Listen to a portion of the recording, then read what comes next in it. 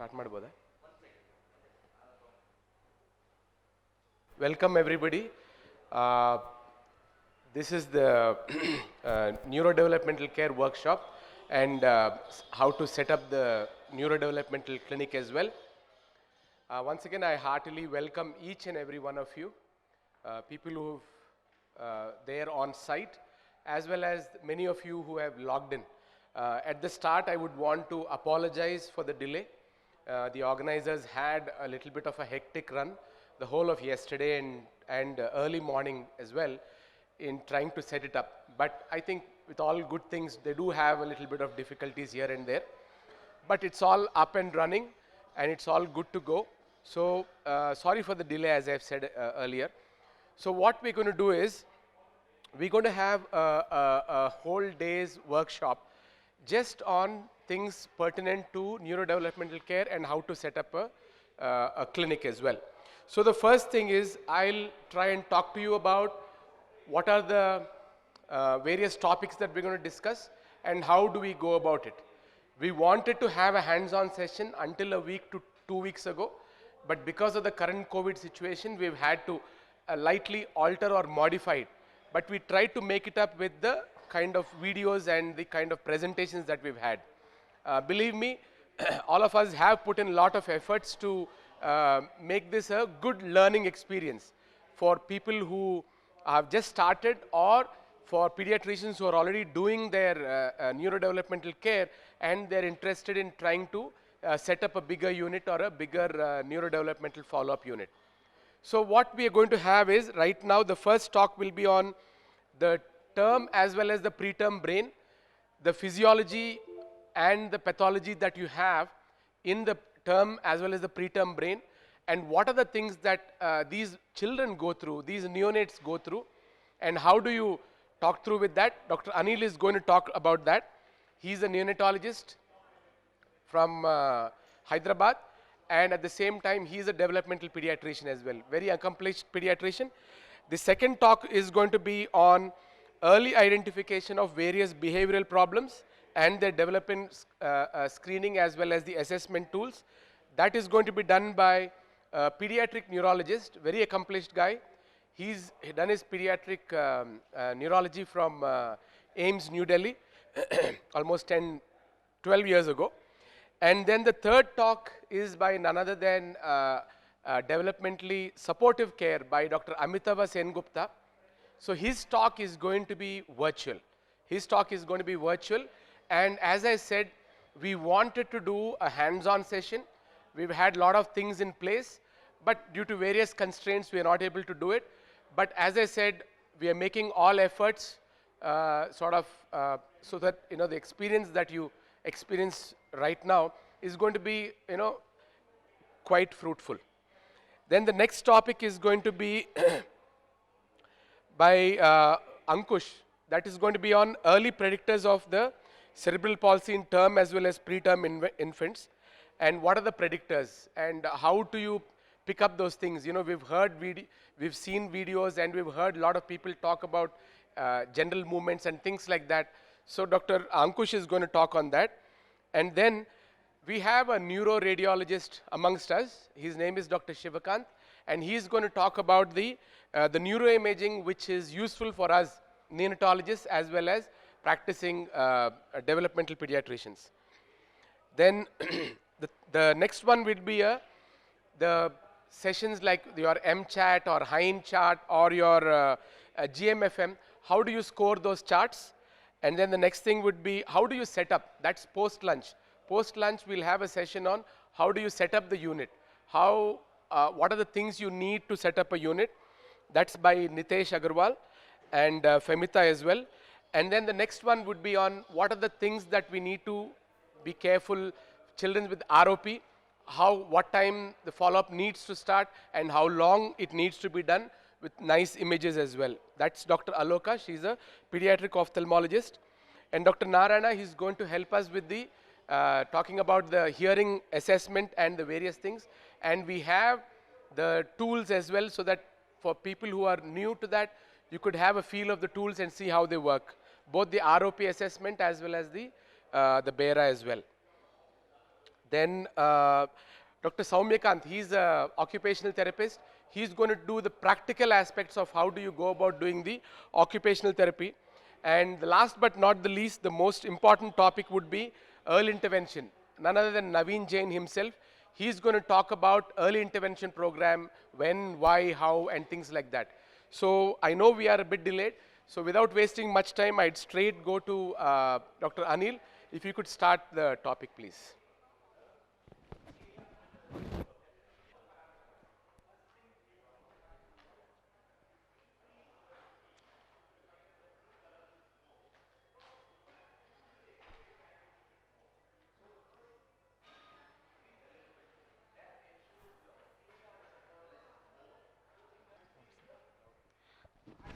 Hello.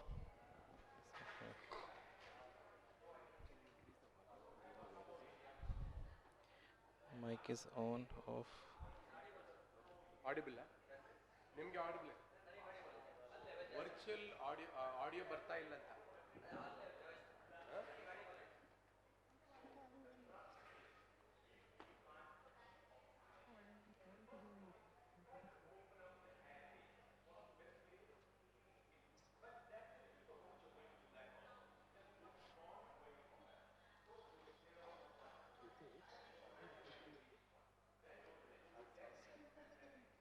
Hello.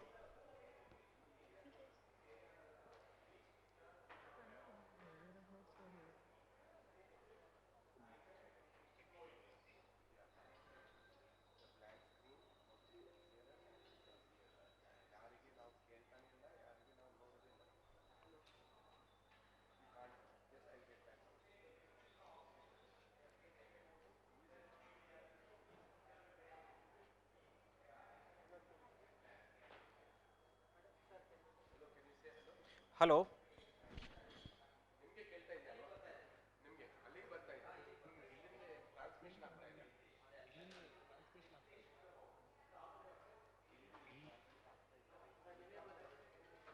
Without wasting much delay, I will start with the first talk for the day. That is on term and preterm brain, why, whom, and how to follow up.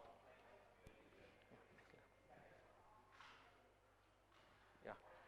First, as we know, improving perinatal care has led to increased survival of high-risk neonate, but the same improvement in survival has not been associated with a similar improvement in neurodevelopment outcome. Timely and appropriate intervention can prevent and modify many of these disabilities.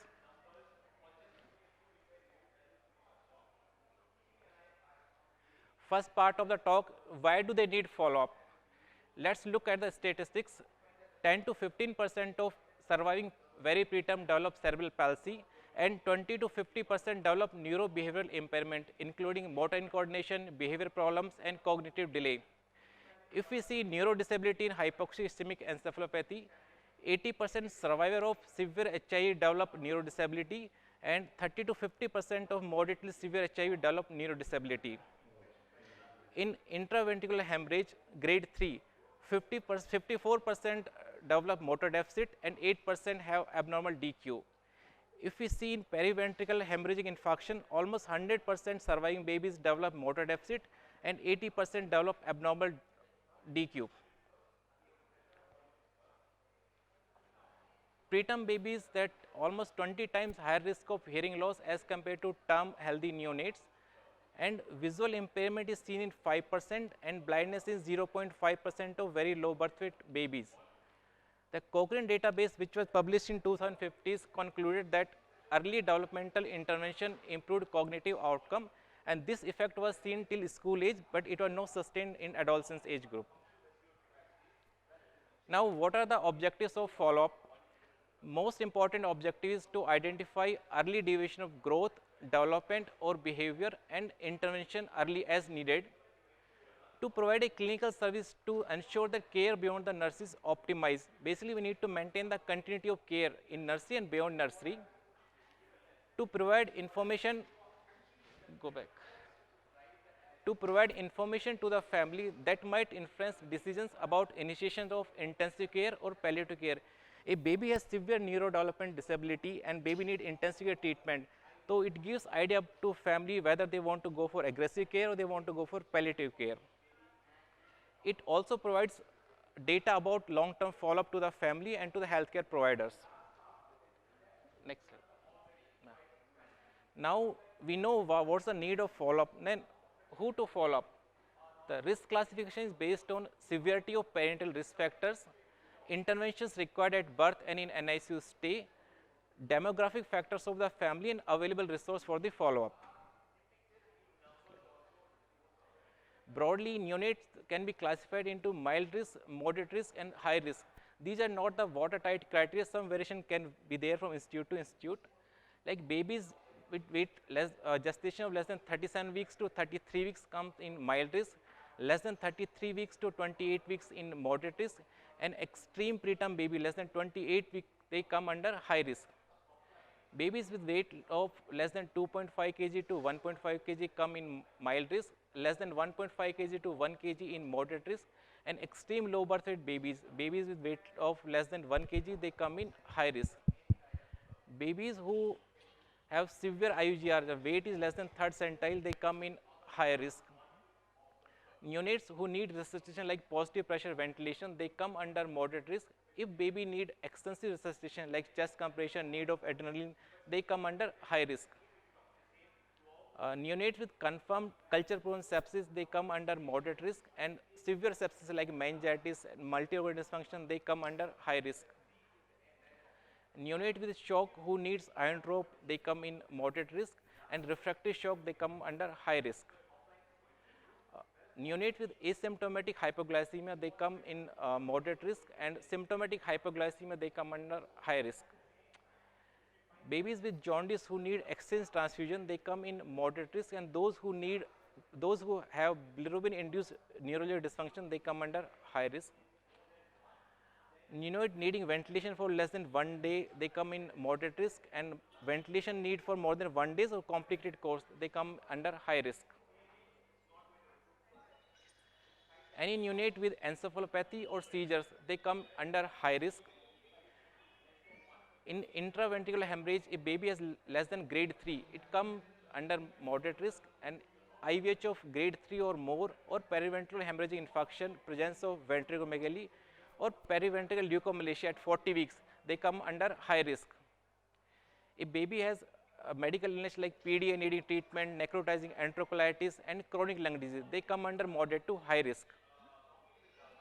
If there is suboptimal facility for follow-up and low socioeconomic status, that's also one of the risk factors, they come under moderate risk. And if you have abnormal neurological examination at discharge, or there is suspicion in development, or in parental concern, they all come under high risk. Neonates with any chromosomal or genetic anomaly and inborn error of metabolism, or surgical cases like congenital diaphragm hernia and tracheostomy fistula, they also come under high risk. So these are broad classification how we classify into mild, moderate and high risk, but these are not the absolute criteria. Next. Yeah. Now we know why we need follow-up, whom we follow up, then how to follow up. Basically, follow-up of a high-risk baby is a team effort. We need to have multidisciplinary team where neonatologist or pediatrician or development pediatrician act as a coordinator or central nodal person. We need ophthalmologist, ENT specialist and audiologist, physio and occupational therapist. Some cases might need pediatric neurologist and orthopedician and clinical psychologist.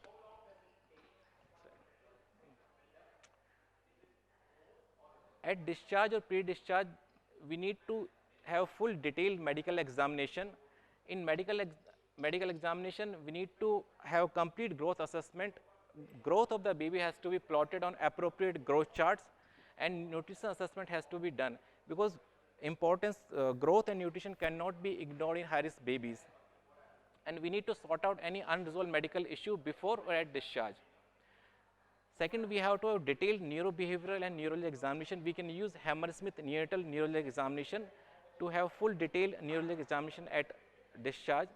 We need to have neuroimaging as indicated, like need for ultrasound brain for very preterm babies at 40 weeks of gestation to look for periventricular leukomalacia. Now it is more and more evidence is emerging for the use of MRI brain in very preterm to look for predict the risk of cerebral palsy.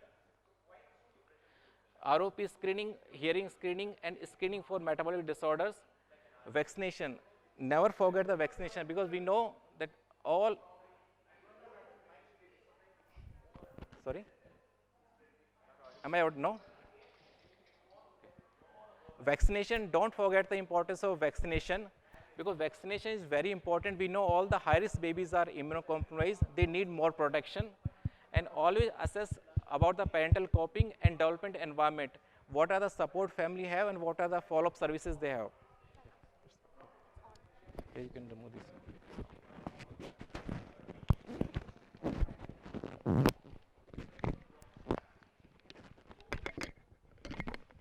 Hello. Hello. Am I audible?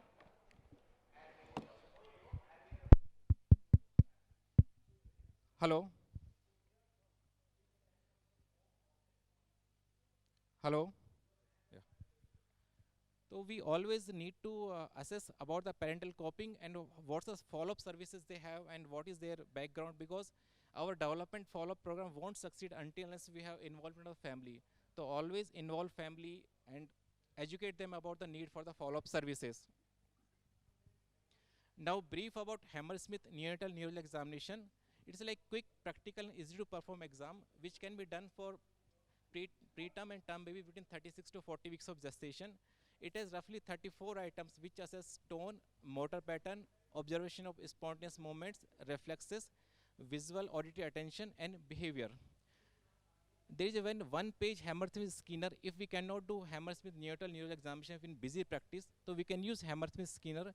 Ideally, it should be used for term normal babies or in first follow-up in a busy follow-up clinic.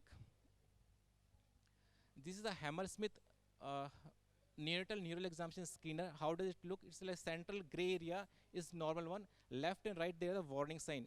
If baby has one or two warning sign, then we have to go for full Hammersmith neonatal neural examination.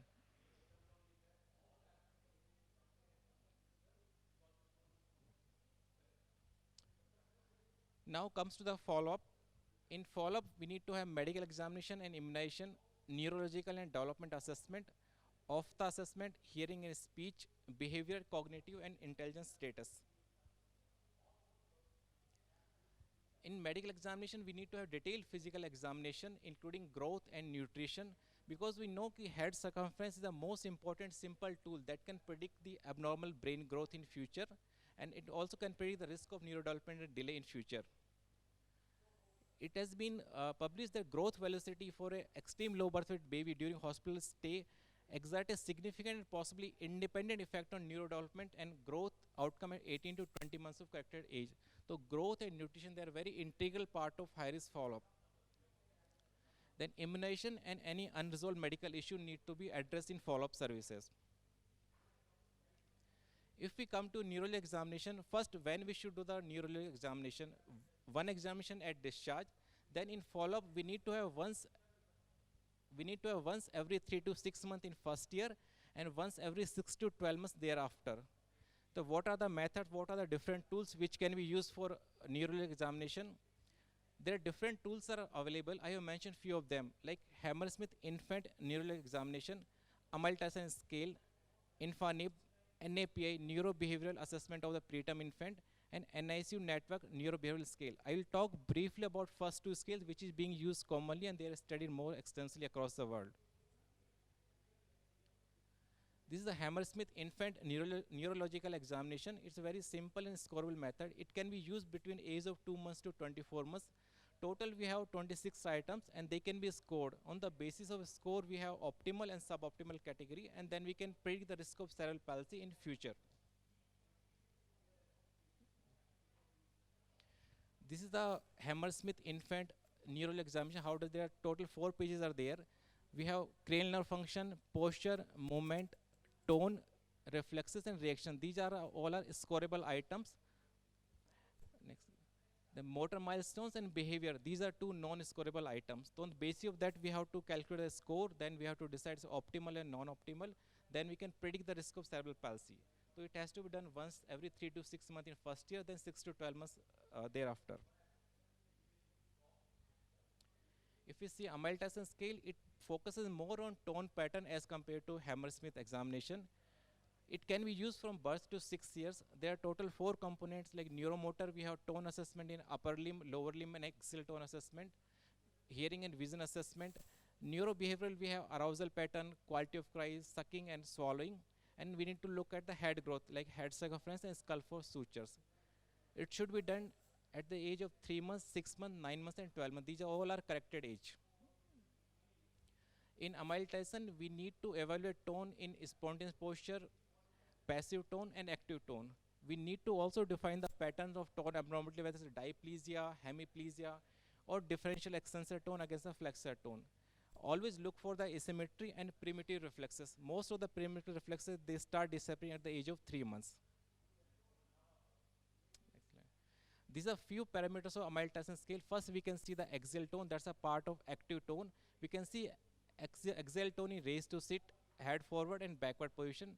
Next is axial tone, that is passive tone in ventral and dorsal incurvation, feeding and suckling, fixing and tracking, and rhiatic erections. These are few parameters of amyltation scale.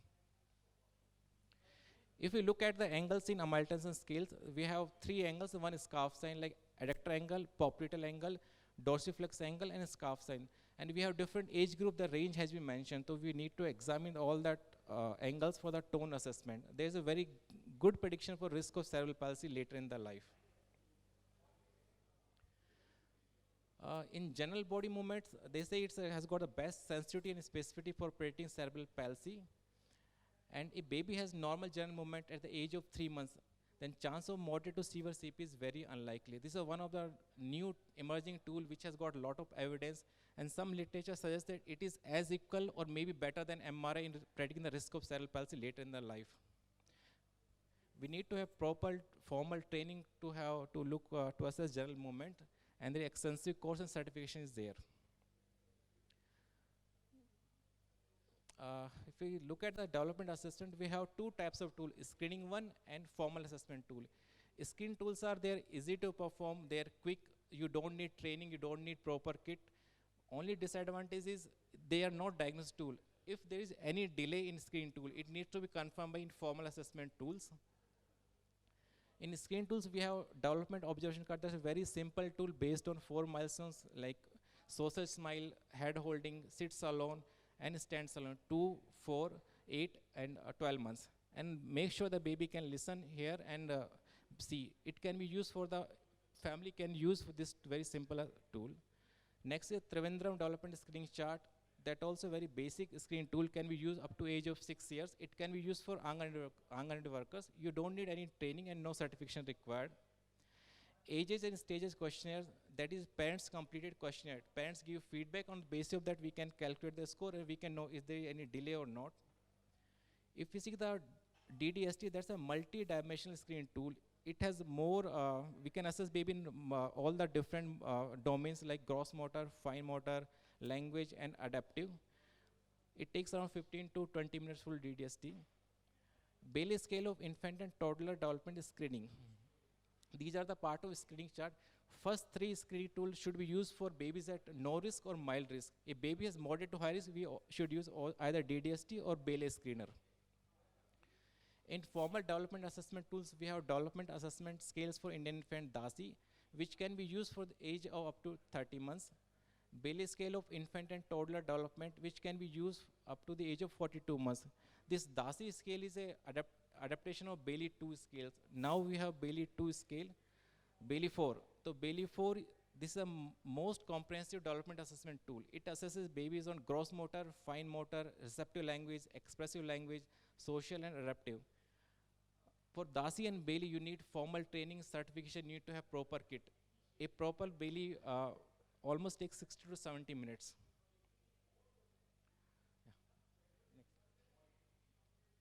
For development assessment, we need to have corrected age till 2 years, or some literature say up to 3 years. In preterm babies, less than 37 weeks. For at-risk babies, those who are moderate to severe risk, we should use DDST screener once in first 6 months and then once in next 6 months. After that, once yearly. What are the indication of formal development assessment tools? If there is any parental concern or baby fails in screening test, and once in every year moderate to high risk babies. So we need to have formal development assessment to look for the early development delay. In ophthalmology assessment, we need to have ROP screening for babies born at less than 34 weeks or less than 2 kg, or maybe bigger baby if they have risk factors. Squint and refraction assessment by 9 to 12 months of age, irrespective of ROP. Then after that, yearly till 5 years of age. In hearing speech, all NICU baby, they have to undergo automated barrier response to look for deafness. There is rule of 136, always screen before 1 month, diagnose before 3 months, and intervene before 6 months. Now more and more evidence is coming, guidelines are saying it's 1, 2, 3. Screen before 1 month, diagnose before 2 months, and intervene before 3 months. And we have to repeat screen by behavioral audiometry at the age of 1 year. For language assessment, we have language evaluation scale Trivandrum, which should be used between 1 to 2 years of age to look for language delay, then yearly, once in a year till 5 years of age. For behavior and cognition problems, we have behavioral skills like child behavior checklist, Willand social maturity scale, MCHET-R. MCHET-R is the screening of autism that can be used between age of 16 to 30 months. For cognition or intelligence, we can use Visual Intelligence Scale or Mullin's Intelligence Scale, that is the Indian adaptation of Visual scales. Now, we know why we need follow-up, whom to follow up and how to follow up, and till how long we should follow up. Most of the data and literature, they have followed up till the age of 18 to 20 months, but literature suggests that there is increased evidence of adverse outcome into school age and adolescence. So at least we should have follow-up till school age, if not possible till adolescence. Now to conclude my talk, first thing, always identify at risk neonate. Start intervention early. Start before discharge, don't wait for the discharge, and continue after discharge. Have a multidisciplinary team and have a dedicated person for high-risk follow-up clinic, because it's all team effort. Single person cannot do all those follow-up. Early identification of neurodevelopmental problem, and always involve family, because they're the primary caregiver. If you don't involve family, if they don't have commitment, the neurodevelopment programs won't succeed. Thank you very much.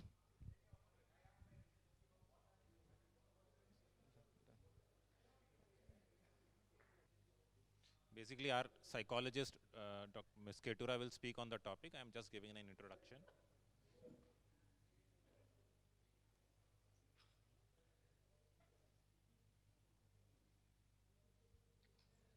So, the topic is early identification of behavioral problems, developmental screening and assessment tools. So, what are behavioral problems? So, behavioral problems is a symptomatic expression of emotional or interpersonal maladjustment. If they have emotional maladjustment, that can express as behavioral problems. What are the various behavioral problems seen in childhood? They are inattention, hyperactivity, impulsivity, defiant behavior, drug use, and criminal activity. Next. So, what causes behavioral problems? So, the cause could be because the child does not possess the necessary social and emotional skills, or this abnormal behavior may be response to because he is feeling anxious, angry, and he is unable to process these feelings. And children, they do need attention from their parents for their emotional well-being, and this challenging behavior may be an attempt to gain attention from their parents and caregivers. Next. Next.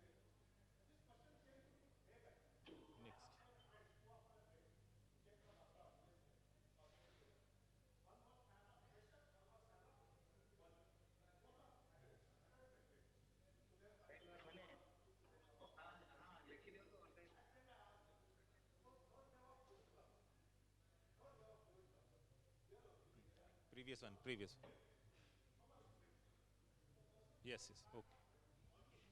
So there can be other causes also, like the child may not be well, or he hasn't had enough sleep, or he is feeling tired, he had too much of screen time, or he's feeling hungry, or there could be some recent change in family circumstances or routine. And these challenging behaviors, you need to rule out underlying health issues, or they may have developmental, social, or emotional problems. Okay. Next.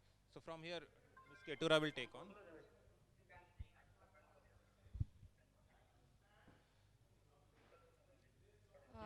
Hello, I'm Ketura. I've been practicing as a child psychologist for the last 5 to 5.5 years.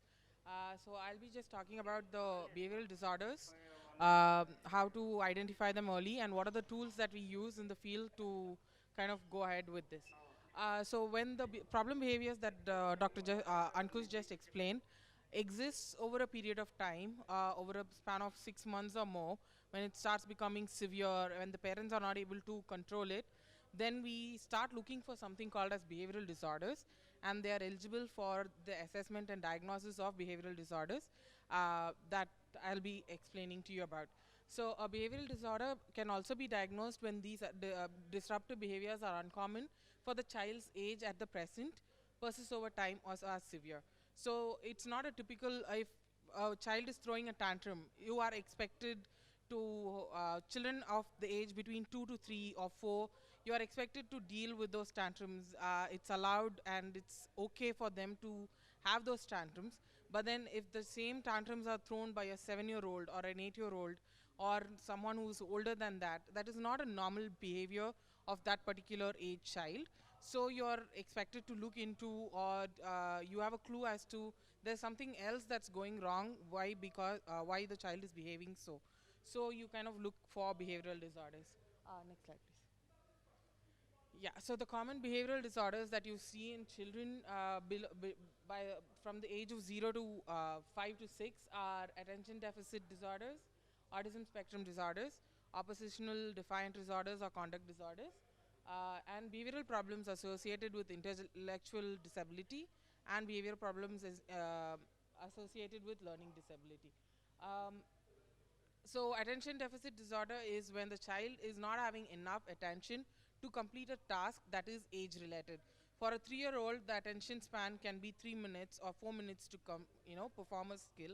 But then if they are not able to have that time attention, then we have to look into the possibility of them having an attention deficit problem.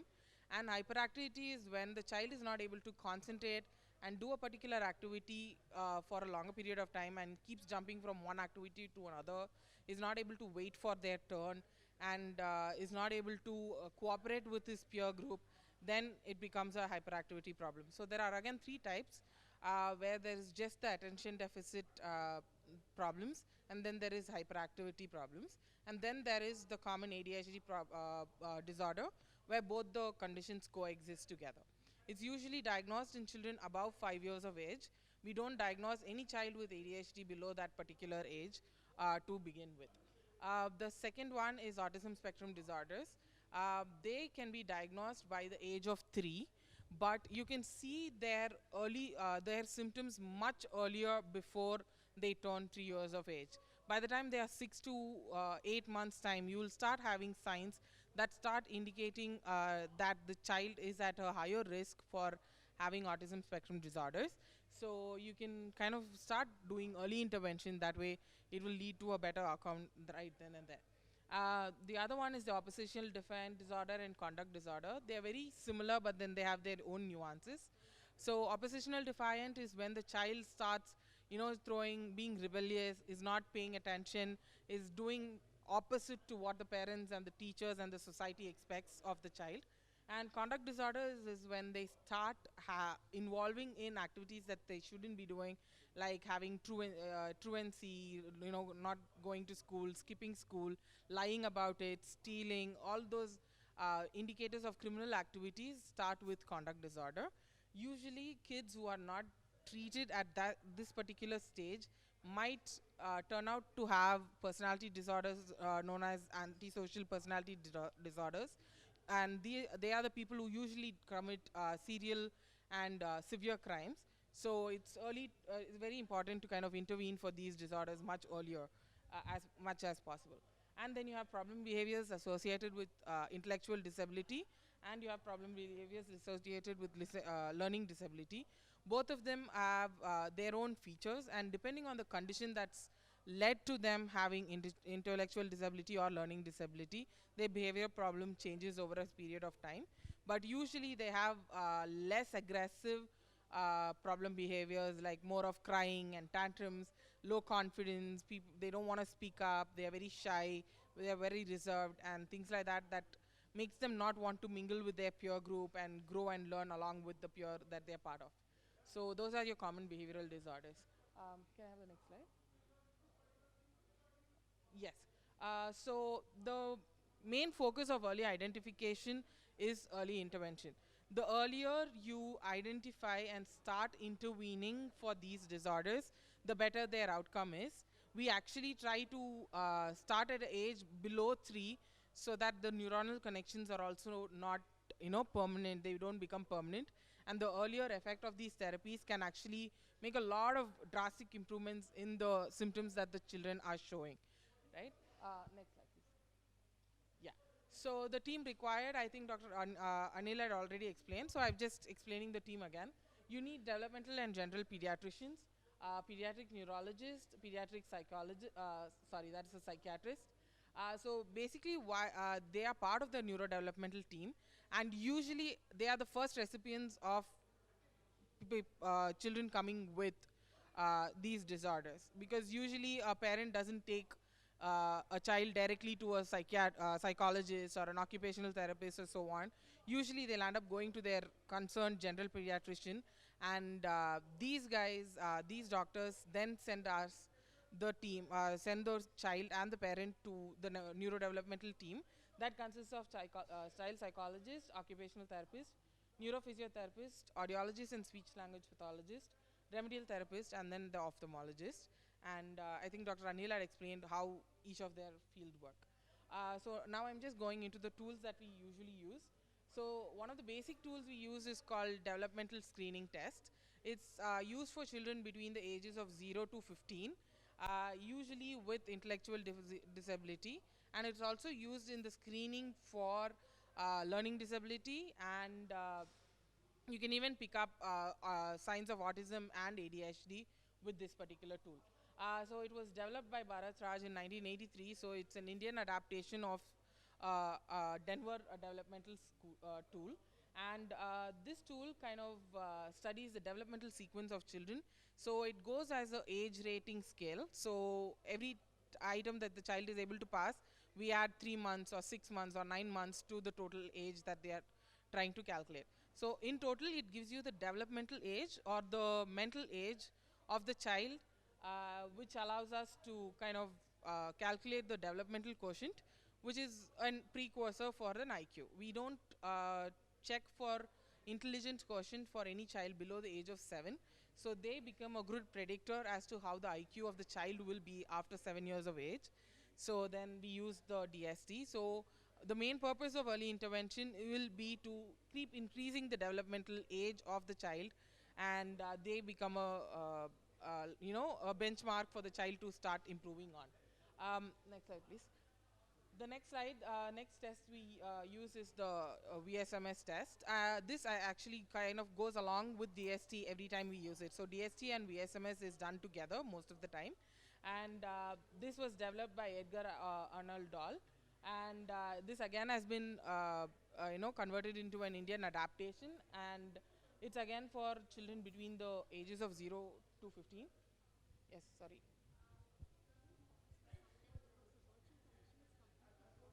Okay. Okay. So I'll just, you can tell them, or you want to? Hello everybody, we're very sorry for all the technical glitches that have been occurring throughout the day. Right now we will have to pause for some time because the virtual connection is completely cut off and our fellow delegates who are joining virtually are not able to see or hear anything. So until that's resolved, we'll be briefly pausing the presentation. We are very sorry for Self-help ability, locomotion skills, occupation skills, self-direction, self-eating, self-help eating, self-help dressing, and socialization skills. So basically the child is measured on these particular aspects, and you have an individual score for all of this. Apart from that, there is a total score also that is calculated as the social age of the child, which again gives us a social quotient, which in tandem with the developmental quotient, we kind of see the child's mental age compared to their chronological age. And the next, sorry.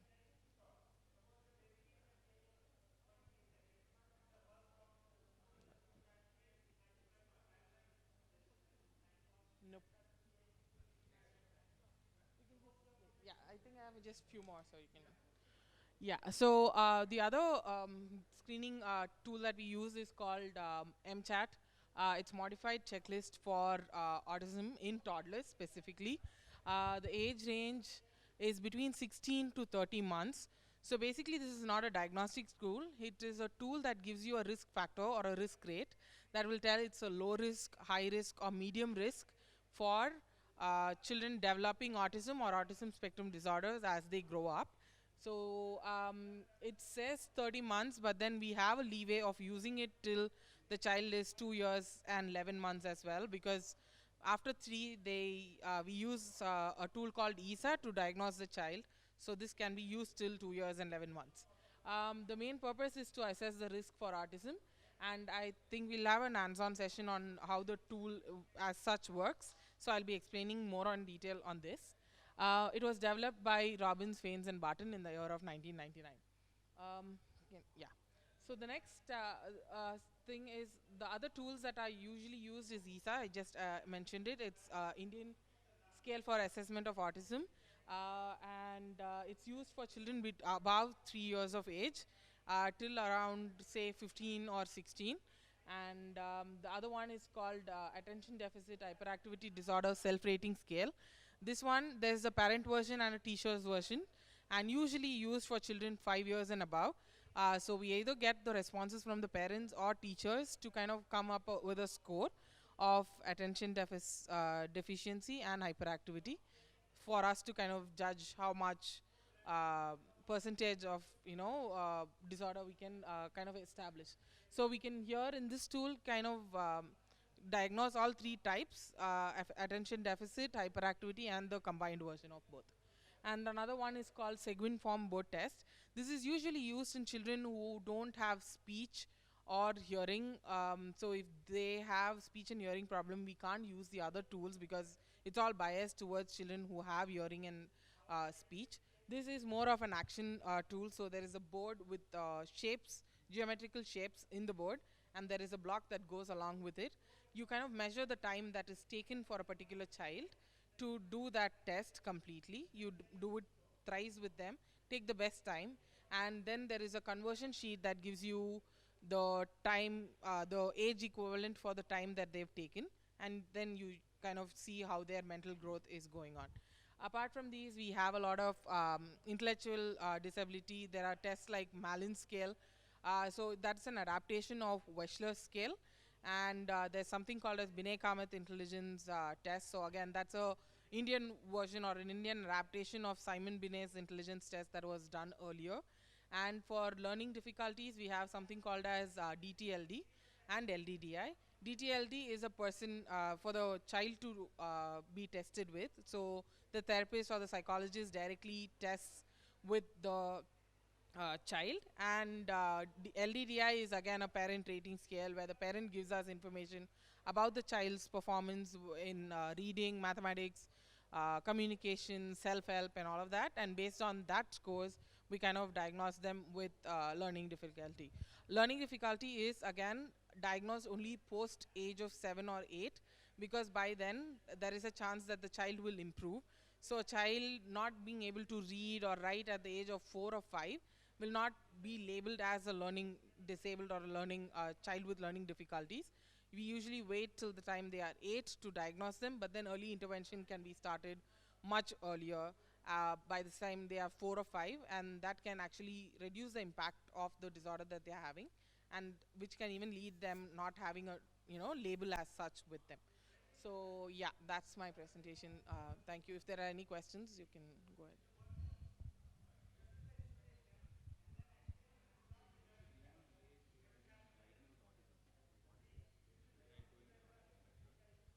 So minimum age, as I mentioned, we don't diagnose any child until they turn 3. But then children below the age of 3, you can tell them that they have high risk for autism. So you start off therapies and interventions at that time. Mostly it will involve occupational therapists and behavior therapists, as in child psychologists who are constantly, and speech therapists working along with them, because usually autism has problems with speech communication and a lot of hyperactivity and repetitive motor movements. So these are the 3 people team that will be mostly involved the child psychologist for behavior modification, occupational therapist, and a speech pathology therapist who will be working with the child. So they might not have eye contact. Eye contact is the first thing that you kind of pick up in a baby, because it kind of develops by the time it's 4 to 6 months after their birth. When you're talking to them, or when you're trying to play with them and all of that stuff, if they're not able to hold it or maintain it, that's a telltale sign of autistic features. Another thing is social smile will be absent. So by the time 3 or 4 months occur, they start smiling, and if familiar people come in their picture or in their visual background, they start being happy and smiling and all of that stuff. So that will be absent in children who again land up having autism spectrum later. And they are usually people who will be very aloof even as a baby. They will not be able to identify their mother as the mother. They just know them as a primary caregiver. They will not want to be cuddled, pampered with. They prefer being left out as they grow older. Usually by the time 1.5 years, all the development that they get kind of regresses. That's another telltale sign of autism spectrum disorders. Yeah, so they would have picked up speeches of having 1 word, 2 word things like amma, tata, nana. All of that will start, but then 1.5 to 1 year, 8 months, it kind of regresses. It's like the child has completely forgotten whatever is learned, and they start deteriorating from there. Then it's again a telltale sign of autistic features. Yeah. Yeah.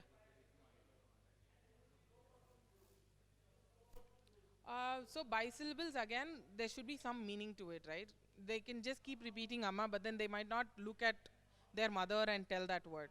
That also can be a sign. So just because they don't have eye contact, we won't be able to tell that the child might have autism, but then there is a risk factor increases a little bit.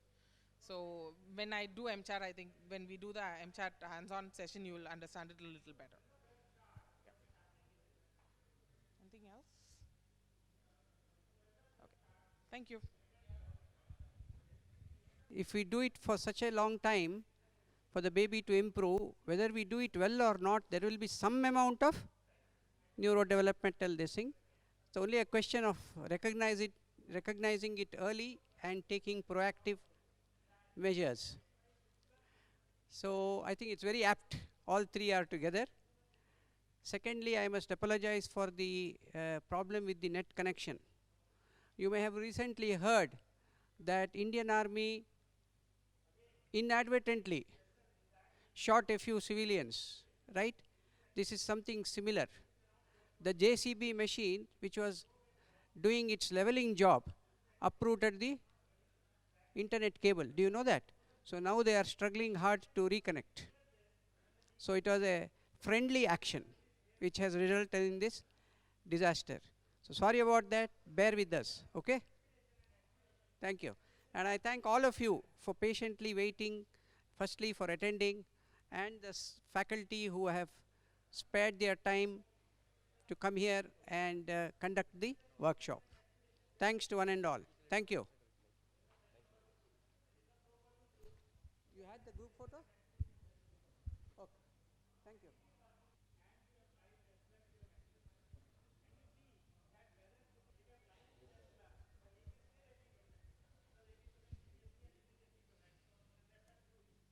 Thing that we saw in the first talk also, that a lot of NICU graduates, they land up with neurodevelopmental impairment.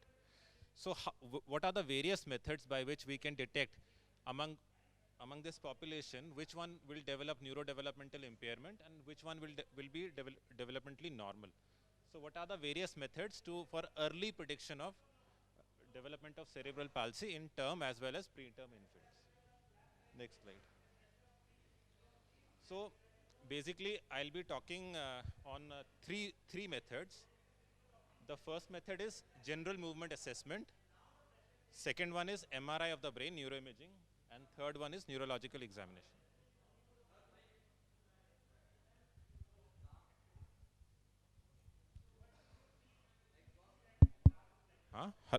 Hello. Okay. Next slide.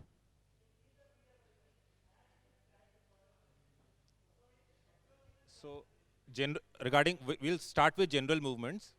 Next slide. So general movements, actually we can depending on the age, actually you can divide the general movements into writhing movements and fidgety movements. So writhing movements, they can be seen in the fetus also actually, and they continue up to 6 to 9 weeks. And after 6 weeks is over, you can see fidgety movements. The fidgety movements can be seen as early as 6 weeks, but they become more conspicuous by 9 weeks, and they disappear at 15 to 20 weeks. Okay. So now we will see what is a writhing general movement. So writhing movement means what actually the description is that they are gross movements. They involve the whole body, and the duration lasts from a few seconds to several minutes. And actually the neck, the trunk, the upper limb and the lower limbs, so the all body parts, they will move, but they will not move together. They move in a sequence, in succession. And this sequence of movement of different body parts should vary actually. It should be variable from one movement to another. It should not be monotonous to describe it as a normal writhing movement. And this variation should be there not only in the sequence, but it should also be there in the amplitude, in the speed of the movement, and in the intensity of the movement. And the movement should begin gradually and it should end gradually. It should not start with a jerk and end with a jerk. So that is the normal description of a normal writhing movement. So what are the abnormalities? So basically, actually, the Predictor who actually started description of general movement, he described two kinds of abnormalities. First one is poor repertoire, and the second one is cramped synchronized movements. So what is poor repertoire? So in normal movement, writhing movement, we saw that the variation should be there. Variation should be there in the involvement of the different body parts, movement of different body parts. If this variation is not there, if the sequence is monotonous from one movement to the second one, then it is termed as poor repertoire. Then cramped synchronized movements are if all body parts, they move together, they start moving together and the movement stops together, then it is termed as a cramped synchronized movements. The movement looks very rigid. Otherwise the movements the normal movements look very smooth and they have a fluent character, but here the movement looks very rigid actually. So now once the 6 weeks is over, the writhing movements will disappear and fidgety movements appear. So what is fidgety movements? They are described as circular movements of neck, trunk and upper and lower limbs, and the movement should be there in all the direction that is available, in all the spatial direction. It should not be localized to one direction, and they are described as having small amplitude, moderate speed and variable acceleration. And they are continuously present in the awake infant. But while recording the movement, the child should not be focused. You should not be, try to engage the child. He should not be focusing on you actually. So there should not be any focused attention. He should not be fussing or crying. The child should be awake actually, awake. And it may be seen with other movements also. And that is what they initially appear as isolated events. They will gradually build up and then decrease in frequency. So what are abnormal fidgety movements? So abnormal fidgety movements are of two types. One is abnormal fidgety movements, that is they look like fidgety movements, but the amplitude, the speed and jerkiness of the movements are exaggerated. So that is abnormal fidgety movements. And then there is absent fidgety movements. Absent fidgety movements means the fidgety movements are not seen at all from 6 to 20 weeks of age. Although other movements may be there, but fidgety movements are absent. Next slide. So this is the classic paper from Predictor, published in Lancet in 1997. So what they have done is they have recorded general movements in 130 infants, and then they assessed their neurologic developmental outcome at 2 years of age.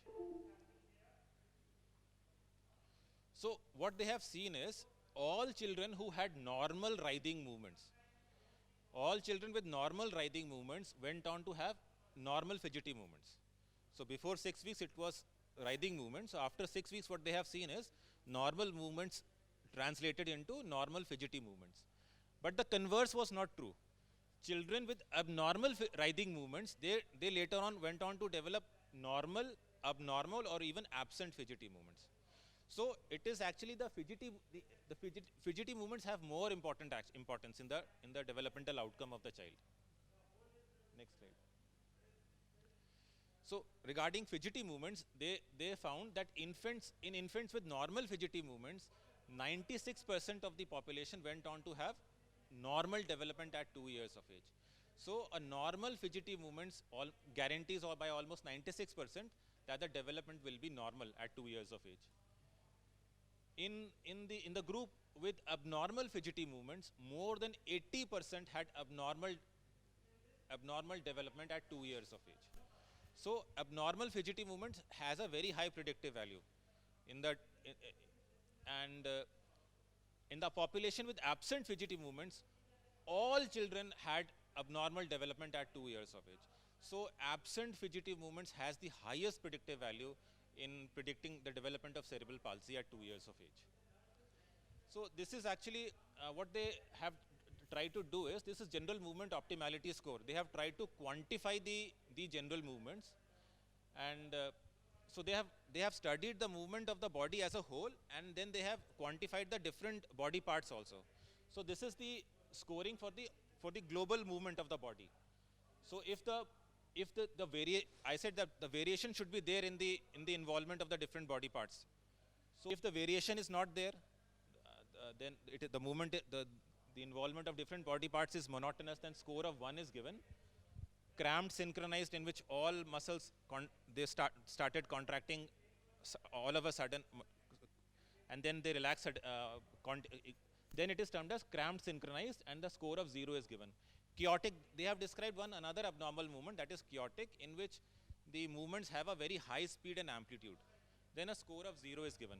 So normal score means, so higher score means the prediction would be a good, but a lower score would signify a worst outcome actually.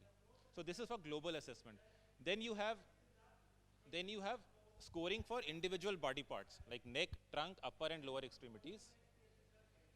So in the neck, actually, if the neck is involved in the sequence of the movement, a score of 2 is given. If the neck is not involved, then score of 1.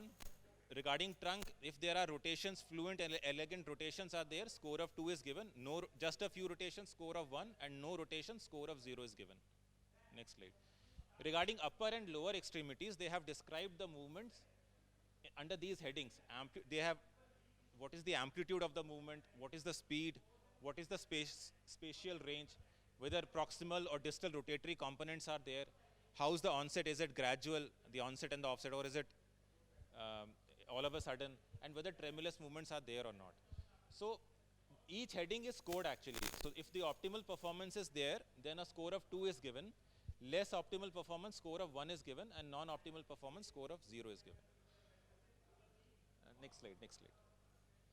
So the maximum score is 42 and minimum score is 5. And this is the maximum score for individual body parts actually. So now this is known as GMO, General Movement Optimality Score. Now they are quantifying the general movement scoring, the general movement assessment, and this general movement optimality score is being used to predict the developmental outcome of the child. Now the recent studies, if you go through the recent articles, they are using general movement optimality score. So coming to the second method, so neuroimaging, so neonatal MRI. So this is a paper from NEJM. What they have done in this study is, they have taken 167 very preterm infants, that is who were born at gestational age of less than 30 weeks or less, and MRI brain they have done at the gestational age of 40 weeks when they became full term. And then developmental assessment was done at 2 years of age. So they have described white matter, they could see white matter abnormalities in form of signal abnormalities, decrease in the volume of white matter, cystic abnormalities, ventricular dilatation and thinning of the corpus callosum. Gray matter abnormalities were also described in form of signal abnormalities, delayed gyral maturation and increased size of the subarachnoid space. So what they have seen is that white matter abnormalities on MRI translated into delayed development at 2 years of increased risk of cognitive delay, cerebral palsy at 2 years of age, and children with more severe white matter abnormalities had more number of neurodevelopmental impairments. So white matter abnormalities actually signify they can be used to predict development of cerebral palsy. Even gray matter abnormalities are associated with developmental impairment, although not as strong as white matter abnormalities.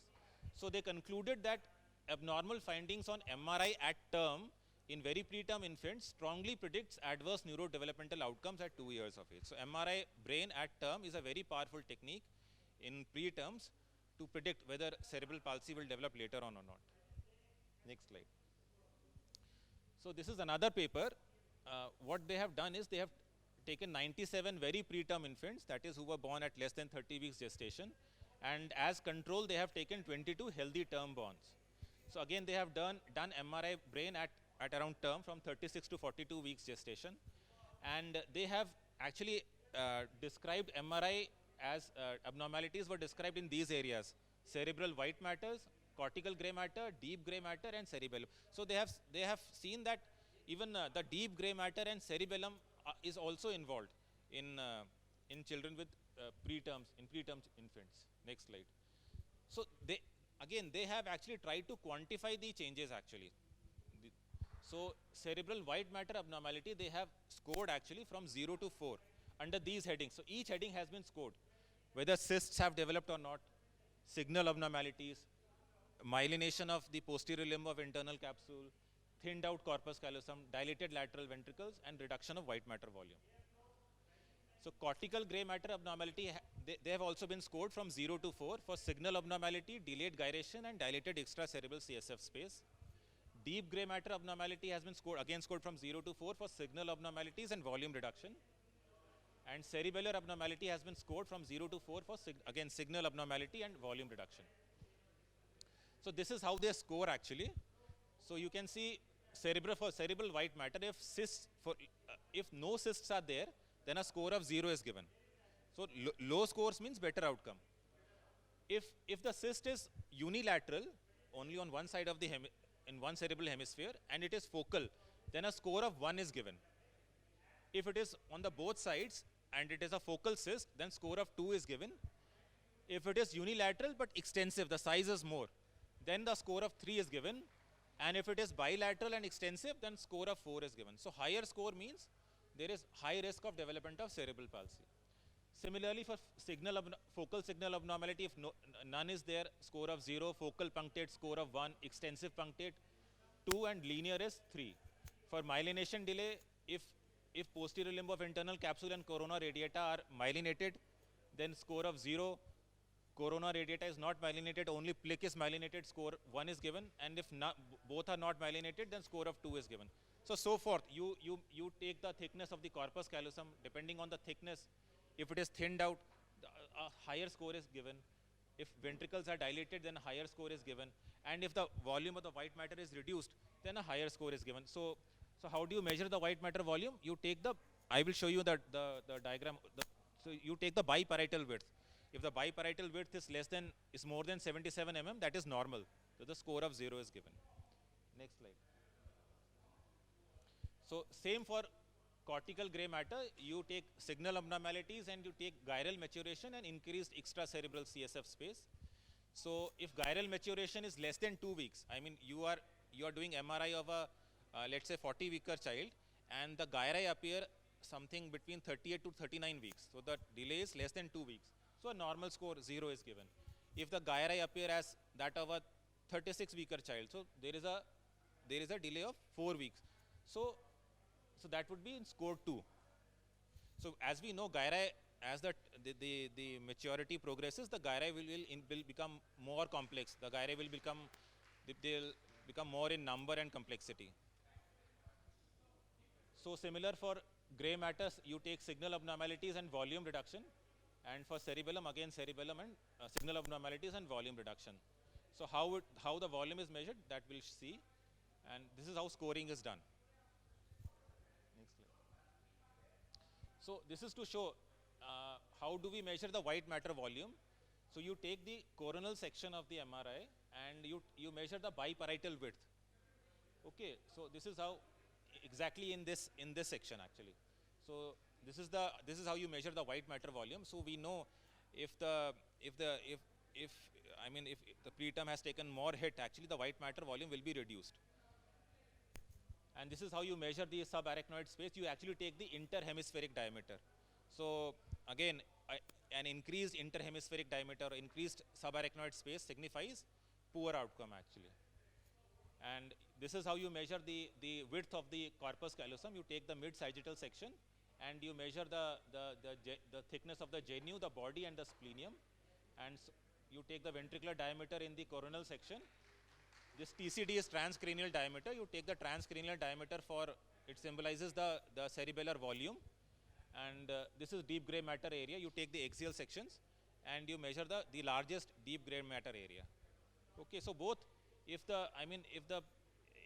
deep gray matter area is less or TCD transcranial diameter is less, then it signifies poor outcome.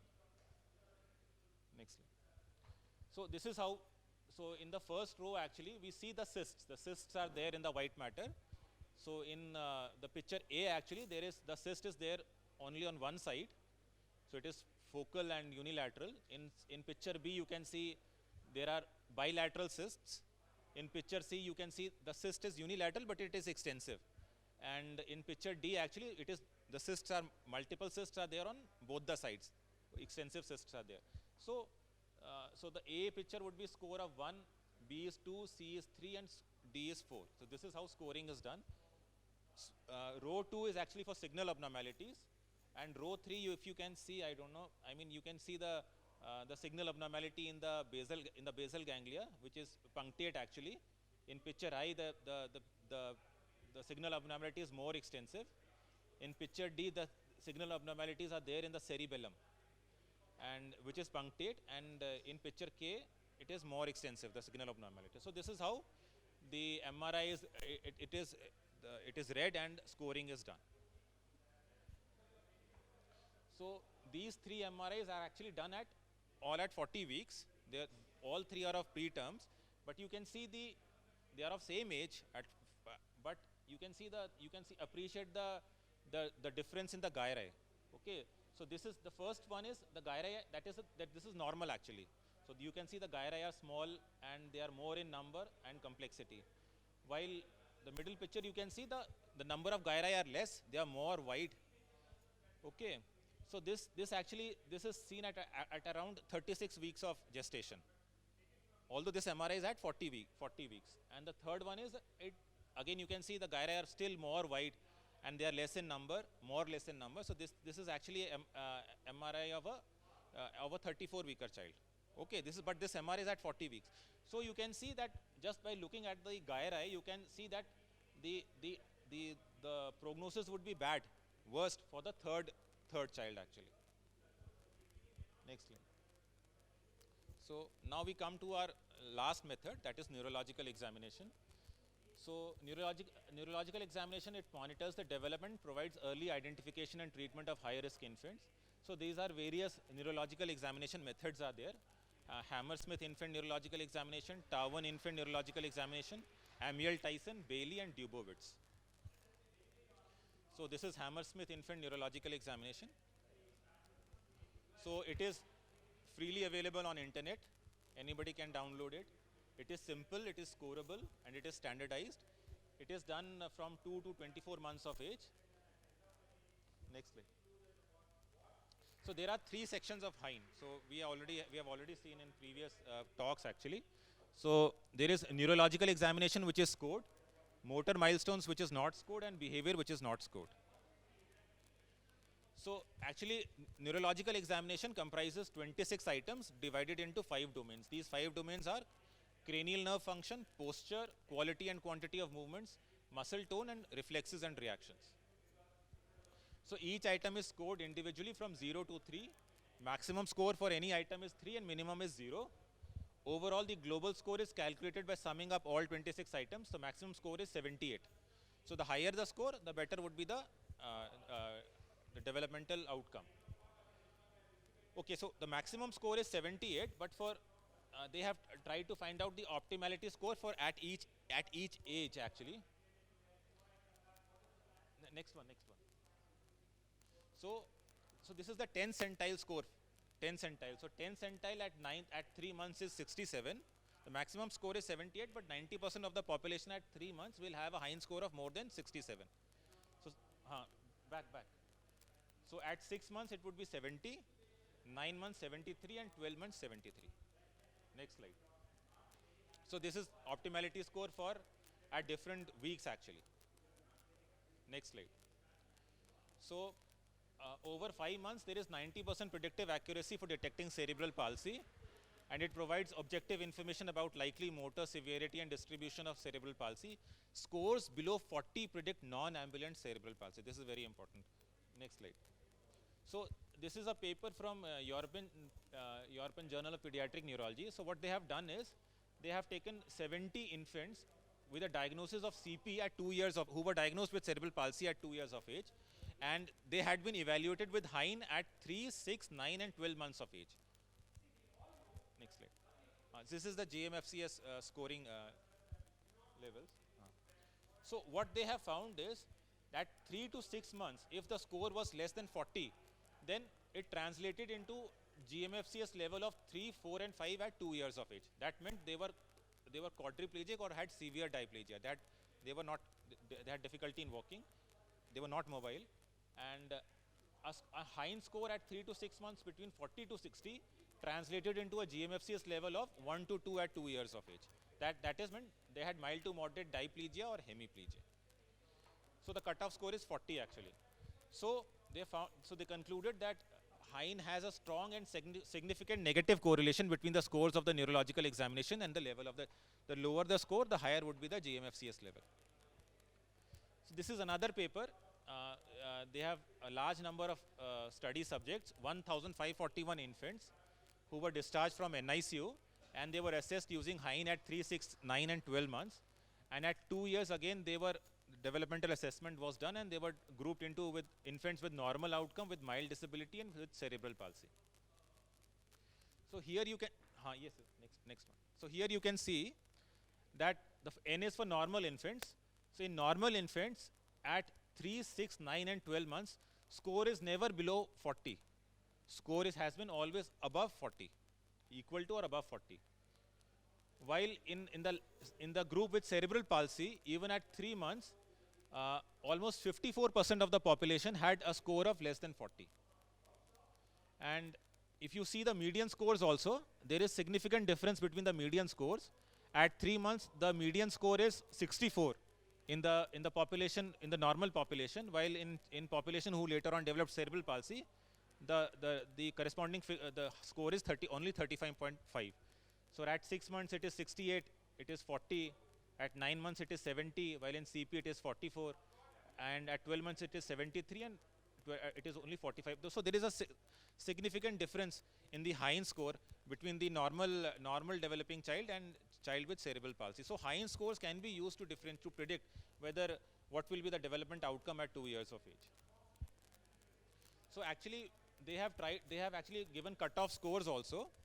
So at 3 months of age, if the child which you are assessing, if the Heinz score is less than 56, then you can actually predict that the child will go on to develop cerebral palsy at 2 years of age with sensitivity of 96% and specificity of 85%. So similarly at 6 months, any score less than 59, you can predict that the child will go on to develop cerebral palsy. At 9 months, the cutoff score is 62, and at 12 months, any score less than 65, you can predict that the child will develop cerebral palsy at 2 years of age with a sensitivity of 90 and specificity of 90%. So these studies actually evaluated the global score, global overall score. So this study actually, they have tried to find out the predictive value of single items. So I mean there are 5 domains, so which domain is more important in determining the neurological outcome. So again, they have taken 658 infants who were discharged from NICU, and Heinz scoring was done at 3, 6, 9, and 12 months. And at 2 years, they have assessed the development. Next slide. So what they found was the quality and quantity of movement has the highest predictive value across the entire range, whether at 3, 6, 9 or 12 months. The quality and quantity of movement alone has the highest predictive value. Next item is tone.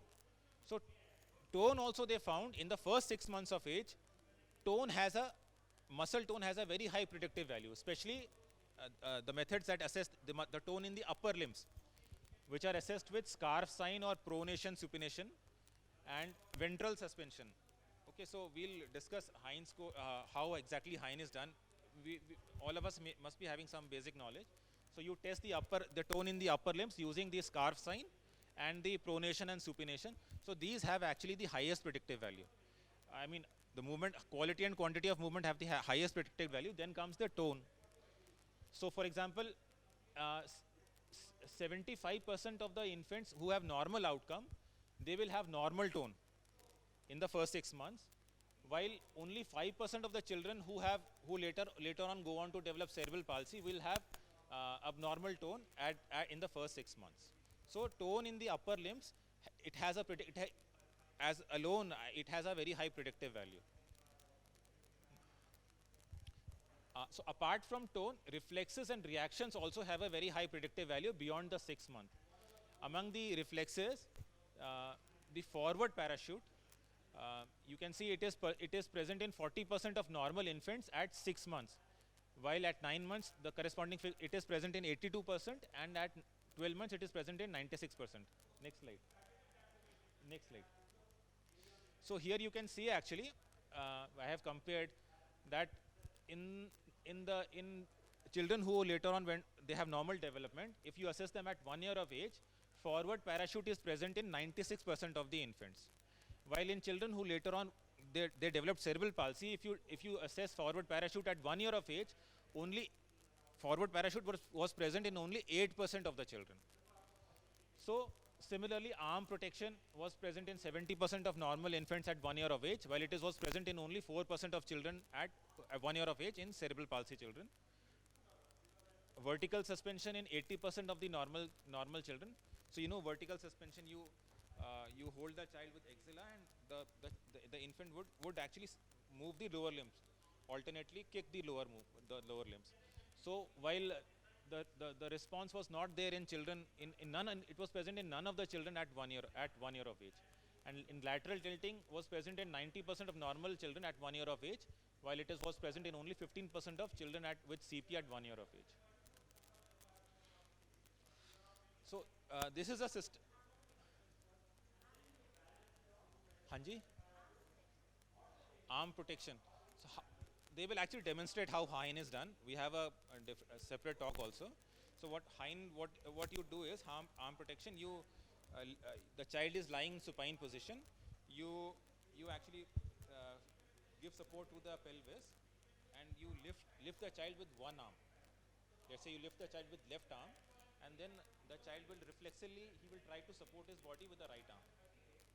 You can see somebody is lifting you with your left arm, you will try to protect yourself with the right arm.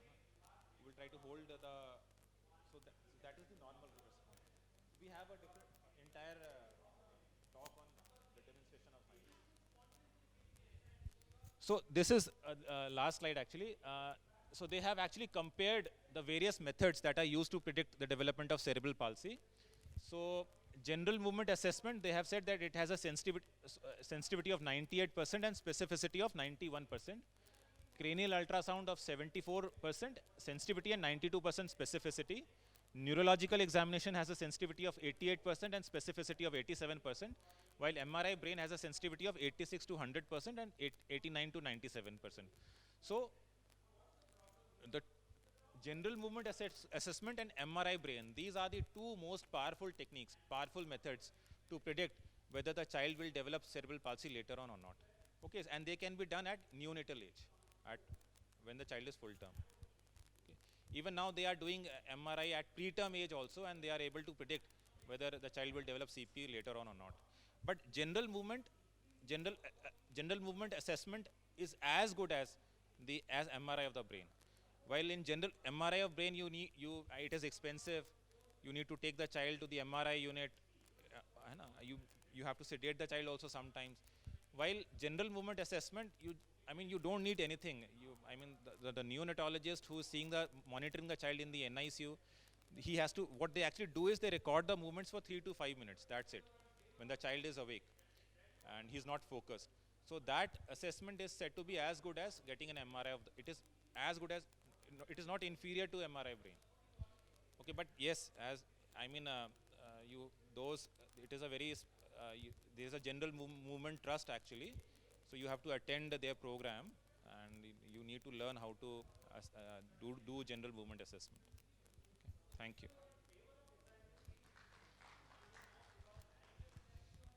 Already mentioned a few things in my previous presentation. The age range is between 16 months and 30 months, but then we can take the leeway of using the tool until the baby turns 35 months. And we usually use this to assess the risk for autism. There are all yes or no questions. The scoring is a little complicated when it comes to this tool, but then this tool has been made free and available online as an online tool where you just measure the scale and then it kind of gives you the score and the risk factor that is available, right? So according to the scoring, after the score, if the score is between 0 to 2, it's at low risk.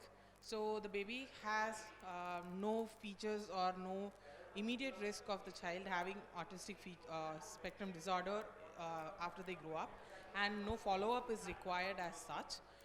So you don't have to worry about this child, developing autism once they turn 3, 3.5, and so on.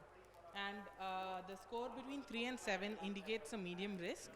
This kind of indicates to you that you have to follow up with that child once in 3 months and once in 6 months.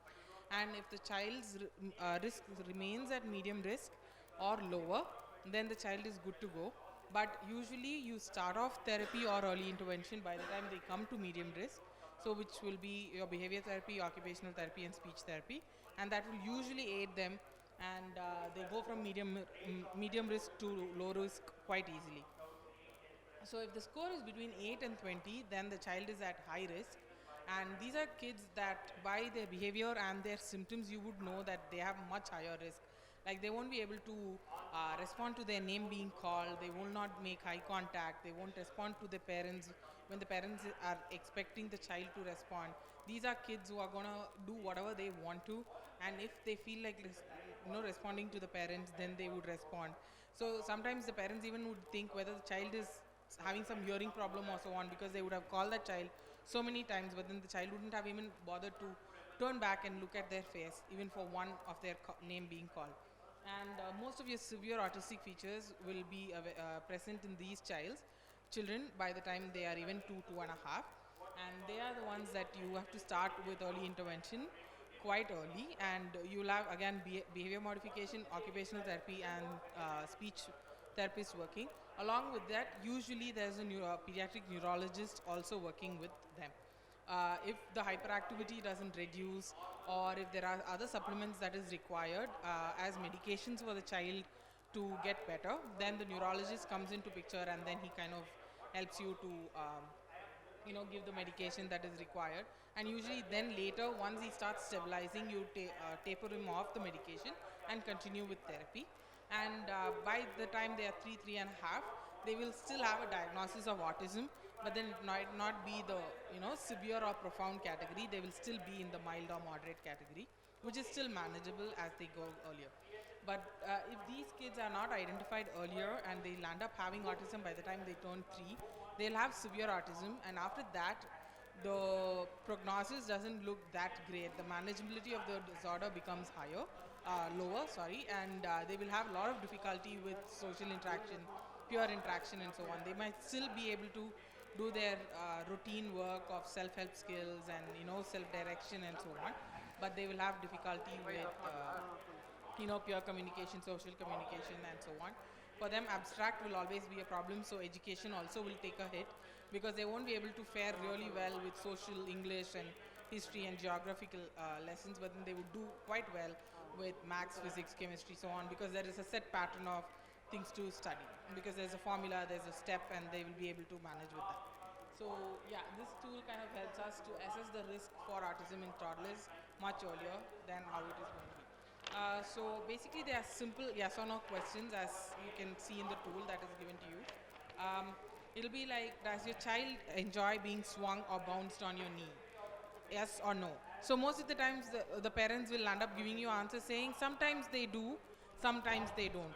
So that is the time you kind of ask them, out of 10 times, how many times does the child like to? If they tell any number more than 6 or 7, then you have to take it as yes.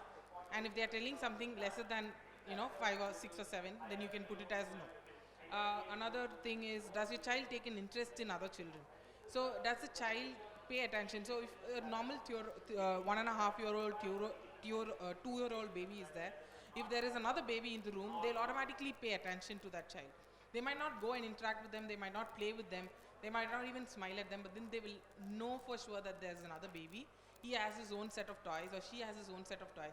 But then a child with risk for autism will not be able to see the child until and until the parents literally take the child and put him in front of the other baby and then make them pay attention. Even then, the attention given to the other child might be a very fleeting 5 second, 10 second, and then they will still go back to whatever they are doing. So then that's when you mark them as yes and the other one as no. So things like that are very simple questions that you have. So does your child ever use his or her index finger to point to ask for something? The thing is, autistic children, they will not be easily able to point. They can take someone else's hand and point, or they will go and stand near that place and keep, just start crying because they can't speak again or have that sentence formation of I need this, can you get me that? So they will just start crying, or then they start throwing a tantrum or so on. So they will never be able to point using their own finger. So that is one telltale sign of children with autism, and them using another person's hand. The next question, if you see, is a little different, where if you point at something, if they are able to follow the direction of the pointing and look at the thing that you're pointing at, that a child will be able to do. But then children with autistic features, symptoms, they will not be able to follow that as well. They will have struggle with even following your direction, pointing, and so on. So like that, all your questions will be yes or no, and you kind of keep rating them, and then the total score will fall between these scores, and then you can use the tool to tell whether they have high risk, low risk, or medium risk, and based on that, develop their treatment plan or management plan. So if there are any questions, you can ask me. Otherwise, I will hand it over to Samyakant, where he will be explaining HINE and GMFM.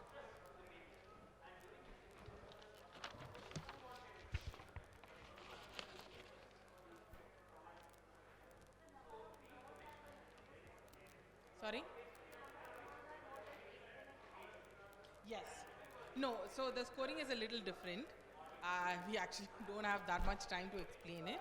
So the thing is, there are some questions where if you tell yes, it goes to a separate question directly.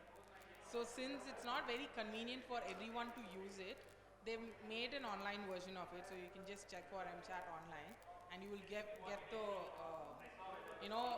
web version of it, where you keep clicking yes or no, and at the end it will give you the score automatically. We wanted to show it, but then because of the internet difficulties, we are not able to do it. That's why it's on a slide.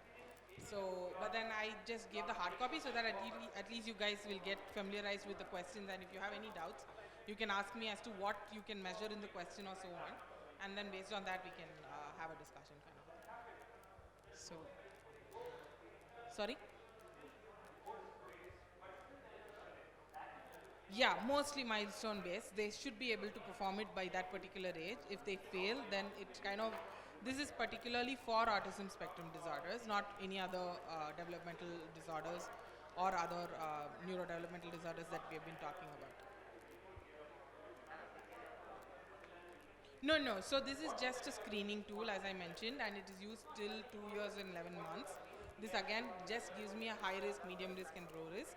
After 3, once they turn 3, if the symptoms still persist and I still need to see whether the child is still having autism or not, then I go for ISA. It's called Indian Assessment Scale for Autism. So I'll use that, and that is an approved diagnostic tool. It was created by the Indian government, so that's what they use for certifying and diagnosing the child.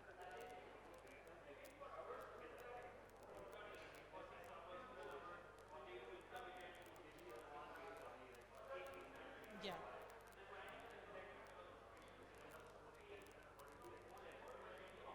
No, so this is not an age-rated scale. DST and VSMRs are age-rated scale, and I think Bailey and Dasi considers gestation age and preterm babies' age into the consideration when they are scoring. This is more of an yes or no question, and it's not an age-rated scale. It's just a binomial rating scale. Yeah.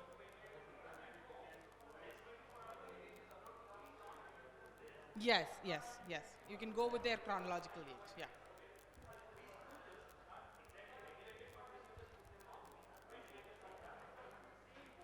So they will start flapping their hands or keep tingling or do that, or they will keep using someone else's hand to play with it. So all of that is unusual hand movements. Sorry? No, head banging can be an early sign of any problem behavior. Usually it's seen with autistic kids because their speech still doesn't emerge much later. But then it can occur in children with mental retardation, that is intellectual disability, or children who are not able to speak. So when they want, when a parent is doing something or the teacher is doing something, and if they don't have communication skills to tell them no, then they would have accidentally head banged or did something, and then the parent or the teacher would have stopped that behavior right then and there.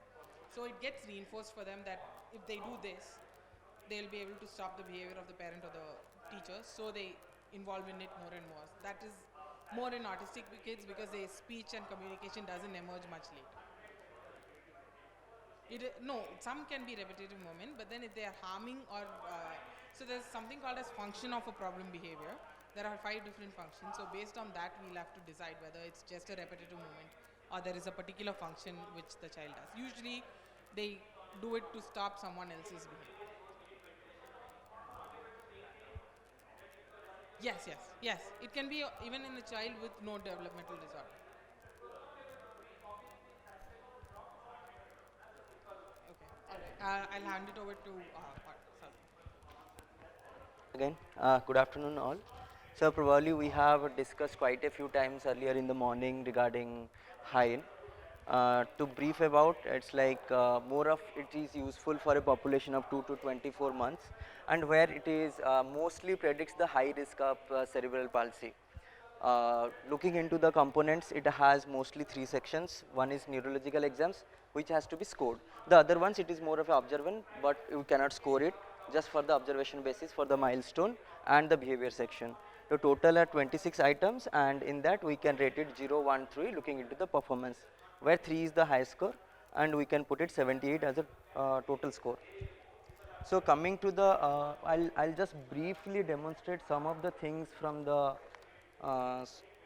neurological examination part, where first this is the cranial nerve examination.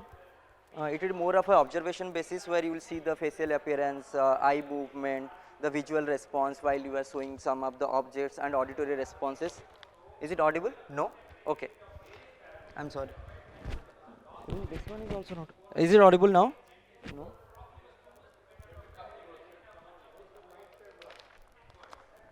Now it's audible. Okay. So basically, first thing we'll check about the cranial nerves, the facial appearance, eye movements, and visual responses, auditory response, like giving an auditory response or sound. You will see whether that is responding towards the sound or not, and you will see the eye movement by giving some object showing in front of them, whether the child is tracking to the object or not, and how is the shock swallow pattern. And looking into the responses, you will score the highest one is 3, and gradually you will reduce.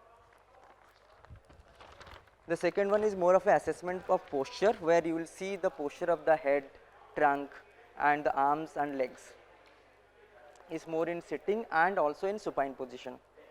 Then comes the movement, where you will assess the quality and quantity, like how the quality is normal, or whether it is sluggish or excessively jerky, and how freely or alternately whether he is doing or taking so much of time to execute those movements, that we need to observe. Next is more of a assessing the tones. First thing is we'll see from the arms with the, like if we are trying to see the scarf sign, then what we'll see is we'll try to pull the arm towards one side. Like suppose this is the child, I am trying to pull the child's arm towards midline, and we'll check the elbow. So suppose while we'll try to pull, he will try to resist and it should not cross elbow. So if you see, and then when it crosses, then it is more of a sluggish, and it completely resists, is more of a more of hypertone. And if it crosses the midline, then it can be a low tone and the child is having low tone. Similarly, if we are trying to pull the arm from the extension, then this will be the similar kind of reaction. And for the lower extremity, what we need to check is we'll try to abduct. We'll try to abduct and check the angle. Looking into the angle, then we decide what would the score has to be given. More of 150 to 180 is the normal score. And similarly, for the popliteal angle, we'll try to check the popliteal angle and the ankle dorsiflexion as well. So this is how we score it and rate it. More than the any score around 70 or more, then that will come as like it's a normal typical development. Less than that, there is a risk of having a cerebral palsy. And mostly in between 51 to 71 score, it will be like they can be termed as more of a CP. The GMFCS level is 1 and 2, where they will be ambulatory or ambulating with the support. But where it is GMFCS level 4 and 5, which is maximum support, like if they will need wheelchair support, whether to be propelled by themselves or the caregiver, less than score of 41 will be deciding among them. This is brief about the hind. We cannot demonstrate because of the technical error. So mostly for the ease of application and documentation purpose, we have made it into the software, and that's how we check it, and like in the 2 months, 6 months, and so on. And next assessment tool what we use is more of a GMFM, gross motor functional measure.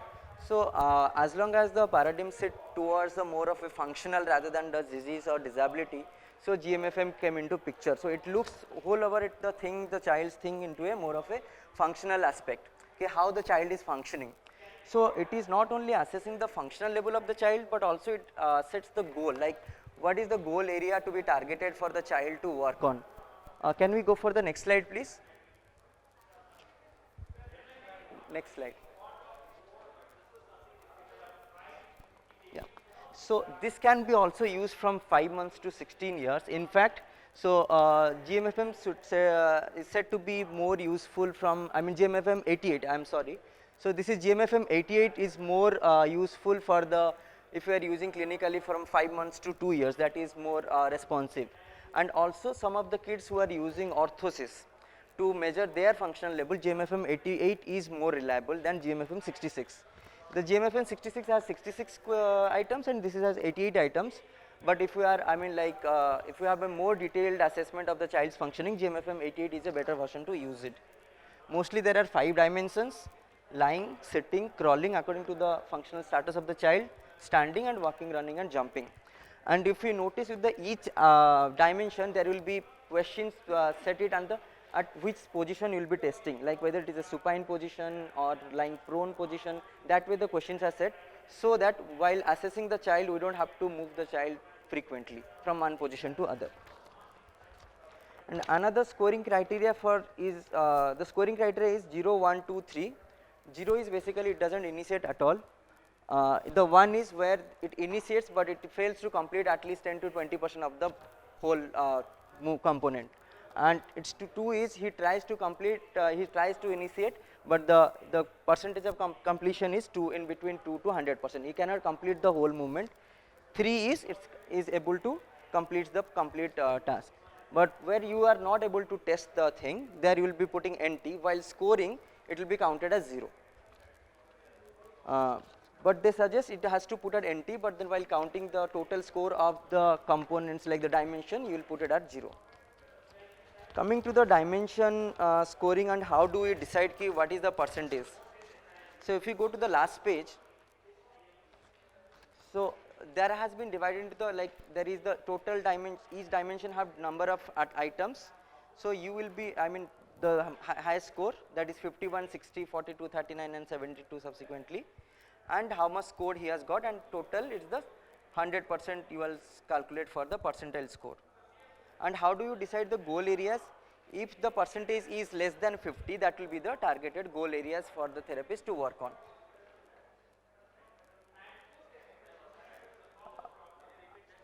Sorry? Okay, so for the scoring part, yeah, for the scoring, what you do is the total dimension score has to be added on and the percentile score has to be calculated. If the percentile score is more than 50%, like suppose if you go to the last column, that is A, B, C, D, E, if the percentage is coming more than 50, then it is okay to be not worked upon, but then you can individually work on each items also. Like suppose one component the child is not able to execute of one transition from one position to other, that can be worked upon on the therapist, but major goal areas would be where the percentage is less than 50%. So suppose in the lying rolling the child has achieved 90% and sitting it is 60%, but while crawling and kneeling it is less than 30% or nearly about 30%, the target areas would be more of a crawling and kneeling. And while you testing each item of the dimensions, what we do have to do is take maximum 3 trials. Sometimes you have to just between your in between 3 trials, suppose the child is not able to execute that particular function, but then what happens is that there is a spontaneous response after some time the child does it, but then you have to calculate, you have to take it in those 3 responses what you have got the maximum score in those 3 trials. Any doubt in regarding GMFM or Hein, so we can clear. Yeah, please. I'm sorry?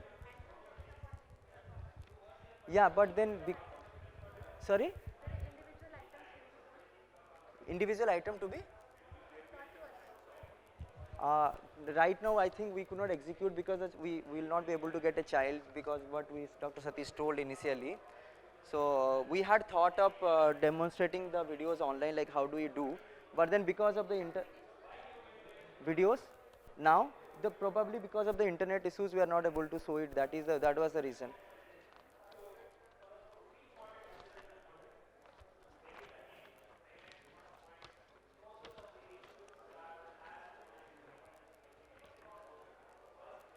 I mean, I think I can go for any one. I mean, I can show it in this. I mean, any particular thing or anything randomly, if somebody can choose, then probably we can go for it. That way we can do some of the thing, maybe. Okay.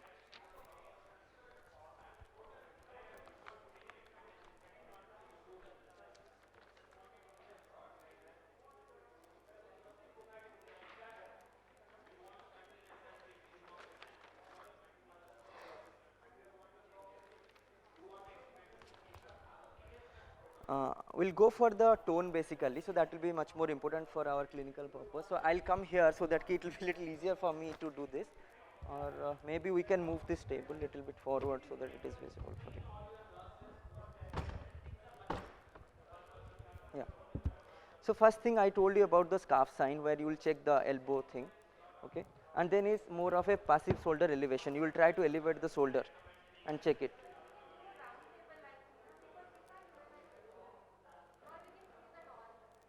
See how much resistance is a typical resistance, but then if we are not able to completely move, this is the one, the score 0, that you have to put it this way. The more, or either completely sluggish, like suppose it crosses the midline. This is the score in between 2, where you see the resistance is not typical, then there is much more there, or the child is appearing is to be as little sluggish, okay. And this is the score 1, where you will see this is crossed off. Separating assessment for right and left separate. So no, so suppose what is happening is, if you are testing with the right side, you will put it right, and the left side you will see the second. So mostly, but then you will see for the score for each, it cannot be scored for right or left each side. It will be more of like one side, which side you are testing, we will put it up. We can do it this way and we can do this way as well, both the side. So it is basically showing that how this is the midline when you see. Right side and left side. Yes, exactly. No, you can do it both sides to check it individually. Sometimes it can happen that the child can turn out to be hemiplegic or monoplegic also mostly. So that way also you can diagnose that whether the tone is appearing to be this time it is more of a normal or typical, or this time whether it is a hypertone or low tone. That also you can discriminate in between this. And this way also the same thing. Like if I am trying to pull it up, whether that is a normal resistance like this or it is completely sluggish like this, there is no resistance here. I am completely pull it up, or you are hard finding it to pull it up. Yes, like you will try to pull it up from here. That video also I can demonstrate. No, you will hold it from the shoulder. So proximal part mostly you will try to pull it up. Okay. Now the next thing is this pronation supination. There will be full range of motion when there is a typical performance. Okay. Then subsequently you will see whether there is a resistance or what there is a marked resistance. That way accordingly you will pull it up. Suppose there is like when you grade the tone, you are able to do this, but there is some type of resistance, then the tone is more of a milder tone. Like we can say that there are different scale like modified also scale, it can be termed as 1, where the range is possible, but then it is where you see the catch.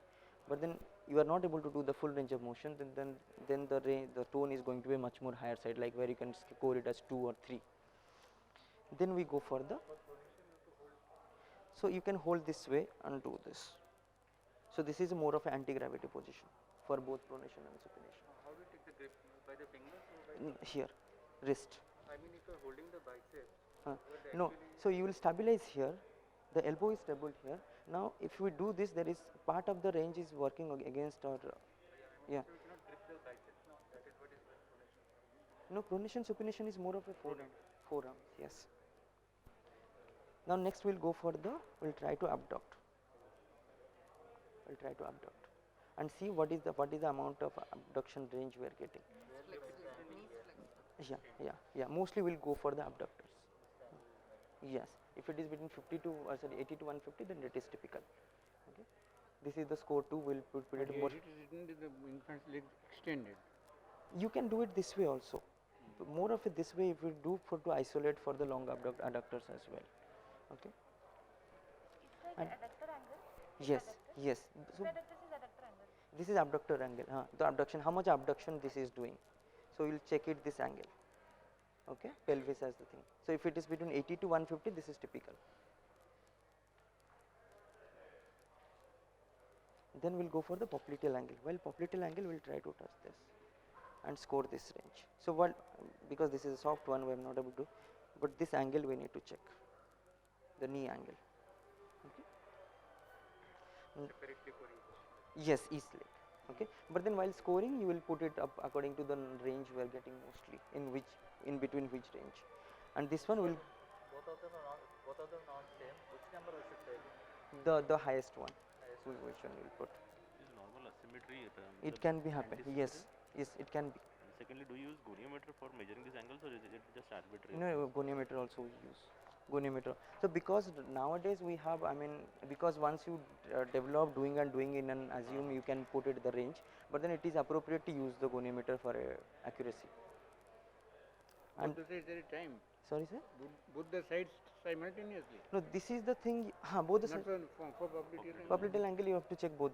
One side you will check, then the other side. Okay. Alternately. Yeah. You will put it. Yeah. And then next is the ankle dorsiflexion. This also says about the tone also. While you doing it, you will see the appear of the movement, and when it is a free rhythmic movement, then you will see that the tone is normal.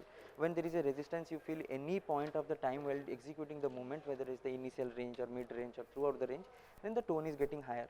But then if the angle is completely straight, in this case, this is more of a low tone it's suggesting. It's able to completely extend. Okay. This is differentiate voluntarily resistance given by infant and resistance offered by a muscle. No, so that the voluntarily the muscle is given. If when you are saying that the tone is spastic. Maybe spastic, or if a child is trying to, Correct. trying to. So that's why these angles are made, right? This is a typical performance of the child where this will be this much of angle resistance will be there. It is again, in fact, it is not 90 degree. Okay. Or you are not getting completely stretched at 180. So it's coming 150 to 100. So that is much of resistance you will get it. But once it is going, if you go here, it is more than 150. So that means you are able to stretch more. That means it is appearing towards a more of a low tone. This is also, if it is a less than 90, or is going more of a spastic one. Whether it is less than 90 or 170, that means either way it's going towards spastic or low tone, then you will mark as 1. If it is 0 means completely tight, you are not able to move. I mean, it is completely fixed. Okay. And then we will go for the ankle dorsiflexion. What is the ideal age for hind? I took 2 months to 24, 2 months, 2 months, 2 months to 24 months. 4 months, 6 months, 8 months. Yeah. Then we will go for the ankle dorsiflexion. Again, the range is you can get it like 30 to 85 or 80, 85. That is a typical performance. And if you are getting anything less or more, that is going to be scored accordingly. Yes, ankle dorsiflexion. Like suppose if this is there ankle, then you will make it a dorsiflexion. Yes, yes. This angle you will take it. Then you will try to pull to sit. This. Okay. Okay. Pull to sit. So, mostly basically when you are pulling, you will try to pull it up. So, what will happen is that this way it is there. If it is completely sluggish or completely doing this, then according see this is completely sluggish. That means the child is completely hypotonic. This is appear to be more of like flexing. We are this way it will happen. We'll try to hold it from here and try to pull it up. Normally, but while pulling it up, you will try to give a little bit of support of the head. But then, although there is no head control normally at the age of 2 to 3 months, but then still that child will try to control the head and appear to be a little bit of maintaining the posture. But then, whether it is a more of a tight, it will come to a more of a flexion, or if it is this way, it can go to a oppositional posture, and this can never be always be a low tone also. Sometimes what happens, we call is a oppositional posture, where that is extensor tone is high, so that time also they can go for this way more. And then it is more of a ventral suspension. You will try to drop. Okay, while dropping, then you see whether it is completely sluggish or trying to make it more flex. Okay.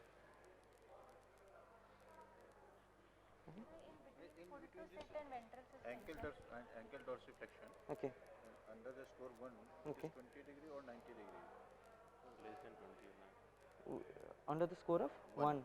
Yes. If it is less than 20 or it is 90 degree, then you will put it at 1. See, the normal range is 30 to 85 degree. That much of resistance, you will not get completely 90 as a normal thing.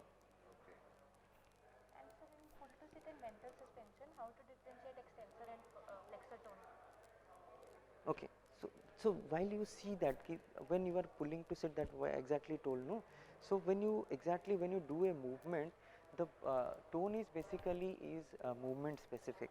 Okay, when you do a passive movement, then only you can appear the tone. You can see the tone when there is a hypertone. So you can completely see how much of resistance this is. Mostly if there is extensor tone active, you can feel it from the trunk. You cannot see it like this way. And this cannot completely say that whether this posture is, I mean in the hind it is not mentioned that whether it is more of a low tone or high tone or never, I mean none of this. They have only mentioned that if this is the angle, you have to put the score, but it is never concluding that whether it is a hypertonic or hypotonic. It is showing that there is definitely an abnormal tone. This section completely shows that there is an abnormality of tone. It is because of our clinical judgment we are saying that okay, this child is appearing to be low tone or hypotone. Yes. We are checking the flexor tone of the trunk. Yes. Or the head. Yes. Both the trunk and neck. When you are when trying to pull to sit, it is not only the neck, it is also the trunk flexor tone. Do we like in HNNA, do we also पीछे को वापस लेके जाते हैं उसको? Like pull to sit करके? Pull to sit. This is the pull to sit, but this is more of a ventral suspension. You will hold it like here, then try to drop all of a sudden. Okay, that is what here. This is what you will see and appear. What is the exact posture? If it is completely erect, even though this is the first thing what you will see is that the child control is not there. I mean according to the age, if the child neck control has achieved, that well and fine, but if the child's neck control is not there, then what will happen is that initial for 1 second or 2 seconds the child will appear like this, but then he will try to control his neck at the upright posture. He might not maintain it for a longer time, but then he will try to maintain. So you will see that okay, the posture is incorrect, but if the child is completely sluggish or the how much of the movement is like this way or this way, accordingly you will score. Why you are asking to drop it? No, you will hold it like this. It will appear up like this. It will appear as a Why not to hold child like this thing rather than holding like this thing? No, it is a more of a ventral suspension, so that's why we are holding here. See, horizontal around the trunk area. Okay, so that way this is more supportive, and we'll free the neck. We'll see whether he is trying to make it into the midline or not. And these are more of a reflex reaction. Now what we'll see is pull the infant's arm, what we will see that what is the other side of the arm is executing, okay. And while pulling this, we'll stabilize the contralateral hip, the opposite side of the hip, okay. So what will happen is that if you are trying to flexing it, the other side will be extended, okay.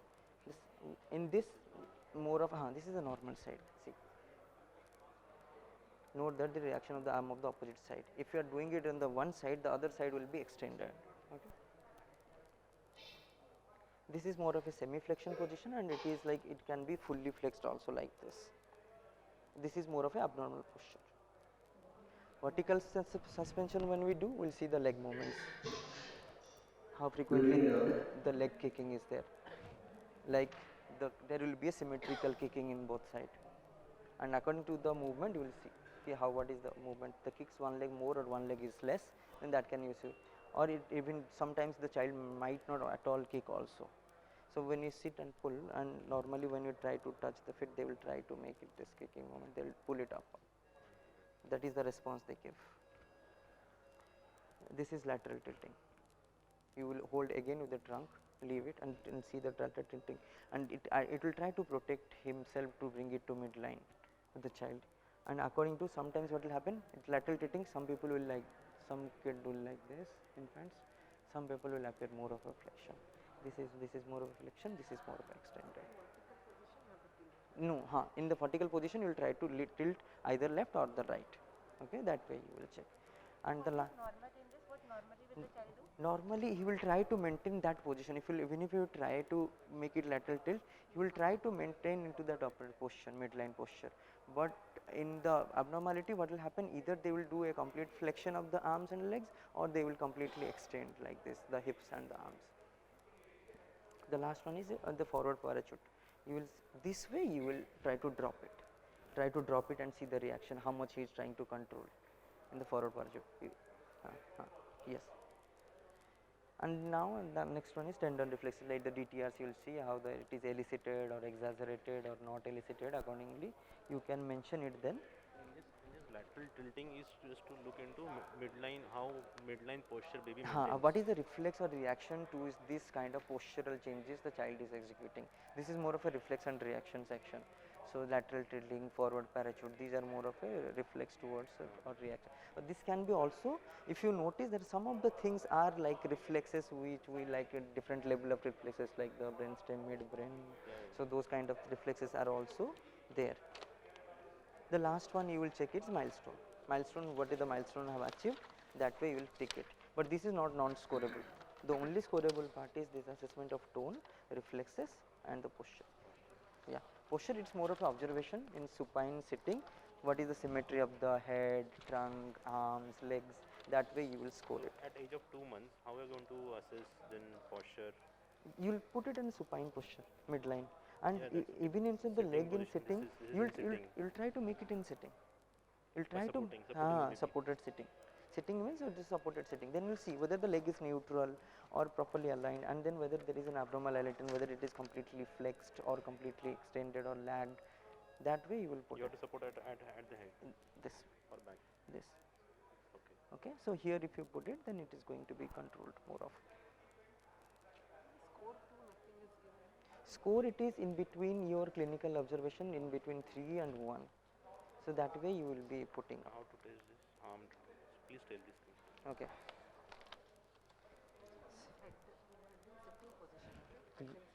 Yeah. You will try to maintain. You will try to appear to maintain, but then you have to see that how much of tilting, whether this is forward. I mean, still it will be little forward bend, but then how much curvature it is appearing. That way you will score it up. Whether it is completely slug. Mostly the score will be 1. It cannot be. It can be straight also, because even if you try to make him sit, first few seconds the child will be like this, but then he will try to make an upright posture. In that attempt, that is the typical performance of that child in the 2 months. But then if he doesn't try and completely doing this, that means this is the very stupid or round. Or it's like if you're trying to see, when I told that there is an extended thing, they will go towards the back, like, but there is extensor tone is high. So that way, for the first initial 2 second or 3 second, you will notice that this will go little bit of forward, because obviously when you are working against the gravity, you will not able to hold it up. That has not developed, but then he will try to maintain that upright posture of the erect posture. For momental period. Momental period of time. Probably I'll demonstrate few of the videos in the subsequent session, then that will know that for that fraction of time even the child doesn't develop, but then he tries to make it that posture exactly. So you score for that try. Yes, yes, exactly. But at the 2 month that is typical. For all those parameters, like where there is the option of right and left, the child is responding to one side, like you can, it is responding to left is normal, but right is not. Where there is more of abnormality, we put it that way, because it can be hemiplegic also, right? Suppose right side is a typical performance and left side is there is an abnormal tone, then you'll score for the left one, and you can mention in the notes. There are notes to be mentioned also. You can put it, there are asymmetrically notes also. You can put it there.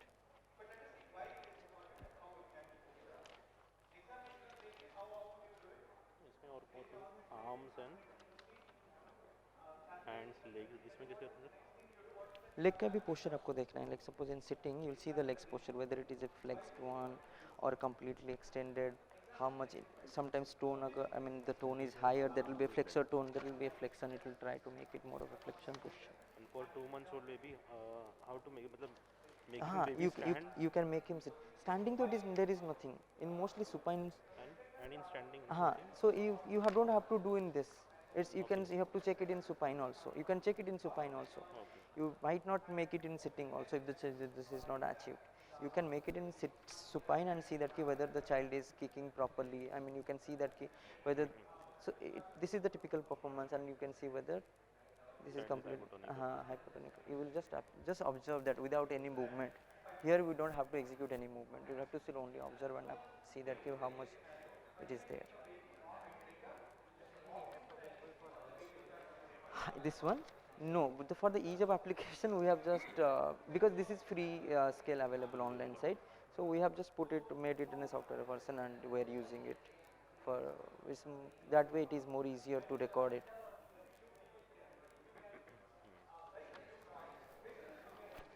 This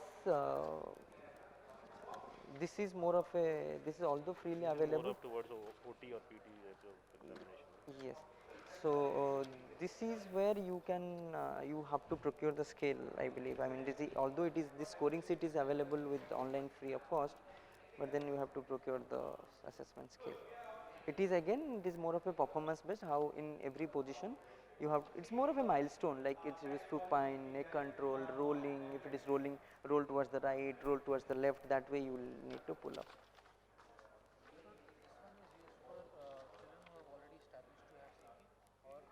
No, it is also a detecting early detector of CP. Like it can be used after 5 months, but 5 to 16 years it is.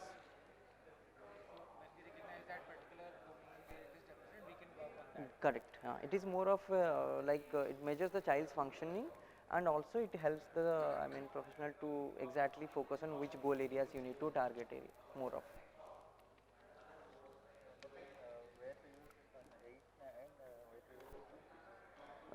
When you see, yeah, so the 88, this is 66, it has lesser items, but then when you see, there is no difference. You can use it in clinical practice both the way. It is obviously when there is 88 of scores, that is more, it is more specific and more sensitivity. And when the child, there are two things where you can find out more better results with 88. One is when there are orthoses used for the child. When the child is using any orthoses and aids and appliances, then you need to mention some of this. Oh, the last page is not there. So there is one item where you need to put it that whether in standing, sitting, whether the child is using any orthoses or not. So that thing you need to mention. So those ways it is more specific for the 88 items, and also like from between 5 to 2 years, this is much more specific. 88. 5 months to 2 years. Hind for screening. Once the baby's infant is subjected for early intervention. Yes. Can we again use it to look yes, for? You can reassess it, no? Like 2 months, 6 months, 9 months, 12 months. There will be improvement in scores.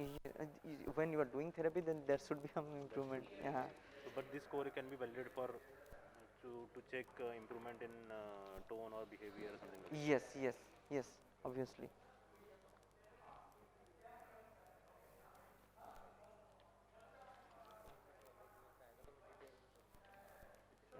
If there is improvement with therapy, then the score will improve. Score will improve. So mostly 71 and more, I mean 71 to 78, we say that it is a typical thing. I mean it is the child is typically developing. It's done. We need to.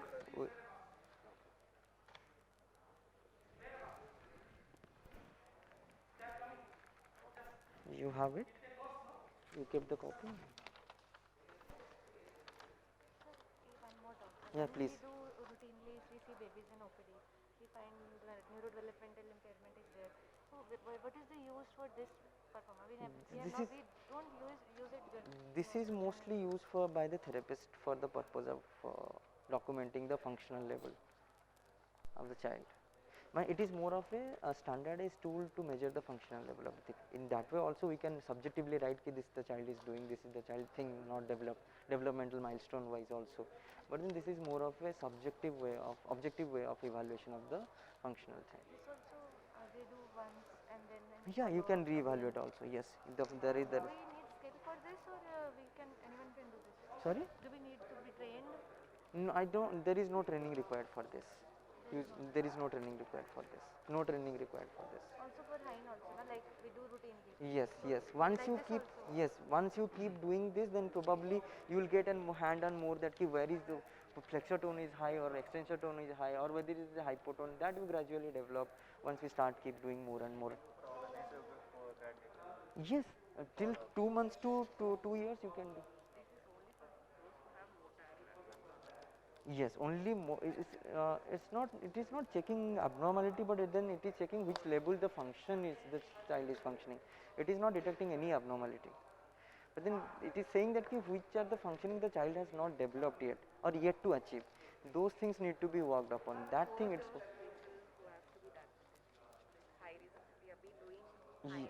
This is more valid on cerebral palsy. The population it has been first standardized in cerebral palsy, then it gradually went to on TBI, traumatic brain injury. Not in the older population. The age criteria is again 5 months to 16 years. Then it again went on to do on muscular dystrophy. That has been also standardized in. If you don't mind, what we'll do is we'll start the next session. Yeah. This one clarity regarding Hein and GMFM. We'll do it immediately after the next talk once more from the stage. The reason is it will be not nice if we are together. If we are spread out, it will be better. So we'll do that session and then we will get. Okay. Acha, the other one. Able to join because of internet issue.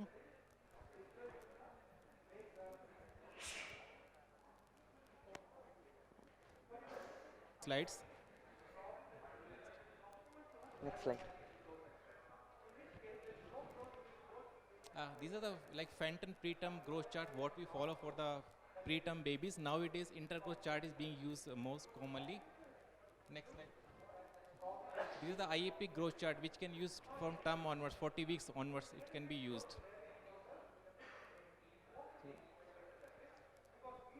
What is neurodevelopment care? Because all NICU activities impact neurodevelopment, whether it's related to baby or baby surrounding environment. By optimizing the care, we can maximize the growth, speed of recovery, and support neuromaturation. Activities like baby related, like we are doing intubation, ventilation, these are related to babies. Other activities like how is the environment, like temperature, our noise, and light, pain. So these both things we need to taken care of to improve the neurodevelopment outcome. Then what are the strategies for neurodevelopmental care? First we have neurobehavioral strategies, then we have neuromotor, neurosensory, and multimodal like kangaroo mother care and feeding strategies. Others like ROP prevention, discharge planning, family counseling, or family involvement. In first neurobehavioral cues, what we can say positive cue. In neurobehavior we have good behavior, bad behavior. Good means self-regulatory behavior. What is good for the baby? That flex posture is a good sign for the baby. When hand to mouth is a good sign. In negative cues, we have when these are the bad signs for the baby. When baby is not happy, like baby is crying.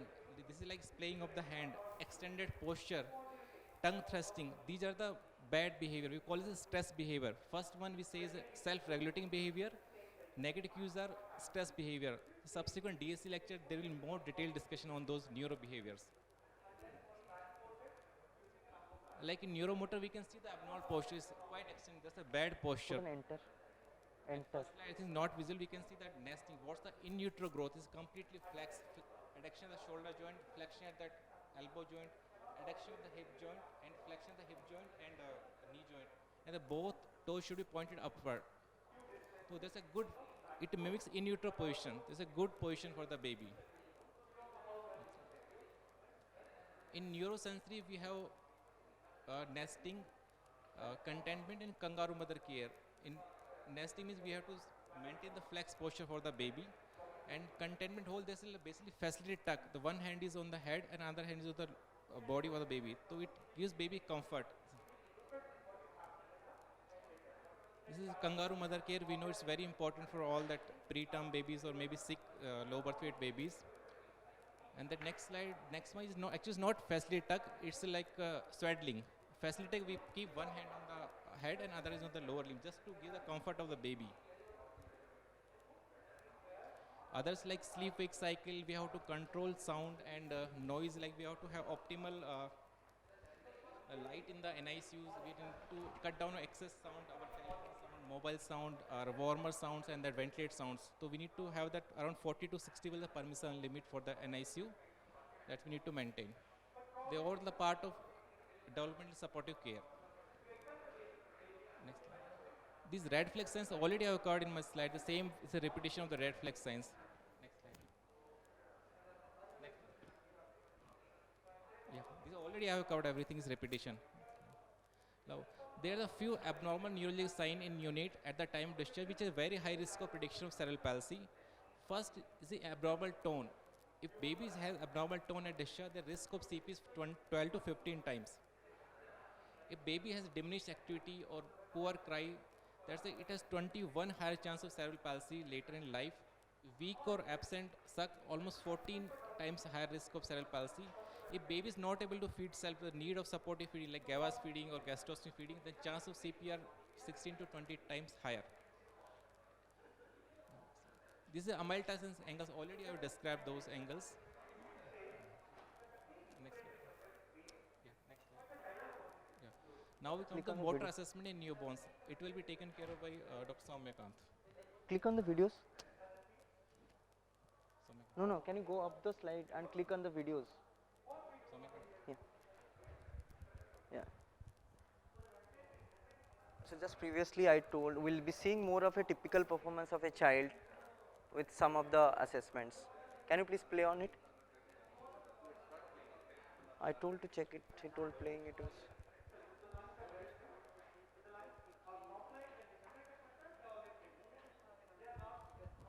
Did you not recheck? I gave it last.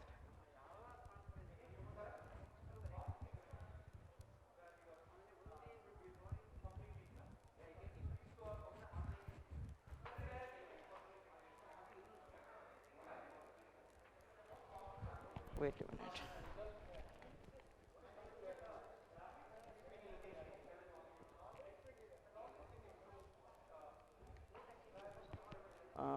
Can we go to the next slide by that time, please?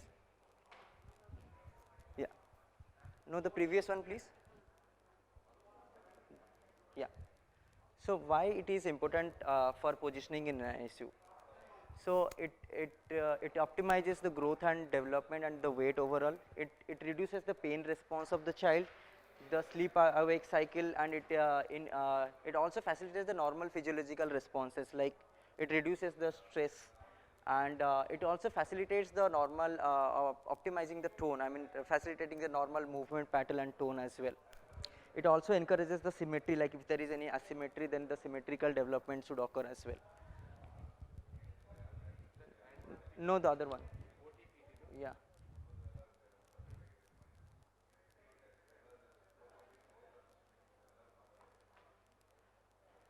No, go down. Yes, yeah.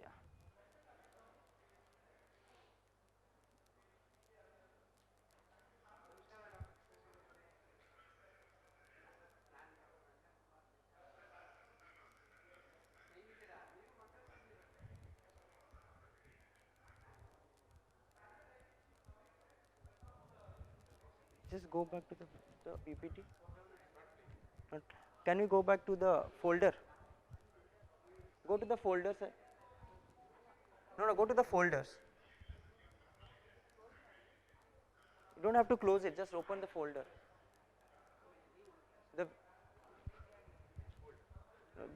Please open the folder, the same folder, the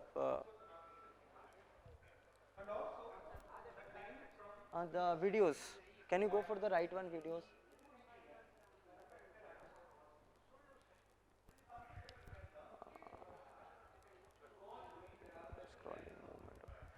Can we go for the movement of upper extremity? No, movement. Yeah, we can put on the lower extremity, then we'll go for the upper extremity. Yeah. This is popliteal angle.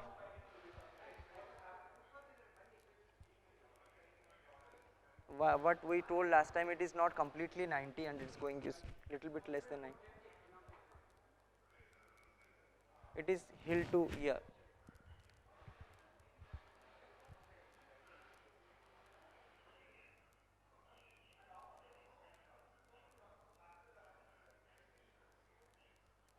The same thing he is demonstrating again. Can we move to the upper extremity next? Yeah, we'll go to the next video. Yeah. This is the arm extension.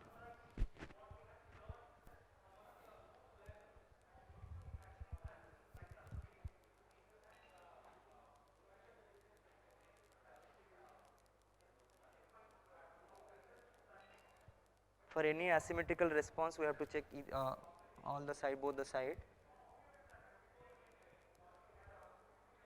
There is a resistance, you can feel it, the child is exhibiting while doing, it's not completely extended.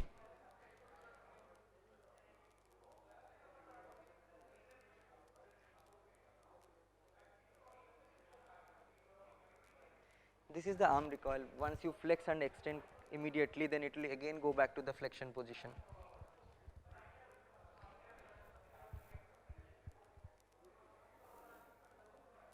It again got flexed. Okay, we can go to the slides now.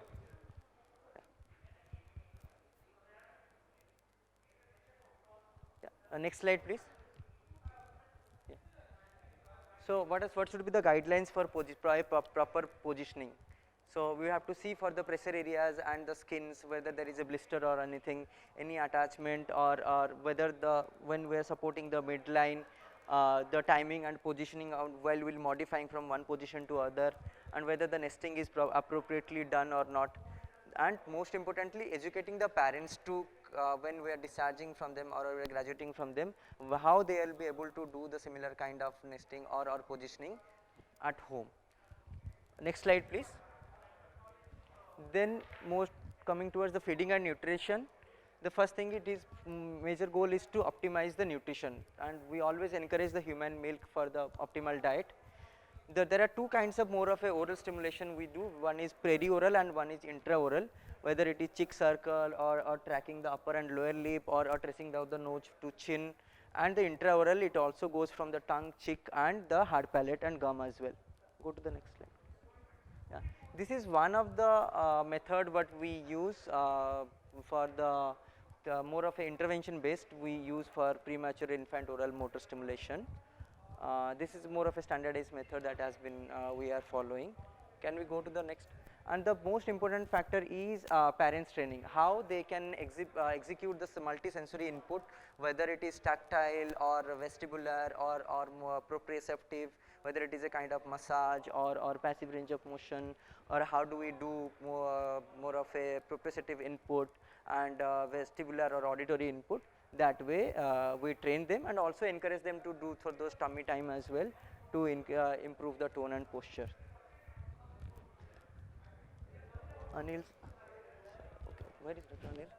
Okay, so now suppose at what the age term corrected, if these are the questions when we see, I mean normally we might find as well. Can you go to the next slide? Yeah. So at these are the also question. I mean some of the child, infant we can see. the child is not reaching for the object, the child is not bringing the hand to reach to the object, child is not controlling the head, or there is a asymmetry in the posture, then what do we do? Can we see and whether the video of the subsequent?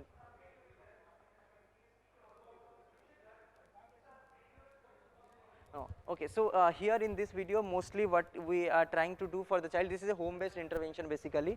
What we are trying to do is we are trying to develop the control of the neck while giving an auditory input and visual input in front of the child, where the child tries to look at and enjoys those input, and while doing that he tries to develop the control over the neck or the strength of the neck. Now suppose at the 6 months, now the head, there are these kind of questions you can see, that whether the child is not rolling over, even the hand is not coming to the midline, or they are not grasping with the bilateral objects or trying to take both the hands together. What do we do then? And can we go to the next one? Yeah. Here what here what we are trying to do is, while the child has not achieved the basic upper extremity functions, where we are trying to do is developing the child to bring it to the midline and sorting a stack of cubes. So that what we are trying to develop with the child, and also doing what is happening is also he is trying to maintain the sitting posture and maintaining a symmetry of the trunk as well. So that way we are also actively engaging the trunk to improve his sitting posture as well. Now at the 9 months, some of the child might not develop sitting, also they are not doing a palmar grasp, or like trying to hold control the hold and throw. I mean, there will be a controlled throwing they will try to develop. We call it a wrist hand dissociation. They will be able to dissociate the wrist, stabilize the wrist and try to throw. So what do we do? And they are not able to bear the weight on the hands, and how they are not able to appear to sit as well. So that way we are also here we are trying to develop the trunk control, and where it facilitates sitting more of, and also we encourage parents to make it more of a sitting device, whether it is a corner sitting or where chair sitting, where rather than the child lying down they will be sitting, and where it will be actively engaging the trunk in a more of a corrected posture. Now in the 12 months, when we see that the child is not crawling, I mean there is no transfer from suppose the child is rolling and trying to come up to sit, but then when trying to sit to crawl or reach forward, it's not crawling and try to, or there is no dissociation of the hip, he's trying to more of a dragging. Then what do we do? Then we try to initiate supported crawling, which has been demonstrated in the last video. So where we are trying to teach him to crawl, where there are supported crawling, where we give them assistance from the trunk and try to give any audio visual input or toys, and where the child will try to reach for, and once we start the dissociation of the arm and alternate movement, then gradually the trunk dissociation we support, and that gradually goes on. In the subsequent video we showed upon how the child will transfer from sitting to standing, then it comes the kneeling posture and half kneeling. So that transition has to develop, and where both the knees will be working against each other. I mean one knee is stabilized and one knee is trying to put weight up to the other one. So that way we are trying to train. Now after 18 months and 24 months, where we see that the child is not able to walk or run or climb, there we mostly engage the child actively through the play at that age, where we let them explore the environment, and giving more of a play, developing their play behavior, we try to engage themselves to make more of a functioning, like whether they will appear, they will try to stand more of. Initially we start them more of a holding the objects together, like a ball. Suppose we can give him holding a ball together, and the therapist or the mother can hold it together. So that way it will be more of a supported standing, and gradually we try to reduce the support, where the child will be automatically holding, and that's how he develops standing with that posture. And also similarly we try to focus more of a active running, and then we go for the climbing.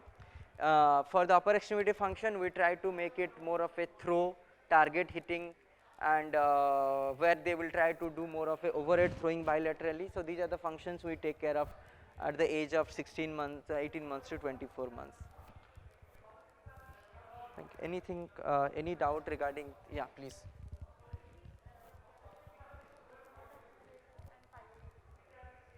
I think Finland technique, that video we have not got.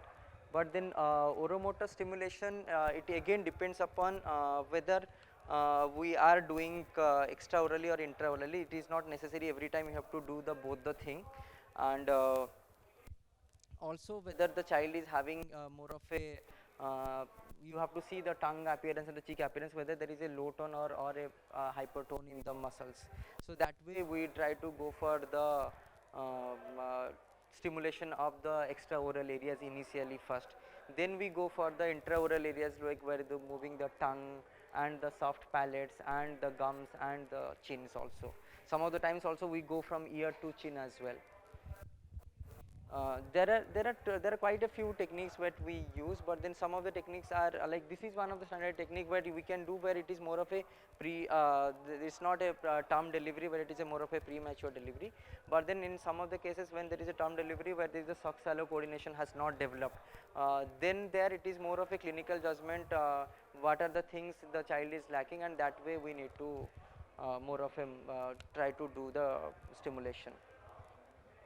And also at the same time what happens is we also not only try to develop the coordination of the muscle, but also we try to subsequently orientate towards more of a non-nutritive sucking, where we will try to make him more of the smell towards the mother's milk, then gradually we'll sew and then make him smell, then gradually we'll put it in the tube and then they will suck. So that's how we try to, then it goes for the nutritive sucking.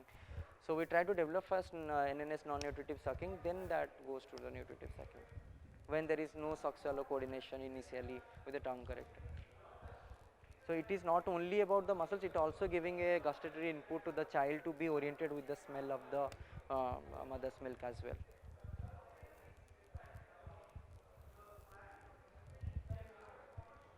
Yeah, I think I'll leave the stage for the next speaker. Thank you. Initially 5 days a week has to be, any kind of motor stimulation, whether it is oral or in the upper extremity or lower extremity or trunk, 5 times in a week has timed out to be better improvement, and where we can see improvements in 2 to 3 weeks. Even remember they were asking questions regarding which charts to use when, Hein, whereas yes. all these things, while you're on stage you could do that as well, right? So when to use GMFM, when to use Infinib, when to use Hein, Hammersmith Infant Neurological Examination, the same charts, if you can just talk.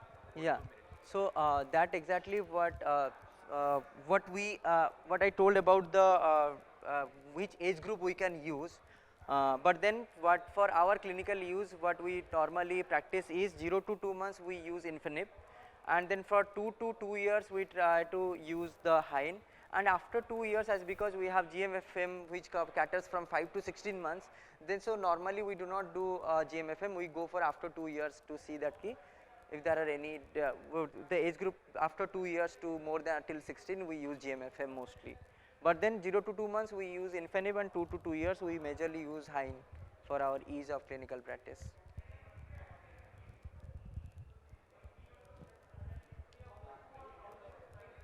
To all our dear delegates, friends and dignitaries in this august audience.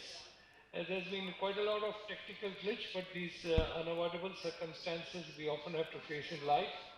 So let us now start off, and I'll try to cut short the talk as much as I can. And I'm Dr. Amitava Sengupta from Paras Hospitals, which is a tertiary unit in Gurgaon, and from the DSC Foundation for Newborn and Children India. So I'll, without much ado, I'll move straight into the program. Just 1 second. ಏನಾಗಿದೆ ಗೊತ್ತಲ್ಲಿ voice ಕೇಳಿಸ್ತಿಲ್ಲ ಅವ್ರು ಮಾತಾಡೋದು ಬರೀ ನಿಮ್ದೆ ಅವ್ರಿಗೆ ಹೇಳಿ ಇಲ್ಲ ಈ ಥರ ಡಿಸ್ಟರ್ಬೆನ್ಸ್ ಆಗ್ತದೆ ಆ ಕಡೆ.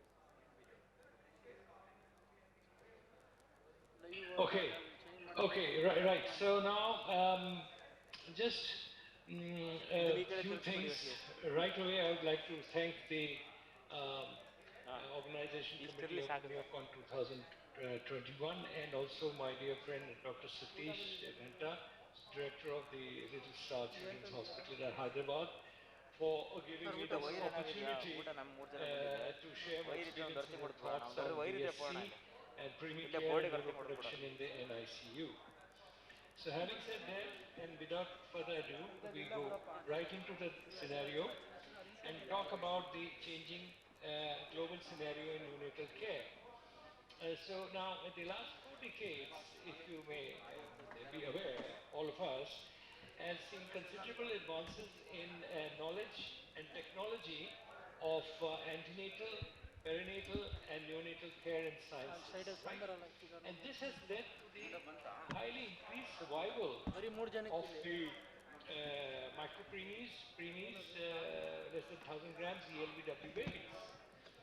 And however, we have to note that this ನಮ್ದು ಆಡಿಯೋ ಔಟ್ ಕೊಟ್ಟಿದ್ದೀರಲ್ಲ ಗೇನ್ ಕಮ್ಮಿ ಮಾಡ್ಬಿಡಿ ಅದರಲ್ಲಿ ನಮ್ಗೆ ಔಟ್ ಕೊಟ್ಟಿದ್ದೀರಲ್ಲ ಗೇನ್ ಕಮ್ಮಿ ಮಾಡಿ impairment of neurodevelopmental outcome has really not come down, and that is I would say a matter of major concern. You see, these kids who are surviving are in fact going through all this scenario of about a month and a half stay at which is coming at enormous physical,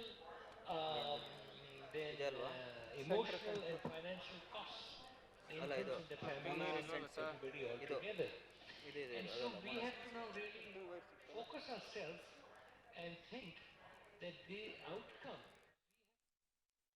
good functional outcome, good neurodevelopmental outcome, and reach the gold standard of intact survival. So these tiny preemies grow into healthy infants, children, adults, and have a fruitful life for themselves and for the region.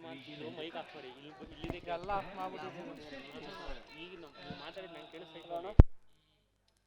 is the place I come from. I belong to Paras Hospitals, which has a tertiary neonatal ICU, and this is where we started our research and core work on DSC about 9 years back with Dr. Amy Carroll, who is associate prof at Thomas Jefferson University at Philadelphia now.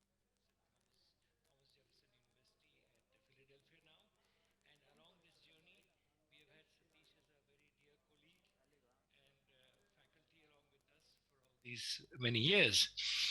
And so warm greetings from Paras Hospital and DSC Foundation to you all. So having said this, this is basically, we were talking about the advances, greater understanding of pulmonary function, pulmonary mechanics, respiratory devices, the advancements, pharmacological agents, nutrition, so many odd, and so on and so forth. So I will be just basically cutting short my talk because of the paucity of time, but we have talked about advances. Then we'll talk about the huge global burden of preterm growth. And then also the effect of the positive and the sensory inputs into the fetal and neonatal brain, intrauterine environment and extrauterine environment. We will compare the two environment and milieu. And then I'll tell you a little bit about the core measures which are essential to be known before you implement in your unit. And we'll talk about therapeutic positioning and stress and self-regulation, a bit of sleep. So quickly, we move straight away, keeping a close watch on the clock. Preterm birth is a global burden. First time, 2012, WHO went into this project, Born Too Soon, to get factual figures of what is this global burden about. And it was seen that this global burden of preterm birth affects the developing countries as well as the developed countries. India had a figure of 3.5 million births. China had 1.1 million births. America had 0.5 million births. Nigeria had 0.8 million births, and so on. So it affects the entire globe. So basically we have huge global burden of preterm birth. Advances have increased the survival of tiny babies. So this whole population is huge, and we better look at their outcome. Rather than just survival, we have to see quality of life and the intact survival. So herein I will just quickly rush through two main milestones of preterm related to preterm birth in utero. Third trimesters, 7, 8, 9 months, the flexor tone and the flexor posture starts developing, and by term the baby is nice, well, good tone, flexor tone, as you can see in my visual over there. And this development of this flexor tone and posture lays the foundation for future neuromotor development and has effect on the neurobehaviors, which we will talk about some. So this is a very important thing. The last 3 months, the ventral muscles are maturing on the chest. So the baby is getting larger and the baby contracts.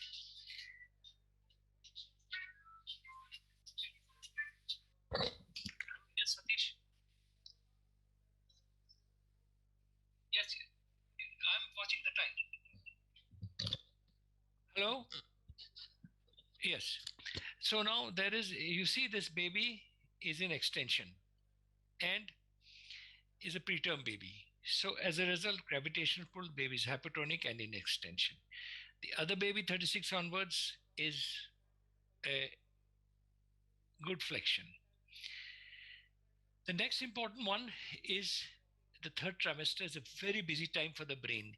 Lots of brain cell production, neurons are being formed and being differentiated. Okay, there is synaptic pruning, the joints between the bridges between the two neurons. So it's a time when the germinal matrix, the factory is producing, and so this is the time negative sensory input into the fetal or neonatal brain will cause absolute great harm. Positive sensory input is great. So this is very important for us to know. You see how the brain rushes through 20 weeks, 29 weeks, 35 weeks. The term neonatal brain has basically 100 billion cells, and it is advancing and developing in a very fast rate. A quick word about the intrauterine environment. Positive sensory input is happening. You see, here is a baby who is in containment, inflection tone, less exposure to sound and light, preservation of the sleep cycle, and a continuous connection with the mother by chemosensory, somatosensory, and auditory pathways. This is what I had just mentioned. This is a list of what I mentioned. So I'll rush through. You have already been told. Uterine wall forms a good wall. And you know, auditory stimulus, maternal voice, heart sounds, bowel sounds, and blood flow through the blood. These are all heard by the baby in utero. And the most important point is the filtered sounds from extrauterine. The extrauterine sounds are coming through the skin, the fat, the muscle, the organs, and very refined one is coming into the baby. Whereas once the preterm baby comes out, boom, there's a huge sound. So we have to look after all these things. This is a baby in the NICU. You can see they are being looked after, great intensive care, but they're on their own, family-centered. Connection is cut off, which we have to learn how to evolve.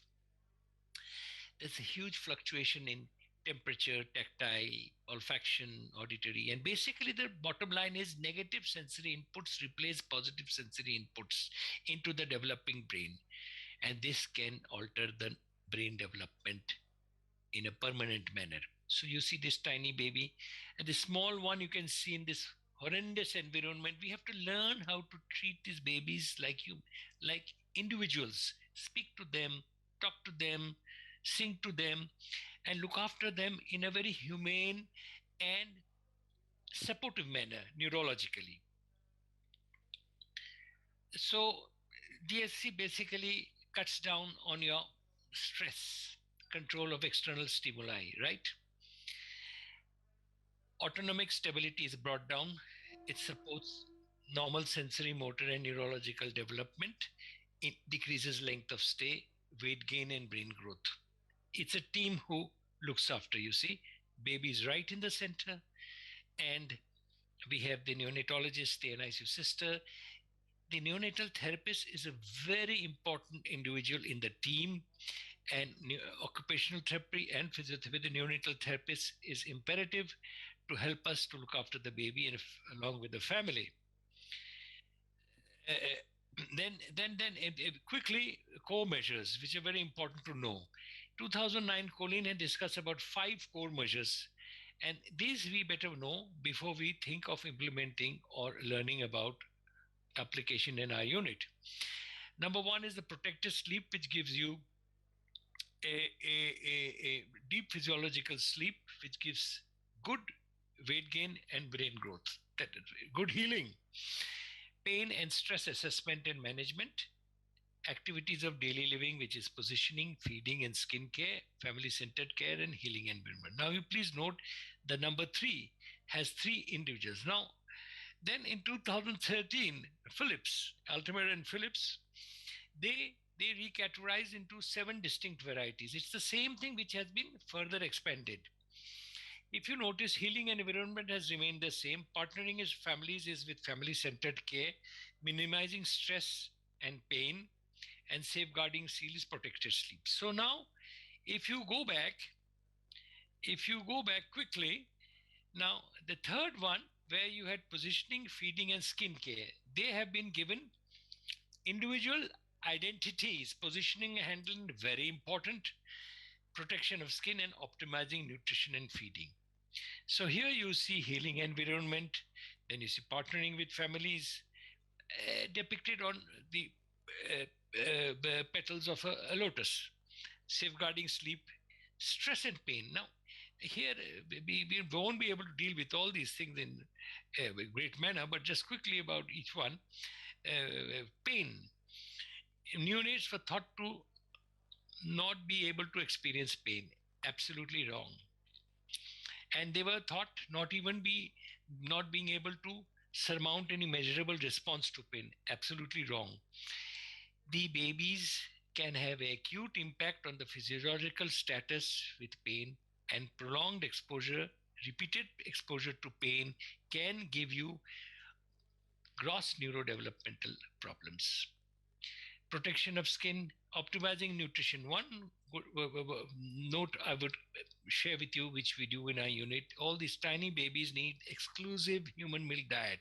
We either use mother's own milk, MOM, express breast milk, EBM, or PHDM, pasteurized human donor milk, which we get from the breast milk bank. We have a scenario in Delhi. From there, we get it at a very reasonable cost, and we use that, or certain companies also supplying the breast milk. This, if you see, are all the core measures, 7 core measures. Healing environment is the same, is in the center.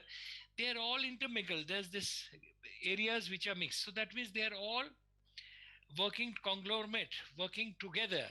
It is not that you are in charge of optimizing nutrition, so you will not bother about protecting sleep. So each one has to work for all the measures, but maybe you would be solely responsible for one unit. And in this methodology, you can split your unit with your sisters and your workers into different units, different co-measures, and each one being responsible. That gives a sense of responsibility and belonging to this entire project. Now, quickly, sequence of maturation of the senses. 1, 2, 3, 4, 5. So here I will teach you a method where you can learn the sequence. In the non-COVID days, we used to say, okay, shake hands or embrace. Human touch is a very major scenario of our being. Now, of course, it's different due to COVID days.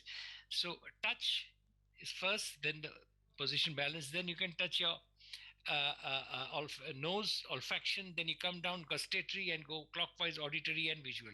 So if you know this cycle, as you can see in my visual, you will never forget the sequence. The main thing is you cannot stimulate a system, sensory system out of turn or out of sequence or out of cue.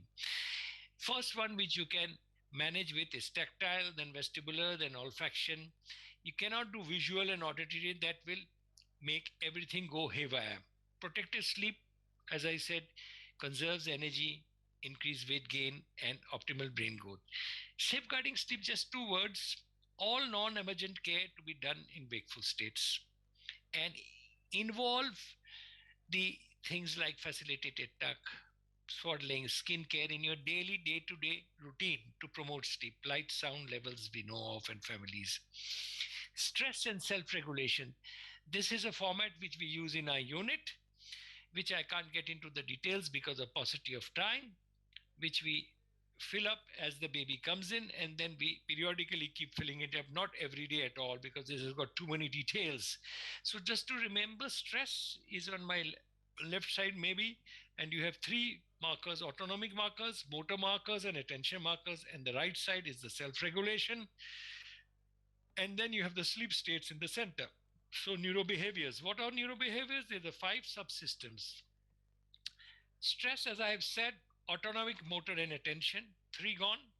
Self-regulation, self-calming, which is the best for us, for the baby, and sleep states. There are 5 categories, so these are the 5 neurobehaviors.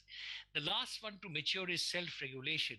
More term the baby, more the maturity, and more the self-regulation. A preemie baby has no chance of self-regulation. You have to self-regulate the baby. Neurobehavioral capacity is the capacity to self-regulate. Quick rush through the pictures: autonomic rates, autonomic stress signs, the motor stress signs, back arching. Splaying is a very common one. Sitting on air, and attention and self-regulation. Self-regulation, the best one is the flexion position, midline oriented. Very, very, very important. And that is what you should look at as soon as you enter your NICU. What is the position status of your babies? Hands to face, foot bracing, and this is a very interesting one. The grasp, you can put your little finger there, the mother can put the little finger there, and the caregiver can. And so this is grasping, is goes self-calming. This is a baby in stress, of course. We rush through positioning. This is an infant position assessment tool. I can't get into the details now. As Dr. Satish said, we're running very short of time, but there are 6 items, and we have modified it ourselves, and I'm happy to state that this has been published in the textbook of neonatology of IAP and NNF in 2021, this chapter of ours. And so here you see the head, neck, shoulders, arms, hips, and in sequence, if you remember, it is easy. And so there are 6 items, 2 for best and 0 for min. So you can get 12 out of 12 or 0 out of 0. And in this new one, we have added also, as you can see, the autonomic markers, and we have got entry dates for 3 dates.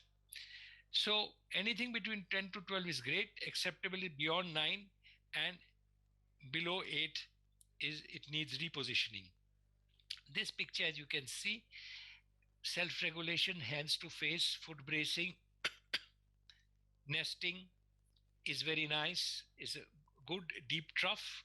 Here you can see the baby has got 2 because the neck is midline and well flexed, good position. Shoulder is also turning inwards.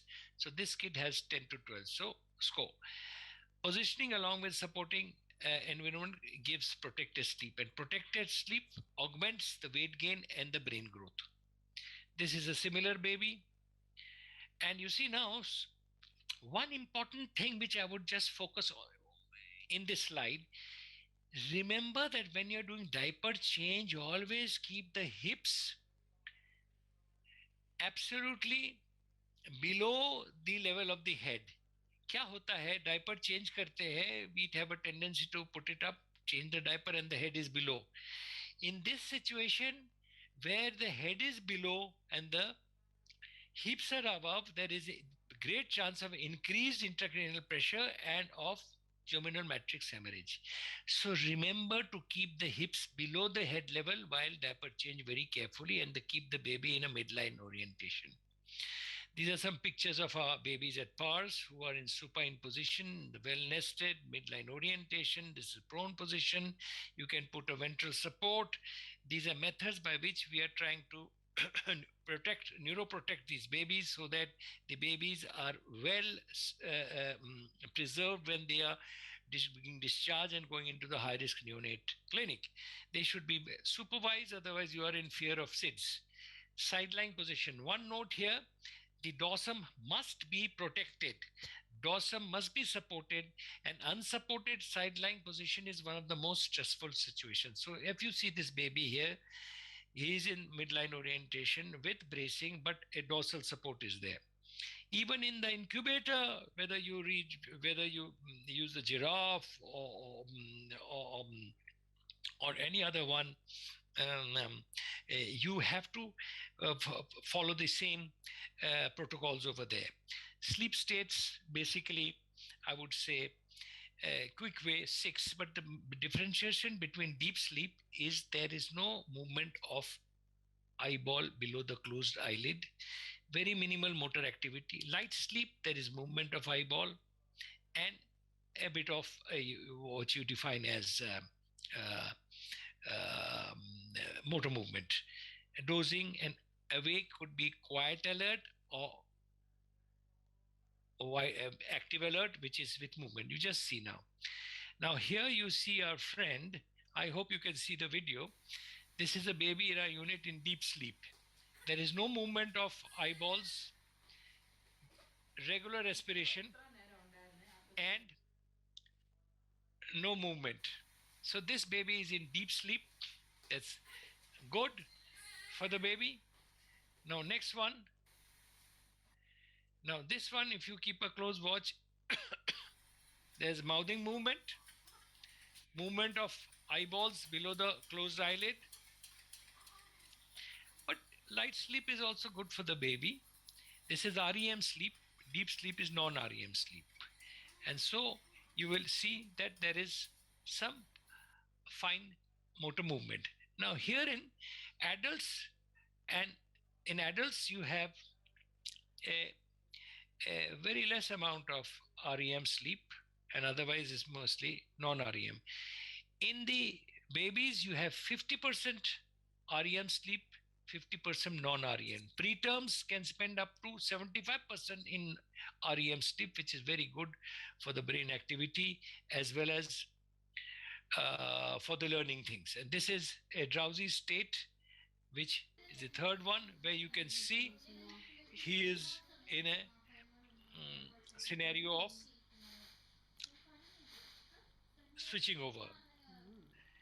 Here you see a baby who is in a quiet and alert state, aware of the surroundings, looking very well, is a good neuro behavior, but not much motor activity. And sound and light you anyway know. I won't go into the details. 10 to 600 lux is at the infant bedside. 1500 to 2000 is for procedures. It should be a fragment-free and a scent-free unit.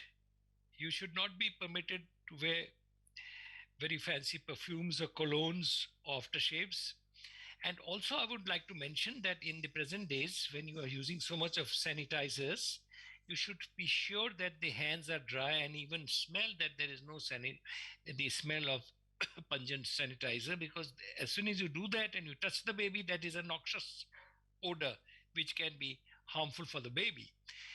Mother scent via breast pad, octopus therapy, etc. is good.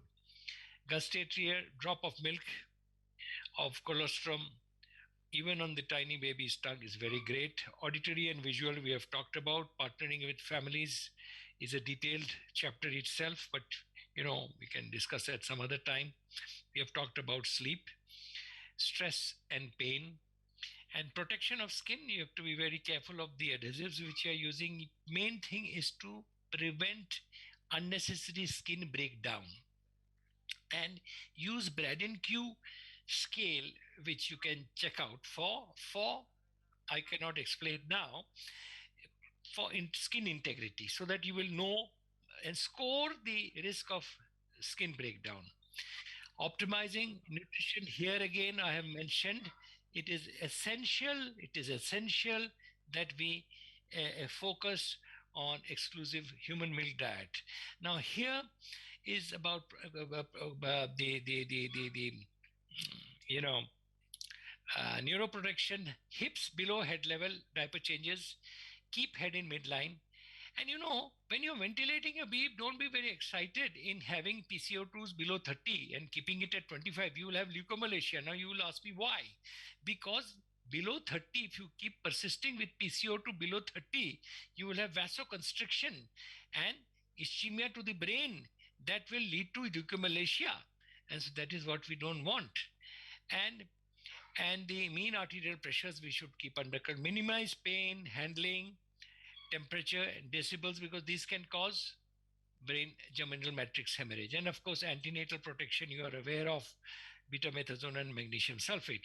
Now, temperature, thermal thermal environment has to be looked after. Crying may impede blood return and may cause increased cerebral blood volume and cerebral. Stimulation such as light and sound can raise your blood pressure and cause various problems of germinal matrix hemorrhage. Infuse your fluids very slowly. Suctioning again and again on a routine basis, absolutely uncalled for. Suctioning can increase cerebral blood flow. So please be careful. And we have already talked about these things. Now, just the next, I think I've got 3-4 minutes left, Satish. Just a quick visit to octopus therapy. This, to be very honest, we learned when we were visiting Russia, St. Petersburg State University, to deliver our workshop. That was one of our first international workshops of DSC Foundation. And while we were delivering our stuff there, my colleague says, "Sir, they're doing octopus therapy." I said, "What is this?" Then they showed us their unit. Was great. This is crochet, made of crochet, no fiber, no wool, nothing available here. It's absolutely clean, just to be soap and water cleaned. And it is very popular there and in Scandinavia. Finland is next door, so that is how this comes up. And it started in Denmark initially. And from there on, it's been spreading into Europe also. And we picked it up in 2018, and we have been practicing it with great happiness in our unit. But to be frank, they give us about 10 or 15 of these octopi. And so now we are trying to see how we can get some made here with that quality. You see, the tentacles remind them of the umbilical cord, number one. And when they are gripping on it, there's a similar experience, the chemosensory stimulation also, the smell. And squeezing of tentacles creates a sense of safety and comfort. Regular heart rate, levels of oxygenation are better. And also their project research people had said that it prevents preterm babies from grasping on the tubes and pulling them out. Some of our own mothers very proudly exhibiting the octopus given to their baby. And as you can see, this is a grasp reflex the baby is on, so that is giving self-regulation. And this baby is in deep sleep, very happy with his octopus. You can see a good grasp reflex. They tend to go for it. And now another thing which we did ahead of the St. Petersburg people, and that is what we told them, that we need to sort of do kangaroo mother care for the octopus prior to the delivery, if we can counsel the parents. Now this is in a quiet alert situation. The baby is with the octopus and having grasp reflex. This was in deep sleep. Now here, this first what we do, just 3 minutes, 3 minutes more please. So this is another proud mother. And what we do in our unit is we give the octopus to the mother after explaining the entire science. We even give a bit of PPT presentation to the family. They get very excited and learn about this new stuff. And we tell them to give 8 hours kangaroo mother care to the octopus so that the maternal odor is transferred to the mother. And then we put the octopus next to the baby. He has umbilical cord sensation and the maternal odor. But she gave us a brilliant idea that when once the baby is born, every day I have to do KMC for the baby and KMC for the octopus.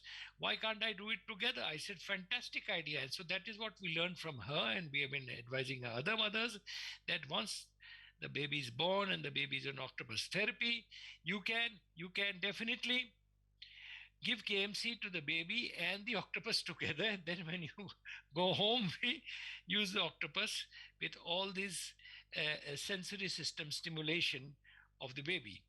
This is another of our babies, and this is from our friends in St. Petersburg, some of their babies and their twins. And so, having said this, we are at the end of the situation. I rushed through, and sorry I could not get into details. Contribution to positive outcomes should be our highlight. Environment should not have more sensory stimulation than the infant's individual stress. I should be able to tolerate what you're exposing me to. We have a good session, then we go down and we said, let's discuss about the session and go to a quiet dinner spot. Otherwise, somebody takes me to a loud disco, I can't tolerate, we move out. But here the baby can't move out. Proper balance between infant and care environment. The baby should be well organized, good neurobehavioral status, neurobehavioral capacity, as I said. Conserve energy for growth and development and brain. Avoid contribution to negative outcomes, physiological instability due to sound, light, rough handling, caregiver behavior is not good. So many odd scenarios which are detailed. It's a huge book which we have written, but so just trying to just sensitize you. Pain, you have to have protocol-based pain protocols, whether use premature infant pain profile or whichever one you wish, some regulation on pain, and so that you know that repetitive pain exposure is not there. And finally, again, that same slogan of mine, improving functional outcome, having positive neurodevelopmental outcome, and having an intact survival for a good, healthy infant, child, adolescent, and adult with a good, fruitful life, contributing towards his or her own life and the country and all of us. Thank you very much again. And sorry I had to rush through, but then we had to do so because of time constraints. Thank you. Thank you, sir. Thank you very much. Satish, that's done.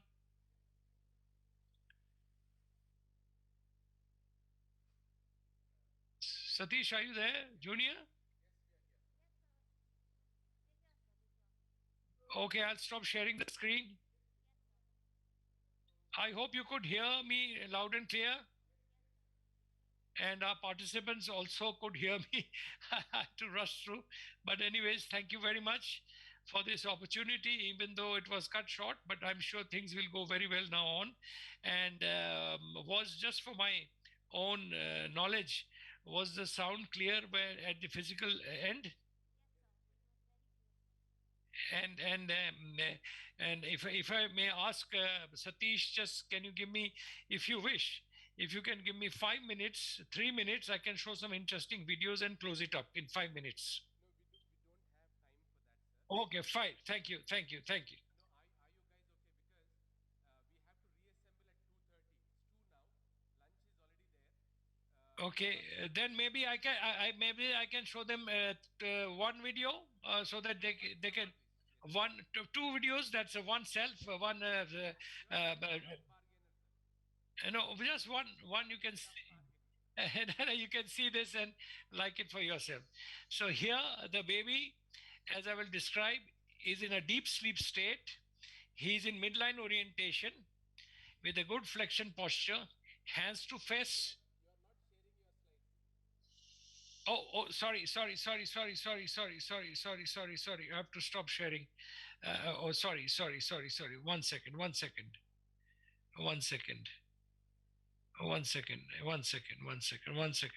Sorry. Okay. Yes. Oh, there's something coming up here. My sharing has stopped. Somebody else has come into the screen.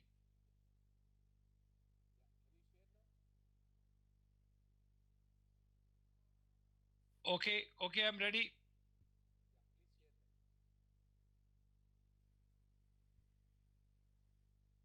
Can you see now? Yes, so here we see a baby who is in deep sleep, has got a good nest around him. He is in midline orientation with good flexion. Self-regulation is primary, hands to face, hands to ear, flexion, bracing. The diapers are a bit too big. I'm not happy. It should have been smaller. But however, the baby is doing pretty well in this scenario. I'll quickly stop this and show you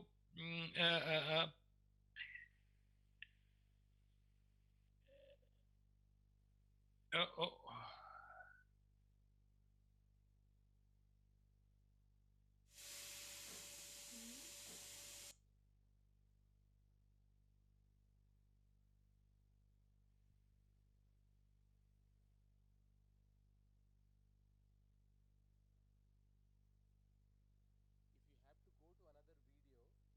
No, well, no.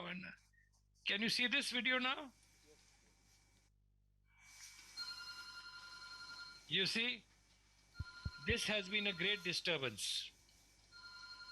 The baby went into leg extension and splaying, and the autonomic markers have come down. No, we can just have a quick rush again. The baby is pretty happy, well nested. Now we have to learn to tone down, you see, leg extension, sitting on air, and finger splay. So this is an example of environmental stimulus, which is the phone call. And so this tells us that we should definitely reduce the levels of our mobile. Should not be in full volume. They should be either in a vibratory mode or silent mode, and the phone calls also. And now this is the last video, and because there's not much time, so even babies who are being ventilated in our unit, we stabilize them within 1 or 2 hours, and we get onto them. You see, good flexion at the knee, midline orientation, hands to the midline, good bracing, hence your nest has to be similar. He's on ventilation, he's on maybe lots of infusions, but he's maintaining a good autonomic stability, intra-arterial monitoring also going on. But that does not stop us from keeping a good view of therapeutic positioning. Sleep state you cannot talk about here because maybe the baby is on fentanyl for pain, and so that is the whole scenario. So I think that's it, Satish. We are short of time, so I would quickly stop sharing, and that's it. And thank you very much. And I'm sure we'll have a great time again. And really, I admire your perseverance in really working hard in spite of these odds. And you have set it right, Satish, Junior, Priyanka, and the whole team. Congratulations again for taking it off. Thank you very much. Right. Thank you.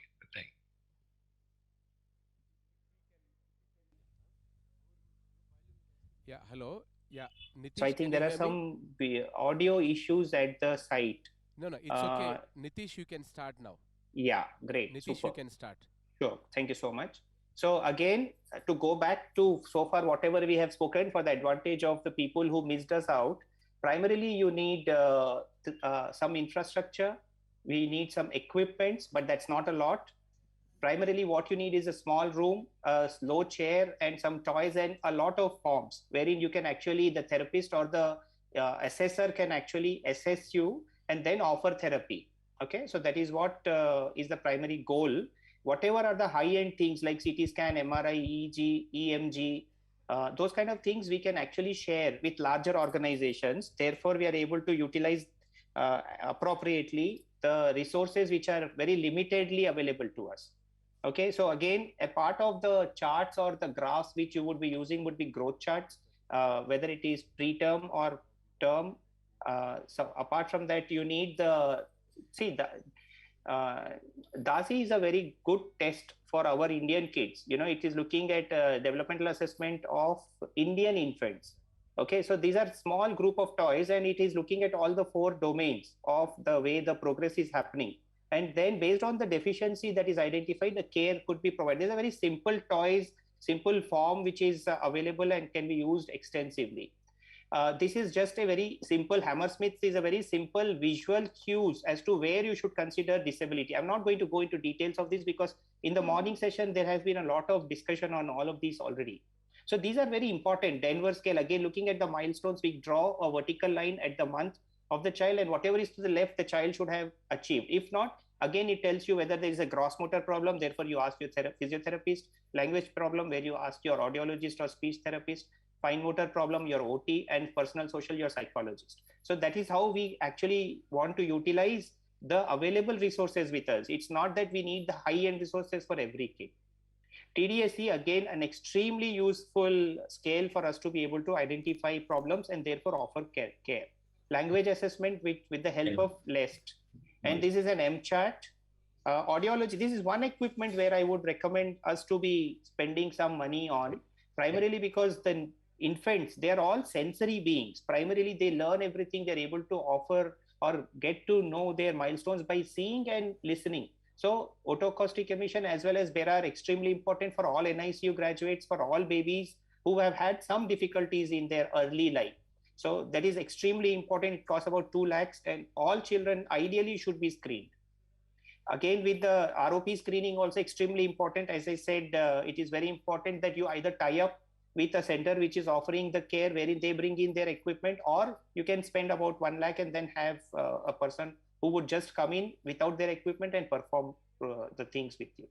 Now, when it comes to the personnel, it is a team effort. I mean, again, I've heard in the morning, I've seen there's a lot of talk on who all are important. We all know our roles. The pediatrician is the nodal person.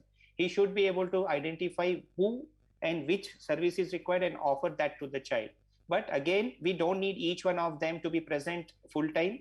Primarily, the full-time people which we need, or where does the money go, is in a full-time receptionist who will be multitasking primarily for giving appointments and follow-ups. The main problem that a lot of child developmental centers are facing are lost to follow-up. So therefore, if we have a person dedicated for that, it obviously helps us a lot. A nurse to help with all the therapists, just not the pediatrician, but all the therapists, the nurse will be able to help. In fact, she'll be able to help the receptionist. These are the 2 full-timers I would expect them to have. And how much would a full-time nurse or a receptionist cost? You all know, somewhere between 15,000 to 25,000 depending on where you are situated. Therapist, an early intervention therapist is preferable. He could be sessional, but it is preferable to have a full-timer. And again, a therapist would cost a little bit more than a nurse, but a way lesser than a doctor. So you can imagine where we are in terms of our ongoing costs. All the other people are all sessional people. I mean, they may do a session or 2 with you per week, and you can take their costings based on where you are situated. So when it comes to the infrastructure and equipment, there's not a lot that you need to be spending on. It's primarily the money is going towards personnel, and that too, that's not a lot. And when it comes to the assessment forms and stuff like that, if you should ask Dr. Naveen Jain, he'll say, look, I have a blue book which I give to all NICU graduates, which costs between 40 to 60 rupees to me. And he's been very kind enough to have shared a lot of those books at many workshops. And I'm sure soft copies he'll be very happy to kind of give, so that each child may need 5 forms, 5 rupees. So that's the amount of money it takes to create those small booklets for following up these children. Now, some of us also have very high-end softwares and programs that may cost a lot. So obviously it depends on where we are situated and what kind of degree of work we want to do. But that is more for data collection, more than the provision for therapy. So the take-home messages are not a lot of space is needed, not a lot of equipment is needed, a few dedicated personnel are needed.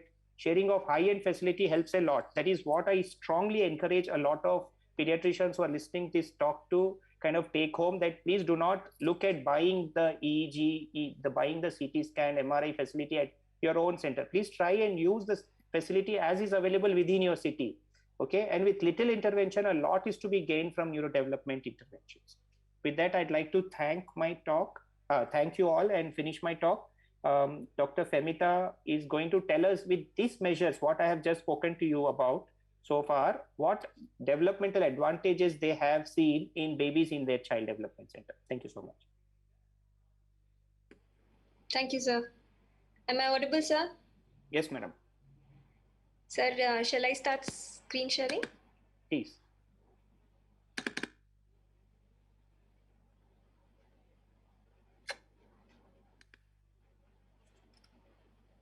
Visible, sir? Is the screen visible, sir? It is visible. Please go ahead. Yeah. Please go ahead. So we've heard in the morning with all that stormy events that happened, what the country's experts have to say about the need for neurodevelopmental follow-up and what is to be done, what it constitutes of, and from Nitesh sir, what infrastructure it requires, how less infrastructure it requires in really. But I'm sure most of you are wondering whether it is actually sustainable, and if it is sustainable, does it make a difference? We all agree that however tumultuous the journey is during the intensive care of a baby, it is the outcome in terms of neurodevelopmental disability or ability and growth and a normal life which matters both for the parents as well as for us clinicians who feel very good when they come back healthy and happy. Now, allow me to lay some foundation before delving into what I'm going to present now. We at KIMS Health have been doing for the past several years outcome measurements. So, in any sphere of human development or endeavor, the heart of improvement, whether it be science, education, economic, or health, good decisions come from good measurements. And these are measurements of outcomes that you need to do systematically. So, when the methods and techniques of these measurements are well planned right at the start itself, then the result is the availability of data that is systematic, reliable, precise, and dependable. So with that very goal in mind, the KIMS Health has been having for last more than 2 decades now, a neurodevelopmental follow-up clinic. And here I am to present to you the data over 8 years from our level 3B unit, which has an attached child developmental center. The outcome of these preterm infants who were less than 34 weeks of gestation at birth, at 3 years of corrected age, when they're expected to be preschool. So that definition is kind of changed now in COVID era, but it is preschool. So at 3 years of the corrected age, what happened to less than 34 weeks of gestation over 8 years in our unit? So like Sir said, we have this blue book. We're very proud of it. It happens to be a validated risk stratification model. And there's a real-time checklist there, which most people do use nowadays. And we have a structured follow-up plan also in terms of timely assessments for all of these things that you have heard of today and will be hearing also more. So I won't go into much of those details. So you might want to counter me and tell me that the parents or the babies may not be able to come back physically for assessment now during this era because of difficulty in travel and lockdown situations and very unpredictable situations. But we have been doing the ages and stages questionnaire online nowadays. If you have my video blocking the right side of the slide, just move it off and see that the development therapist who is sitting on the left of the video is waving out and doing her social overtures and is actually getting a response from the child on the other end and is also able to interact with the mother who is expressing her concerns and whatever doubts she has. So yes, it is possible to do developmental follow-up even in the COVID era when physical presence of the patient or the parent is not possible. So that's what is happening now. With that, I will present to you what we found by a retrospective observational data analysis. We included all of those who were less than 34 weeks of gestation and who were discharged from our NICU alive after completion of care. So the primary outcome we wanted to measure is important. We wanted to know how many of them, of all of them, that is the proportion of preterm infants who were discharged from our NICU had no major neurodevelopmental disability. Now, let me define major neurodevelopmental disability to you. It was any one of either motor or mental impairment in terms of a Darcy DQ of less than 70 in any one of those, that is motor or mental developmental quotients, or visual impairment with blindness in one or both eyes, or hearing impairment in terms of requiring some kind of aid or therapy. So it is the number of ors that I have added, which makes it a very, very sensitive definition. And any of these would make it neurodevelopmental disability. So we wanted to know how many or how much proportion of the babies had none of these things that we listed just now. So there were some other secondary outcomes that we intended to measure. We wanted to analyze what perinatal and neonatal risk factors may be independently and statistically associated with neurodevelopmental disability, and NDD defined just that in the previous slide. Also the compliance to follow-up and other eye and hearing outcomes. So you can see the flow diagram there. Out of 840 infants who were assessed for eligibility during these 8 years, we enrolled nearly 700 of them. And no major neurodevelopmental disability was found in more than 90%, which means that more than 90% of them had a normal outcome. And this word normal is very, very, very nice because this definition of NDD is very, very sensitive. So even if one domain had a problem, we classified them as NDD. So no NDD means that they were absolutely good, and more than 90% of them happen to be like that.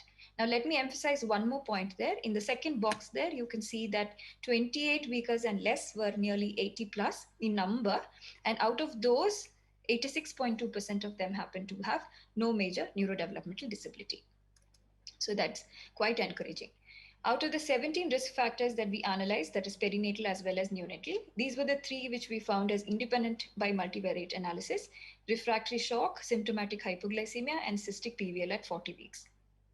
If you go back and see, 2 of them at least are potentially modifiable risk factors where we could have probably done something better. So we need to audit and see what we did with those babies who had refractory shock. Could we have managed them better? Should we have waited for symptomatic hypoglycemia to happen, or should we have managed them better? So if you do a risk factor analysis, you might find 1 or 2 of them which are modifiable and which might help in improving outcomes.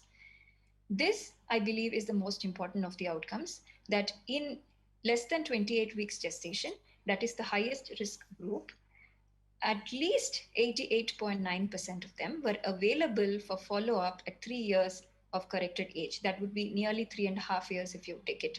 So either by direct assessment or by telephonic assessment, something could be done to find out whether these babies were okay or not at 3 years of age. That's 88.9% of compliance in the highest risk group. Now, you will ask me what happened to those who were lost to follow-up.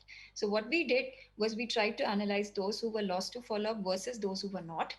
And we compared the last available follow-ups as well as the risk factors between these 2 groups and found no big difference between them. So hopefully we did not lose too many of them who were really bad. So the fact that 88.9% of the less than 28 weekers were available for follow-up to us, and out of those 86.9% of them were normal, is not easy to ignore. It's quite an encouraging finding. We leave out the first and the last one. I'd like to underline the second point, that is the squint and refractive errors requiring intervention were nearly 6.5%. This is very easily correctable form. So if my video is blocking the right side picture, remove it, and you can see the baby sitting there with the specs out there. That's how they adjust to it, and they do very well once their visual outcomes are better. Really, if you can't see my slides, you wouldn't be interested in listening to me at all. It's the same for their case. They're learning, everything will suffer if you can't see. So in the discussion and conclusion of our findings, look only at the 4th point. There's good compliance to follow up. Yes, there is. It is possible to do neurodevelopmental screening.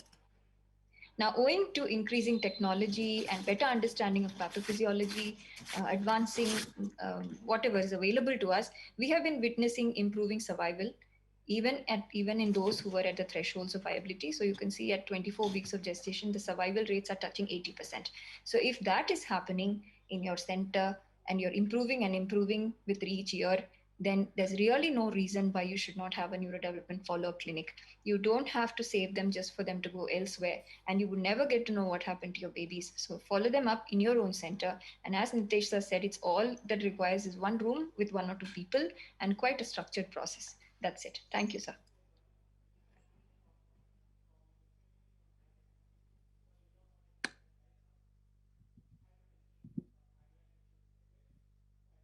Thank you, madam. I think we might request Satish to take over once again. Physically, he is available at Bangalore.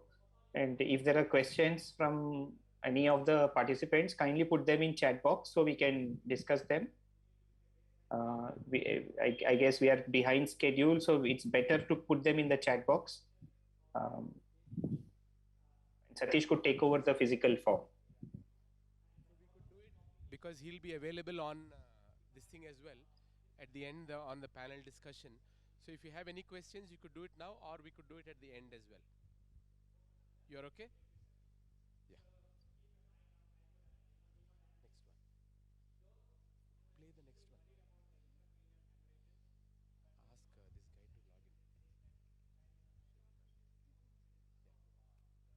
in. Myself, Dr. Shivkant, consultant radiologist from Narayan Health, Bangalore. So, welcome to this presentation. I've been doing exclusive neuroimaging for the past 5 years. So, when it comes to the MR imaging of brain, both in terms of acquisition as well as interpretation, the difficulty level significantly increases as the age goes down. So, today we'll be discussing mainly about the neonatal imaging, and I'll go into the preterm as well as infant in some areas. So what we are going to discuss today, the overview of the talk is what the normal imaging appearances are. We need to know a little bit about the brain development and maturation in terms of myelination, and also what to look in different sequences. That is more important. Once we know what to look in different sequences, then we'll discuss about the approach to some of the common clinical scenarios that you come across in your routine practice. Before going into that, we need to know certain practical limitations. What are the limitations for neonatal MR and also the checklist for interpretation? So these are neonatal scanners which are exclusively used for neonates. In US, they have been approved in the last couple of years, but so we are not fortunate enough to have these kind of scanners where these are small bore MRI scanners which are attached to the NICU so that the minimal mobility will be maintained so that it is easier to scan the babies. So when it comes to neonatal MRI, the main practical limitations are to be able to maintain the complication rate minimal. So it is a good teamwork as well as from the clinician side as well as from the imaging team. From the clinician time, like scheduling of the MRI and making sure that MR compatibility is there. There are no any devices like cardiac devices are not there which are not compatible with MRI, and sedation and monitoring during the scan. All this is done to make sure that baby is not mobilized, not moving too much during the MRI scan, so that we'll be able to get a good quality images. And also having a provisional diagnosis before starting the MRI itself will help in planning the type of sequences also. When it comes to the technical factors, main factor is the coils. So because of the head size of a neonat is too small, the routine adult brain coil may become too large for the neonat. So if you are doing it in a 1.5T scanner, it is better to do with a knee coil so that that will be enough to cover the neonatal head and make sure that isocenter is placed exactly at the center, then the selection of right sequences. These are the technical issues that we need to consider. And coming to the checklist, before interpreting any neonatal or any infantile MRI, I'll always look at these factors. First thing is gestational age at the time of delivery. First thing, then at the time of scan, what is the adjusted gestational age if it is a preterm baby? Then the type of delivery and relevant birth history, onset of symptoms, then contrast is given or not, and the technique. Is there any sequences that are missing or any significant movement artifacts are there which need to be repeated? These things we'll look at before trying to interpret the scan. Now let's have a look at the normal neonatal MRI. So in order to interpret the MR images properly, you definitely need to have a very good understanding about the normal anatomy and normal development. We can divide the development into 3 parts actually: cortex and white matter, or the ventricular system, and then the vascular system. So how the normal anatomy is appreciated on different sequences is very important. That forms the major part of your approach to any pathology. So when you come to neonatal brain MRI, these are the basic sequences that are required: diffusion weighted images, T2 axials, T1 axials, T2 flare, SWI or GRE sequences. These are considered as basic sequences which have to be done in all cases. Whereas these are some of additional sequences like MR angiogram or venogram, Fiesta or FFE, and post-contrast imaging, which are required in select scenarios. Whereas the advanced imaging like MR spectroscopy and DTA, they're more useful in much more select scenarios only. So let's try to look at the basic sequences once for understanding the normal anatomy. Let me take you through the images. So these are the DWA images. In the beginning, it may be tough for you to identify the diffusion images directly. So in any scanner, even if you are looking at films also, usually you will have a patient data on either right or left hand corner. Along with the patient data, you will always find the sequence. So during the beginning, at least you get to know the sequences better. Try to look at the sequence that you are looking. After that, you can try to interpret the sequences. So when you are looking at the diffusion weighted images, one thing you should remember is there should not be any bright signal anywhere in the diffusion weighted images. That is called as restricted diffusion, and that is what you are looking for. So for example, when you are looking on the images, you can appreciate that there is some bright signal along this area and here. That is an artifact which occurs because of the adjacent bony and the soft tissue interface here, bony and parenchyma interface along the basifrontal areas and also along the posterior temporal lobes. So this minimal hyperintensity is normal, that is normal variant or artifact you can call it as. Whereas apart from that area, there should not be any bright signal anywhere else in the parenchyma or in the ventricular system or in the calvarium or outside also. Just for example, in this case, if you are scrolling just outside the calvarium, you can appreciate some bright signal in the subgaleal planes.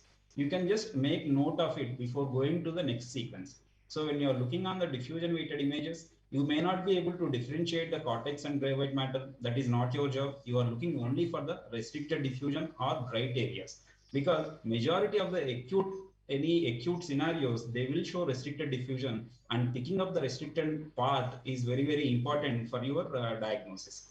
And also make sure that you always start your inspection with the diffusion weighted images so that it will become easier to put forward a pathophysiology. Now let's look at the T2 axials. So in the T2 axials, normally the CSF will give bright signal.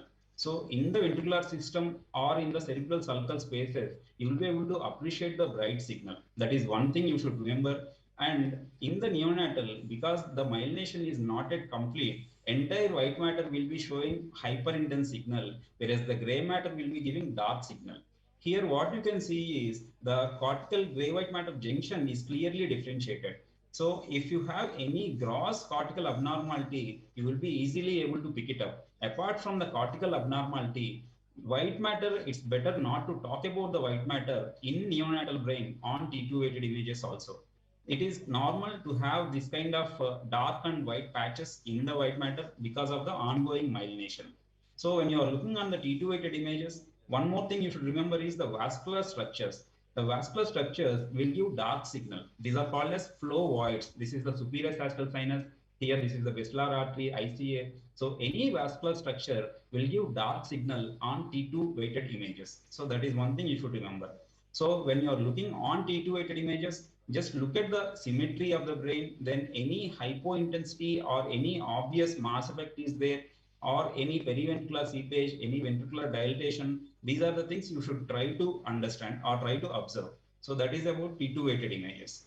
Now let's look at the T1 weighted images. So during the neonatal or infantile period also, T1 weighted images form important sequence because of the undergoing myelination. So all the myelinated fibers will give bright signal on the T1 weighted images. Just for example, here you can see that this is the posterior limb of internal capsule as well as the globus pallidus and also ventrolateral aspect of thalamus. So these are the areas which are myelinated at birth. As you progress superiorly, you can appreciate that the bright signal is moving superiorly in the centrum semiovale. The remaining frontal white matter you can see as a dark. Posteriorly, parietal white matter is also dark, but in the centrum semiovale, you can appreciate the bright signal. So the myelinated structure from the superior and pre and post central gyri, that is the primary and motor and sensory cortices. From them, they'll start off and inferiorly along the centrum semiovale, along the posterior limb of internal capsule, ventrolateral aspect of thalamus. These are the areas which are myelinated at birth, and these are the areas which give bright signal on T1 weighted images. So if it is a term baby, definitely you should look for the myelinated structures. But if it is a preterm baby, then even the myelination will not be complete. So even these structures will not be seen as bright colored, bright areas. So apart from the supratentorial compartment, in the infratentorial compartment, the dorsal brainstem is the one which will be myelinated completely at birth. So that is one thing you should remember. So when you are looking on T1 weighted images, what are you supposed to look for? One is the myelination. Apart from myelination, any areas of bleeds, if it is in the subacute phase, it will give bright signal. So it is easier to pick up the subacute bleed components. So any areas in the extracranial or extra-axial, that is in the subdural collections, it is easy to pick up on the T1 weighted images if it is in the subacute phase. So these are the areas that you should observe when you are looking on the T1 weighted images. Now just look at the T2 flare images.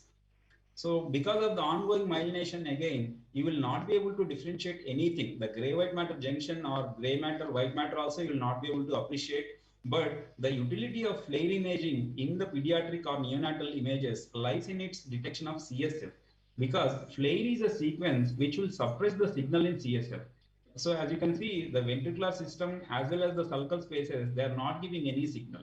So any abnormality in the sulcal spaces, be it subdural collections or leptomeningitis component, it will be easy to pick up on the flare images compared to any other sequence. Just as you can see here, you are able to appreciate the subgaleal component here, minimal subgaleal component, which is not appreciated clearly in all the other sequences that we have seen. You are able to easily appreciate it because of the background suppression of the fat and fluid also. So when you are looking on the flare images, make sure to look at every structure, any area of bright signal in the parenchyma or outside the parenchyma, particularly in the CSF spaces, you should be able to pick it up. This is your aim when you are looking on the flare images. Now the another sequence that is very, very important, this is SWI or GRE imaging. So in this sequence, you will be looking for any areas of blooming. Any area of hemorrhage or calcification will give dark signal in these images.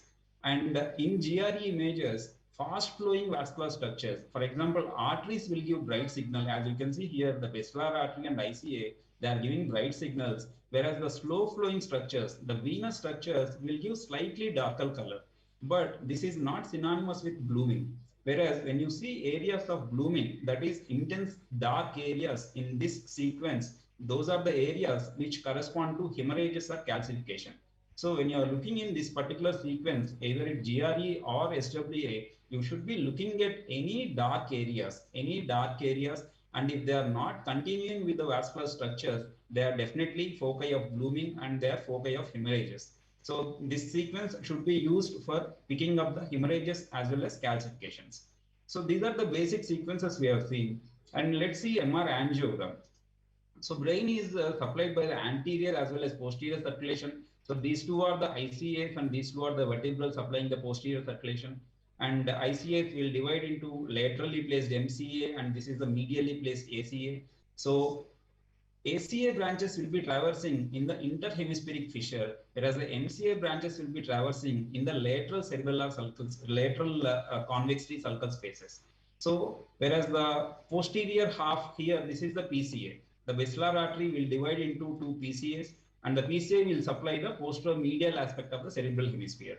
So, when you look at this one, in the entire brain parenchyma, the anterior medial part is supplied by the ACA, posterior medial part is supplied by the PCA, and the remaining lateral portions are supplied by the MCA. So this is important to remember because of the underlying hypoperfusion related injuries or any hypoxic injuries also. So just for example, let's look at these in next case scenarios. So these are actually adult cases only, but I put just for our understanding about the normal vascular territories and areas of involvement. So these are infarcts in typical entire ACA territory. This is infarct in entire MCA territory, and this is infarct in entire PCA territory. As you can see, ACA is supplying the medial portion, PCA is supplying the posteromedial aspect, and the MCA is supplying the lateral portion. Here, you need to understand one important concept called marginal zones or border zones. These are nothing but the areas which are lying in between the two vascular territories. For example, if you consider this area, this is lying in between the ACA and the MCA. These are called as marginal zones. And these marginal zones are slightly different in terms of preterm versus term. For example, if you see here, in the preterm, the cortical branches will have to penetrate deeper and supply the deep white matter as well as the periventricular white matter. So what happens is the periventricular area is farther away from the main vascular supply. And though the periventricular area forms the border zone or marginal zone in case of preterm. What happens in term babies is the penetrating arteries from the ventricular ependyma, they start penetrating into the periventricular and deep white matter, they will be able to supply the periventricular areas in a proper manner so that the marginal zones will be moved laterally, that is towards the subcortical and deep white matter. So what are the marginal zones? Marginal zones are the areas which are farther away from the vascular supply. This is very, very important to understand because of the underlying hypoxic injury concepts that we are going to discuss. So in preterm, the marginal zones are lying in the periventricular area, whereas in term, the marginal zones or border zones are lying in the subcortical and deep white matter and not in the periventricular region. Just one point about spectroscopy. Usually it is done with 144 millisecond, and in some select scenarios we'll do with the low TE spectra also. Normally it is acquired in the basal ganglia region. And remember that even in term neonates, normally also there may be some mild elevation of choline, which should not be confused with the pathologist. That is one thing you should remember. So far we have seen about the normal appearances in term baby. Now let's have a look at the preterm. If the preterm baby, the cortical development and white matter development are not yet complete. So because of that, when you look at a extremely preterm babies, for example, this is a 26 weeks delivered baby. On day 2 of the life scan was done, where you can see there is no cortical infolding at all. There is smooth cortex is there all around. So that is how the normal cortex will be in preterm babies. Up to at least 28 to 32 weeks of gestation, you will not see much infolding. As the baby advances, as it nears the term, this is a day 6 term baby where you are able to appreciate the normal cortical infoldings and the Sylvian fissure, all the fissures properly. So when you are looking at the preterm, hello. Oh, okay, fine. Okay.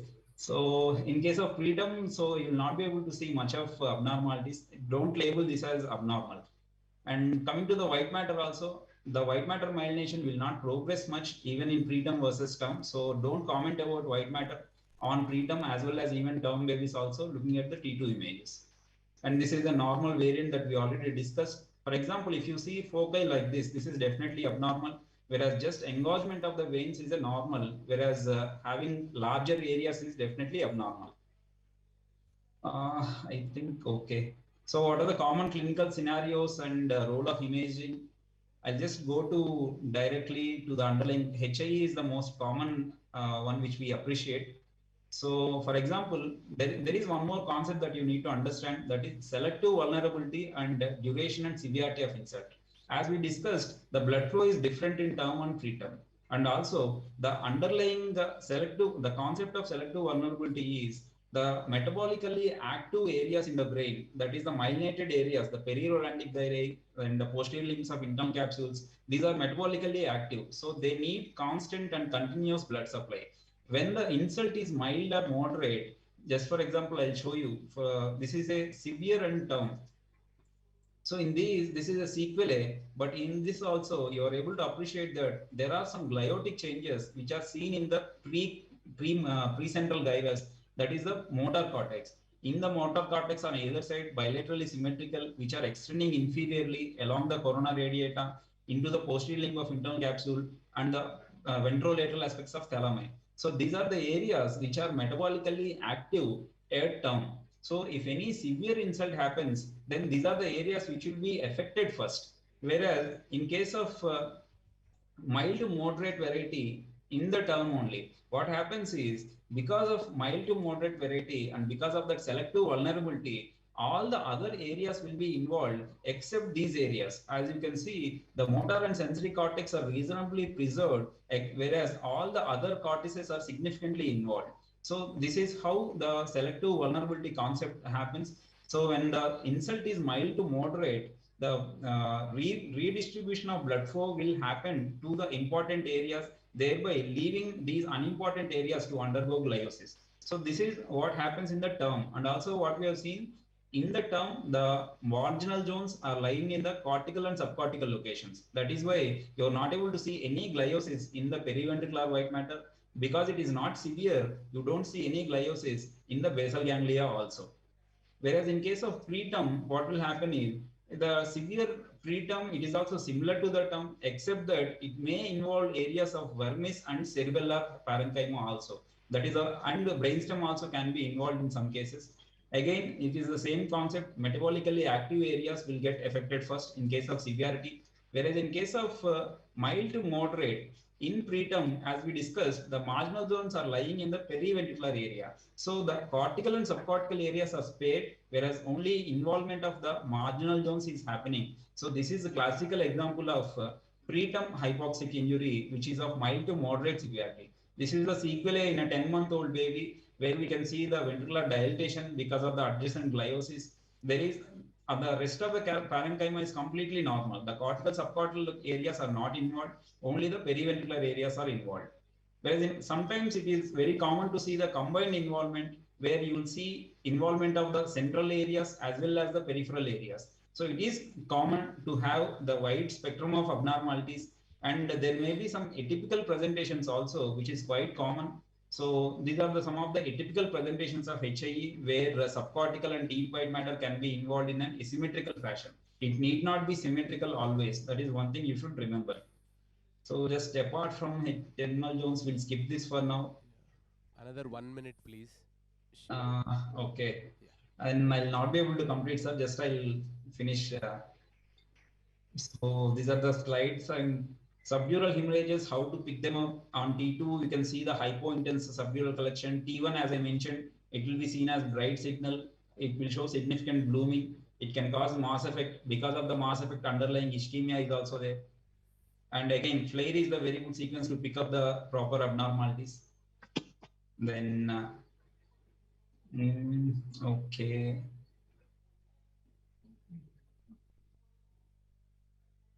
These are all multiple vascular malformations which you should be thinking.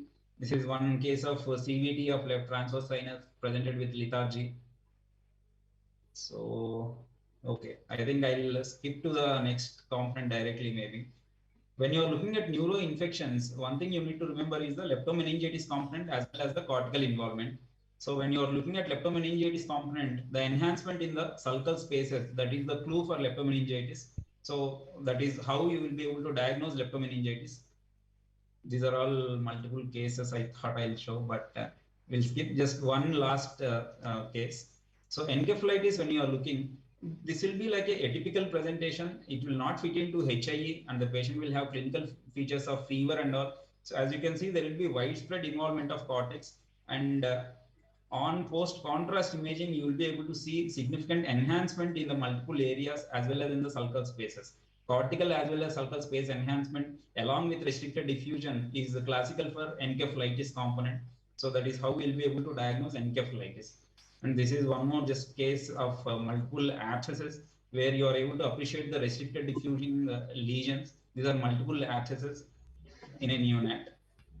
So metabolic, and these are some just congenital abnormalities where agenesis of facial nerve. This is the fiesta sequence. When you are having a doubt about the facial nerve agenesis, these are the sequences to be done. On the left side, there is only 8th nerve is seen and the 7th nerve is not seen. Similar image.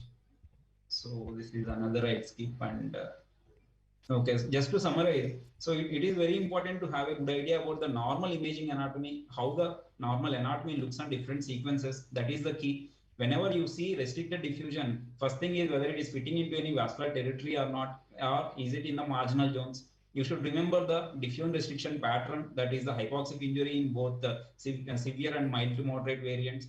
Then the other patterns of diffusion restriction. Flare imaging is not for parenchyma in neonate CSO spaces. Then the location of bleeds and SWA is the sequence to look for the bleeds location. So imaging is always helpful when you have the proper clinical differentials, so that we'll be able to pinpoint towards one or more towards one particular entity, so that further workup can be done. I thank you. Thank you, Shivakant. I understand that you can't finish it in half an hour. I do understand that. No problem, sir. Very interesting. Thank you so much. And, thank you. Could I request Aloka to unmute herself and start her talk on? Yes, Doctor. Yes. Thank you for the opportunity. I think Dr. Shivakant will have to stop sharing so that I can share my slides. Yeah. Is it visible full screen?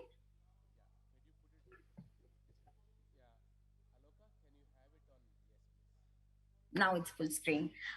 First of all, thank you, Dr. Satish Ganta, for this opportunity for the workshop, and Dr. Junia for trying her best to get us all together. ROP screening and vision assessment of newborn babies. We know that the advances in neonatal care have been very rapid, and in last 2 decades, but the entire neonatology spectrum has changed in our nation. And with this rises a very important lacunae, that is neonatal eye care. Now, what are the challenges? The challenges that we face are need for ROP services. We know that the cities are still lacking in good ROP services. Vision assessment for neonates is again something which not all ophthalmologists are trained for, leave alone pediatricians. So the need for everything under one roof. Neonatal care requires multidisciplinary therapies, and it is very much important to train the parents, because they are the ones who are going to get the babies.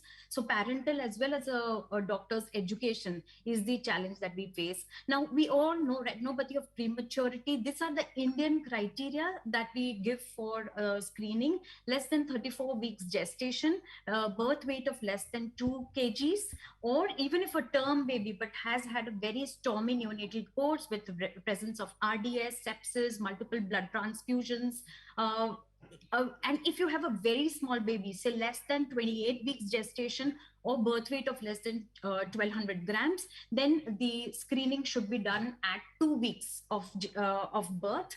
And for other babies, around 3rd to 4th week would be ideal. Now, I just want to show you, we have a 3rd edition out now. Just before the pandemic, the group met, and the ICROP 3rd edition classification has come out. The few things which have remained the same are this is the stage 1, which is a line. This is stage 2, where the line widens, and as we know, this is the vascularized, and this is the avascular retina, in between which the stage is developing. If you go to C, this is stage 3. This is where you have a big ridge which has formed. It's like a wave coming on the beach, and from this wave, you have the detachment starting, that is the traction coming on and pulling onto the retina, causing the stage 4 ROP. There is, this is the arteriolar tortuosity and venous dilatation that we see in plus disease. And this sometimes can be there even if you do not have a staging, you can just have a plus disease, and that itself is an alarming factor. Now, these zones are again the same. Zone 1 is 2 radii circumference around the optic disc. Zone 2 is from the nasal ora serrata and a circle around, and all the remaining part is zone 3. So as you would agree, this is the optic disc and this is the macula. So zone 1 is extremely important for our vision, because macula is the one where the nerves are maximally concentrated, and zone 1, any ROP happening is of course much more dangerous than the rest of the zones. Now, so this is how you would like your ophthalmologist to document. This is extremely important, where pictorial representation is done, and in medical legal cases, they fight saying that documentation, if not done pictorially, does not stand true. Now, a new concept which was introduced by the new ICROP classification is this notch. This is ingress of the avascular area or the ROP line into another zone. So suppose this is all in zone 3, but there is an ingress of this notch into zone 2, then you document it as zone 2 notch ROP, and therefore the severity of this increases. Another classification, they have taken out AP-ROP and now have called it as AROP, where they have understood that in Indian babies, the aggressive ROP no longer is only posterior, only zone 1. It can also advance to the peripheries, and therefore we have got the term aggressive ROP in this. Now, aggressive is here. You see this vascularity, tortuosity, extremely avascular retina. Here, nothing is vascularized, and there are these retinal bleeds. These are the babies who require very urgent ROP care. Of course, retinal detachment is what none of us want to see, but it still does happen. This is a zone 4, I mean stage 4 ROP, where 4A means the macula is still intact, and 4B means the macula is also detached. And this is stage 5, which is a complete funnel ROP. You can see this is an open funnel, this is a closed funnel, and this has made the lens of the eye also whitish, causing complicated cataracts. And both stage 4 and stage 5 only require surgery. Now, how do we classify? Earlier classification was, this is still followed, that is type 1 and type 2 ROP. Threshold ROP is no longer used. Type 1 ROP is, so like I said, anything in zone 1 is dangerous. So zone 1, any stage with plus, zone 1 stage 3 with, even if there is no plus, and zone 2, that is stage 2 and 3 with a plus disease or aggressive posterior or aggressive ROP, is type 1 ROP, and type 1 ROP is the one which requires urgent care.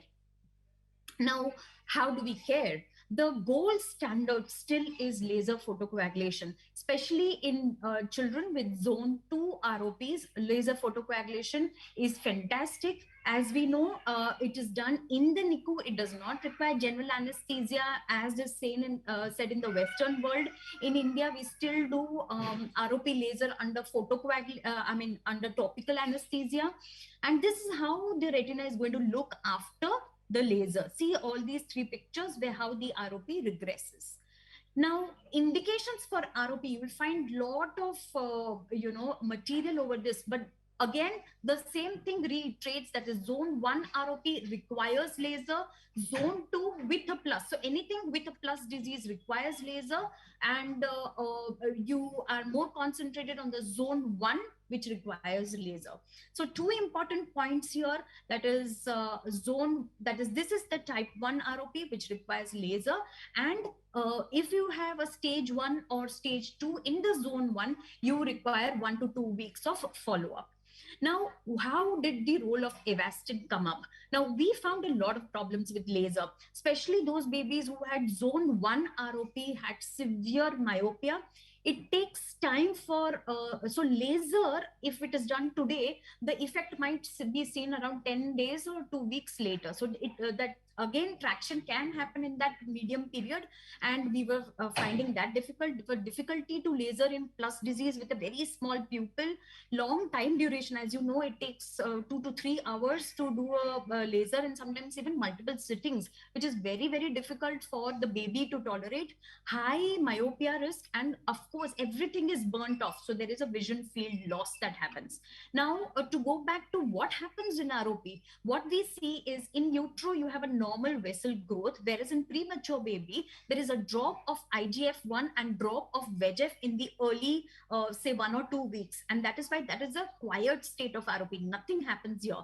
Then suddenly the hungry retina starts wanting more and more oxygen, and then you have a increase of IGF-1 and rapid increase of VEGF, which causes the neovascularization. And so if this VEGF is tackled here, that is how ROP could be reversed.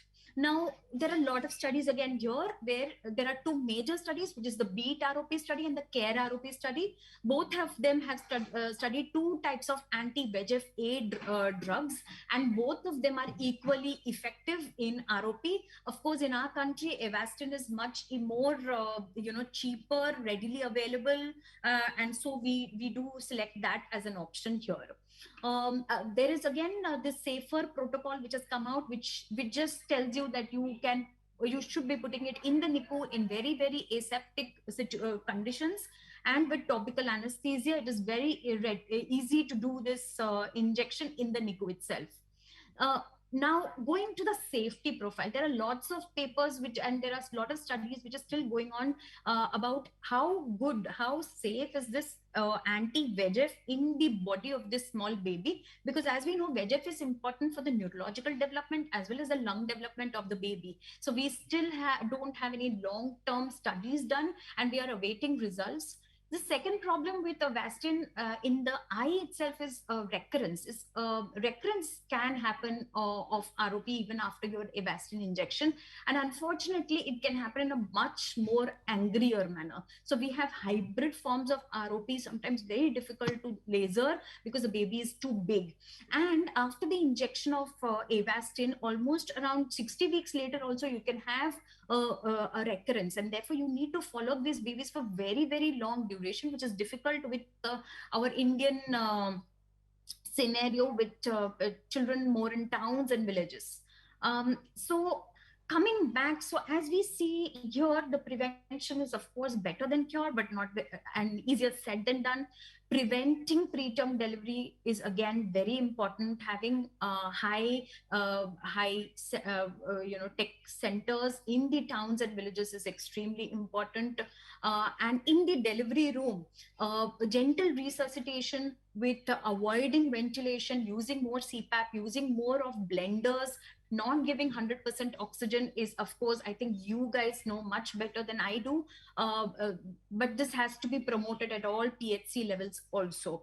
So that is here. What are we hopeful for? We're hopeful for a lot of data coming in.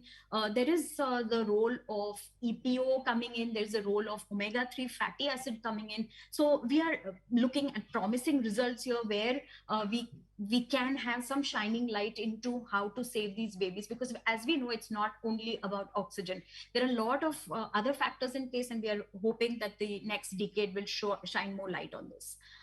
Going to kids, I can, before going to this vulnerable group, let me show you what happens to a normal baby. A normal baby, a newborn, would see around 20 to 30 centimeters away from their eyes. So very close to face is all that they can see. In the first 3 months, they see only black and white. They might have squinting sometimes because the vision is still clearing.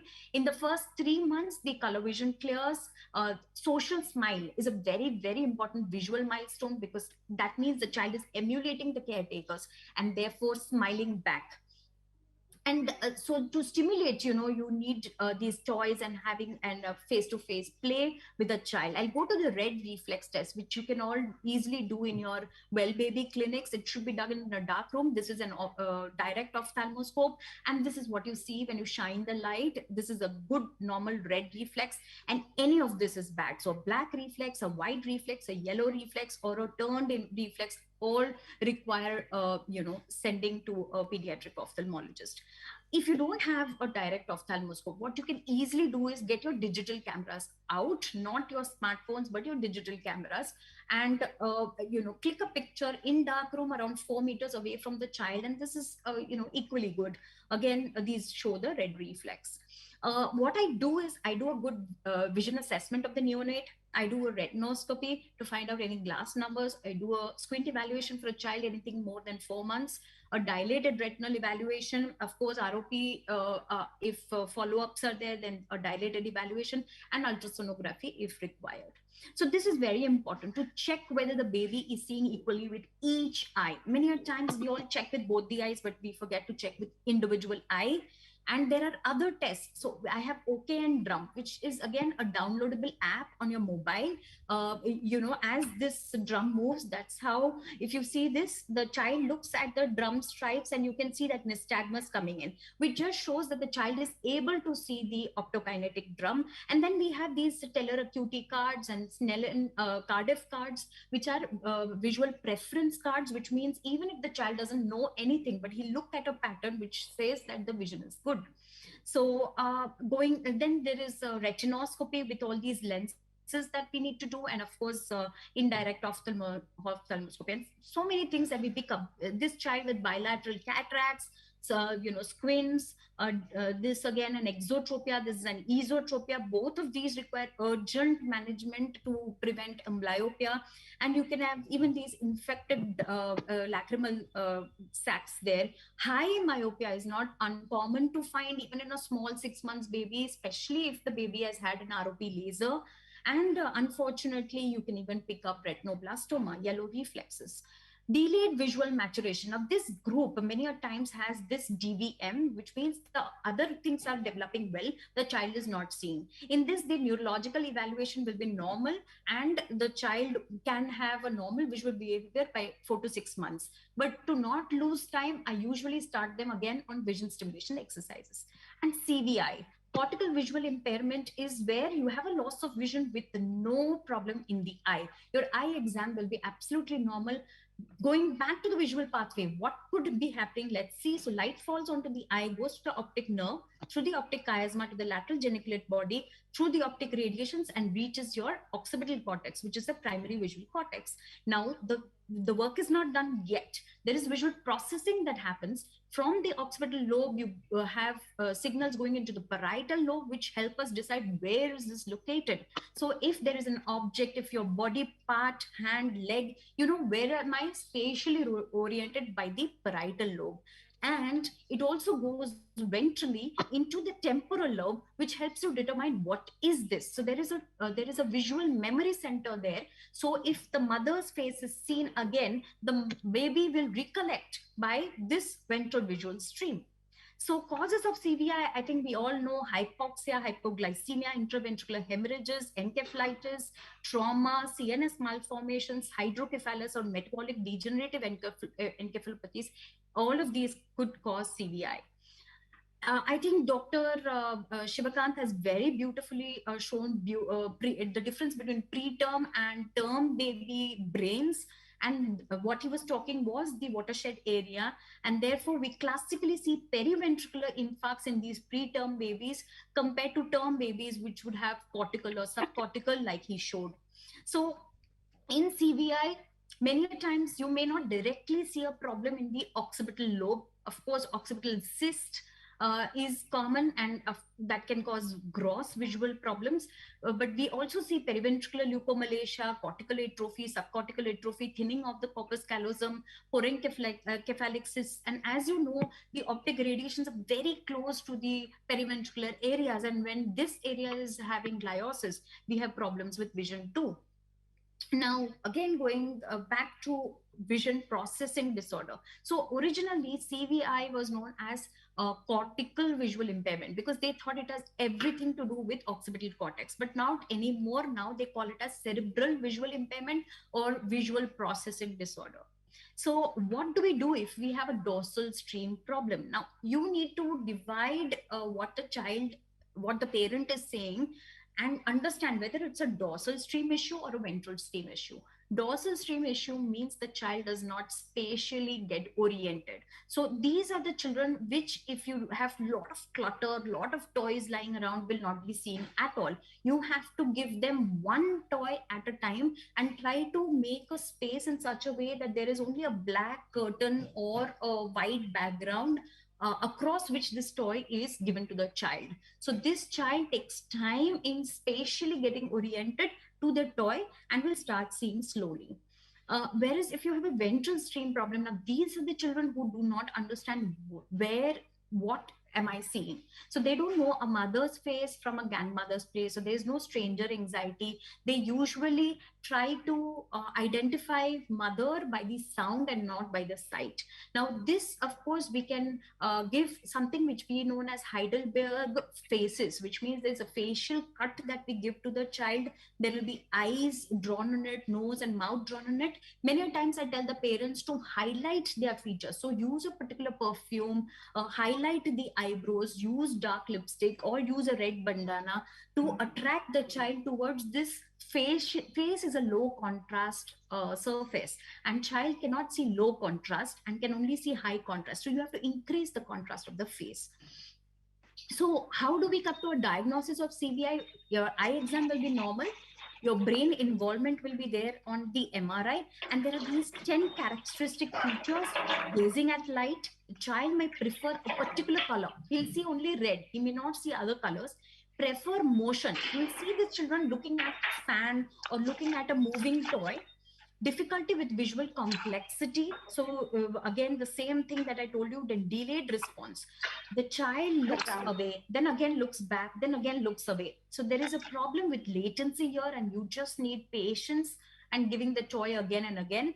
Then visual field preference. Many a times these children have inferior field loss or a hemianopia, and therefore that also has to be taken into consideration. And so I'll show you some examples of how I treat these babies. So children who love light, what you can do is you can give, this is a simple x-ray reading machine that you have, screen, digital screen that you have in your clinics. Give it to the parents, ask them to put the toy over that screen so that the child starts seeing across the light.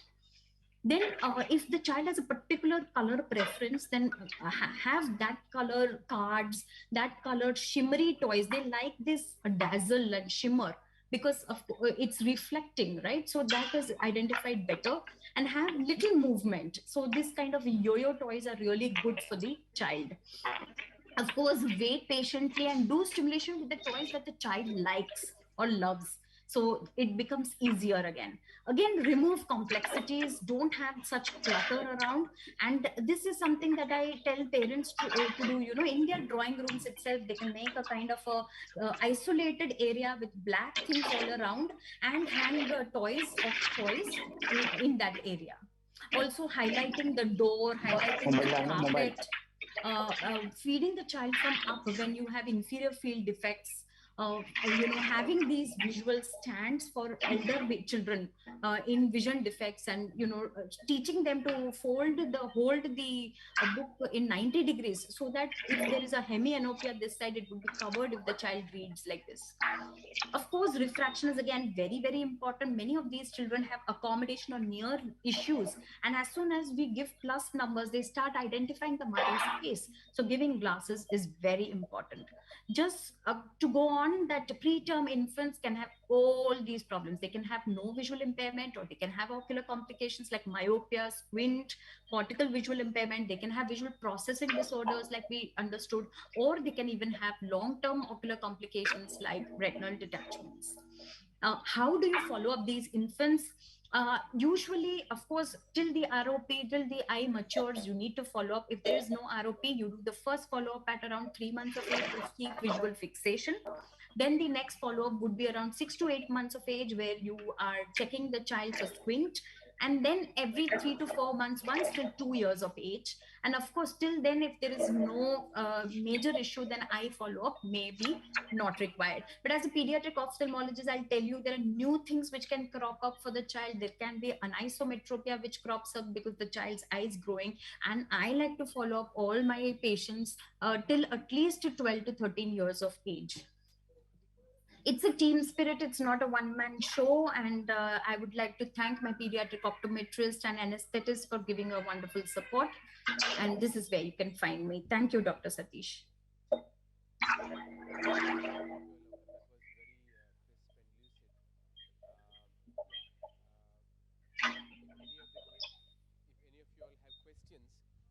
We could field them now, or if not, then we could go to the next talk by Dr. Narayana, and he's going to talk on how do we do para and OAE. Okay, Alok, if they have any questions, I'll hand them over to you, Alok. Okay, thank you. All right, yeah, thank you. The presentation is like infants hearing screening assessments. As we all know that what hearing is, but as we all know, as a human beings, when we start our hearing, generally our infant starts hearing.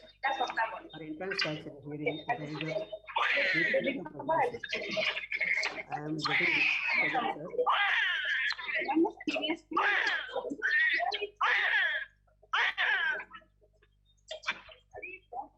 hello.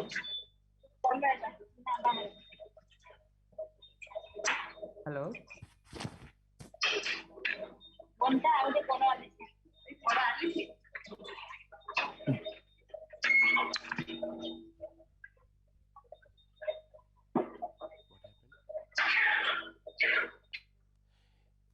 I think Dr. Ratna, okay. Yeah, can you mute everybody? Hello. Yeah, please go ahead, Narayana. Please go Sir, ahead. okay, sir. Yeah. So as a human beings, we know that when we can able to hear the sounds. It's around 18 weeks of pregnancy that the baby is able to begin hearing the sounds, especially the mother's heartbeat. heartbeat and the stomach rumblings of the mother. By 26 weeks of pregnancy, the baby can able to hear both the sounds of inside and outside body of the mother and be soothed by the sounds of her mother voice also.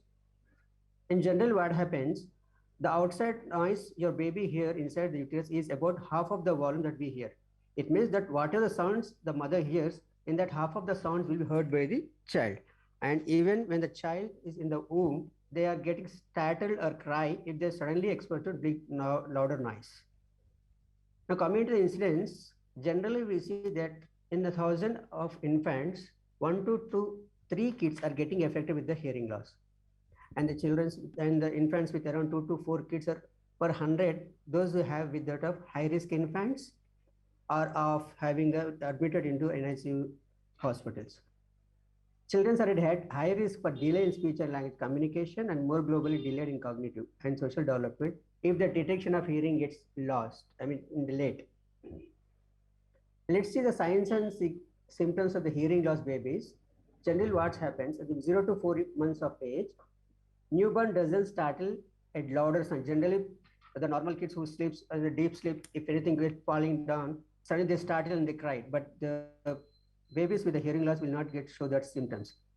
As the weeks goes by, doesn't respond to your own voice or mother's voice, such as smiling, cooing, or calming down.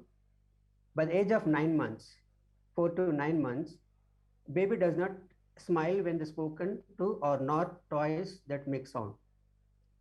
May not turn head toward the sound that familiar sounds are coming from which side and does not make the sound able to hear the sound that where the sound is coming from. And in the same way, the baby does not able to wave the hand when he even though cannot hear properly in the hand motions.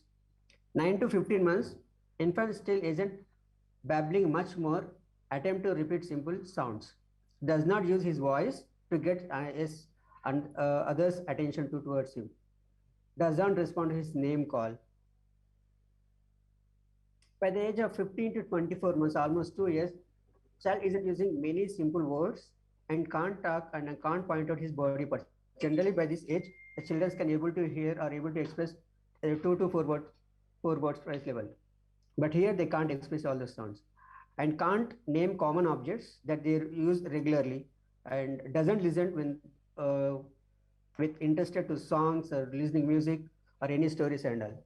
And most probably these kinds of kids will not able to follow the commands that is required for the daily life.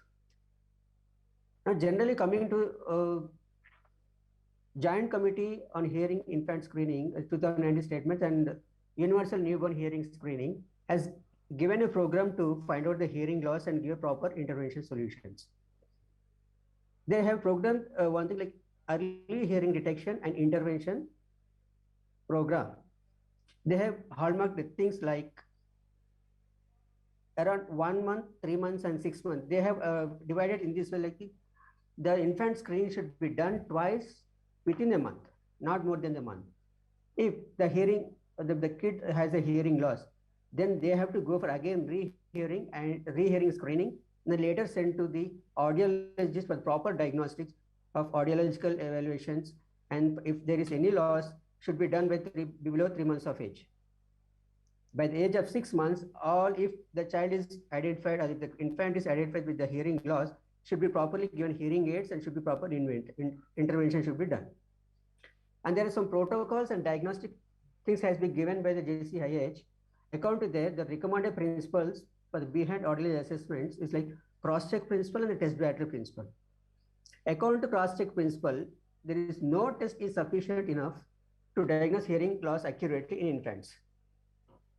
And that's the reason test battery approach should be used. In test battery approach, we have included some test materials like taking case history or Heiser's registers or OAE, ABR, immitance audiometry, or behavior observation audiometry, or visual reinforcement audiometry. These are the test materials, that 2 protocols that we need to follow for evaluating the infants with the hearing loss.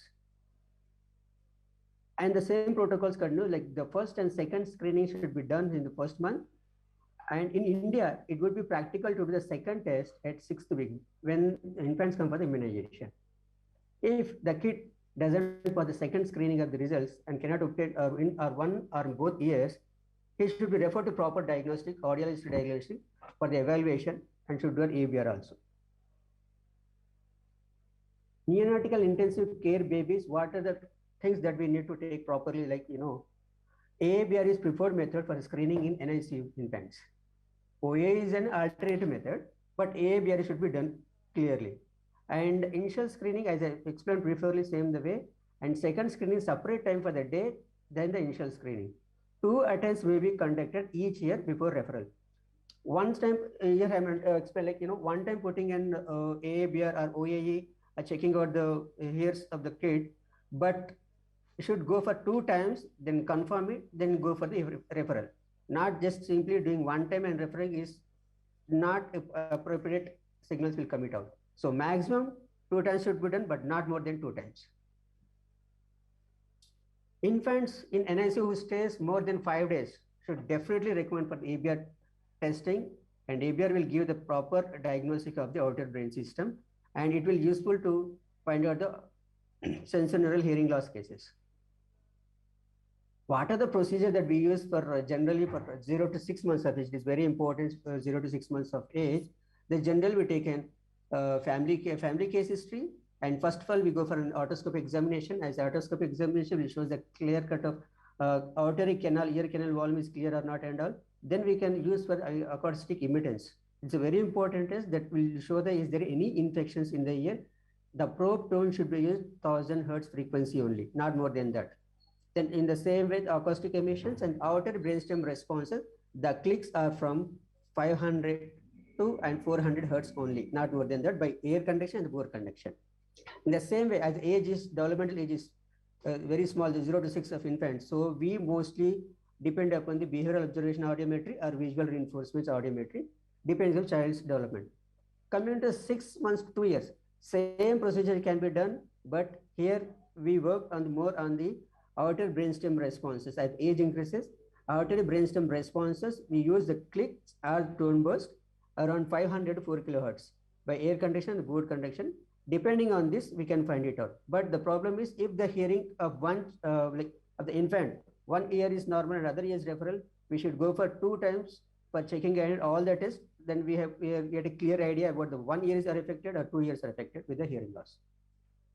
Now coming to 2 to 5 years, here we use the same family history, otoscopic and impedance will be done same thing. But coming to the condition play audiometry, we'll use around 250 Hertz to 8 kilohertz. There we use 500 to 4 only, but here we use 250 kilohertz to 250 Hertz to 8000 kilohertz by air conduction.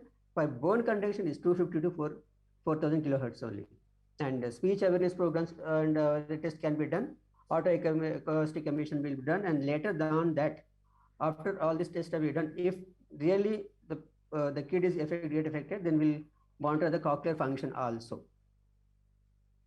Once the child is identified, referred for further evaluations. Before that, how the test will perform and how the results will get, let's see with that one. Test procedures, OAs are used mostly for the cochlear integrity, that is like cochlear hair cells functioning. When the presence of OAE, when the presence of stimulus to the ear, the response from the cochlear hair cells, we will get it from this. Narayana, you've got However, 10 minutes, Narayana. It's over, sir. So, however, may be affected by the fluid in external mental ear. OAE cannot be able to get out the sensorineural hearing loss in this test, and it will be excluded, may not detect the auditory dysfunction, that is auditory neural dysfunction. When the OAs are detected, when the OAs are passed, that indicates that outer hair cells are normal. When the OAs are referred, then the outer hair cells got damaged. In the same way, ABR will be done. ABR is a neural signal generator from the 8th cranial lobe and the brainstem. It is most preferably used in the NICU. See, I'll explain this generally. When the signals are sent to the ABR, within 10 milliseconds, we'll get the signals output. That means whenever we are sending the sound, within 10 milliseconds, we'll get it output. And there are some peaks, there are 7 peaks, out of which 5 peaks are considered to be more importantly. In that, especially 5th peak is very important. 5th peak is very important to evaluate or to get the thresholds of the hearing. Fifth peak will give whether the child has hearing loss or not. This is very important. So here you can see this fifth peak is like very important. It gets from inferior colliculus area. This is a where midbrain area where we get most of the results from this area, which is more useful for the threshold to get it out. So AS is also the same process, the steady state response. It is more specifically for frequency and screening specificity. Like we do in PTA for the adults, like who can able to give responses at different frequencies. Here also ASs are used for the infants to get specifically at the frequency different levels. And we use mostly 80 hertz and to around the 40 stimulus hertz. And the results that we are getting from the used will be place the electrodes at different place of the mastoid and all. We'll get the results. Based on that, we can able to diagnose whether it is a hearing loss or not. There's one more slide I can explain you detail like this outer neuropathy spectrum disorders. It can be detected very difficulty to detect, but the thing we have to see is OAS will be normal. So generally, if we think that OAS will be normal, means the child is getting normal hearing and all. But the thing is, when the test done for ABR, there we can say poor wave morphology or sometimes maybe absent. Why specifically I'm specifying this is like, in this outer neuropathy, hearing will be normal. Hearing detection of the inner ear will be normal. But the problem is the signal sending from ear to the brain is difficult, which means the children can able to hear the sound. Infants can be able to hear sounds, but can't able to understand the things that they hear. So as I said previously, the impedance audiometry has to be done to the children or to the infants to rule out is there any hearing, any type of infections in the ear canal or middle ear. Coming to in India, India has developed some programs to eradicate this type of losses, hearing loss in the children, especially in 2006. India has launched a national program for the prevention and control of deafness. As I said previously, it has to be identified by within 6 months and rehabilitation should be started by 9 months of age. Under this program, they have given two part of protocols. One is based on institutional based and one is based on the community based. Institutional based is nothing but when the children who are born in the hospitals should go for an OAE, and those who fail the like OAE and should go for ABR. That will be done in 1, 3 and 6 months level centers. And coming to community based screening, the screening babies who has not born in hospitals. Sorry. Such screening has carried out using a brief questionnaires and behavior testing. This screening is performed when the babies attend for the immunization at the age of 6 weeks and onwards. A trained health workers like Anganwadi workers or sub-center workers who works nearby in the villages and all, this training has to be given them so that they can do this testing, and they'll send, if they feel that this kid has infant has a hearing loss, they'll send to refer by nearby hospitals or nearby centers. There we can go for an OAE and the BERA testing, and then later we can getting of the results, we'll work it on these further intervention issues. Coming to the management, here plays a major role. Once the infant is identified with a hearing loss, as an audiologist will fit a hearing aids, appropriate proper hearing aids, that is BTE hearing aids. Nowadays, I have seen some children or infants are fitted with a BTE or RIC, and that is totally wrong. That is not recommended. Only BTE hearing aids are recommended till certain age. Now, after fitting of hearing aids, 3 to 6 months of speech and language stimulation for fitting hearing aids has to be done. After fitting of hearing aids, 3 to 6 months speech and language stimulation should be done. After that, reassessment should be done if the child is not learning language properly. That means this indicates that he is not getting benefited with the hearing aids. Then we have to send it for the kid for cochlear implantation. So these are the interventions like with the hearing aids and all. Now, as I said, explained previously that cochlear implantation is given to those kids who are not getting benefited by using the hearing aids. Those kids who are not able to learn the language accordingly. So for those kids, we will send this cochlear implantation centers. So these are my references. So, and thank you for Neocon, and thank you Satish sir for giving me this opportunity. Thank you very much, Narayana, for the talk. So, if you have any questions, anybody in the audience, do they have any questions? In fact, there On the sides, we have a Bera machine as well as a, a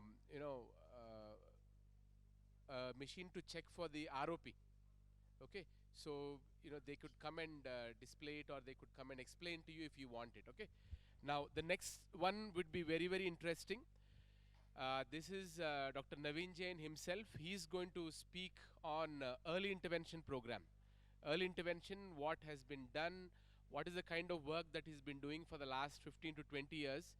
And over to you, Dr. Naveen.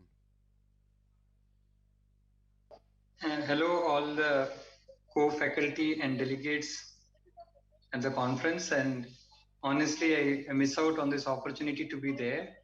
It was due to some personal and health reasons that I could not travel to the conference.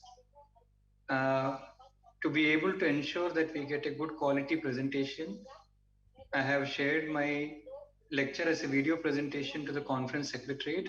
I am there live to answer any questions which will come after the presentation has been made. Early intervention program, yeah, there we are.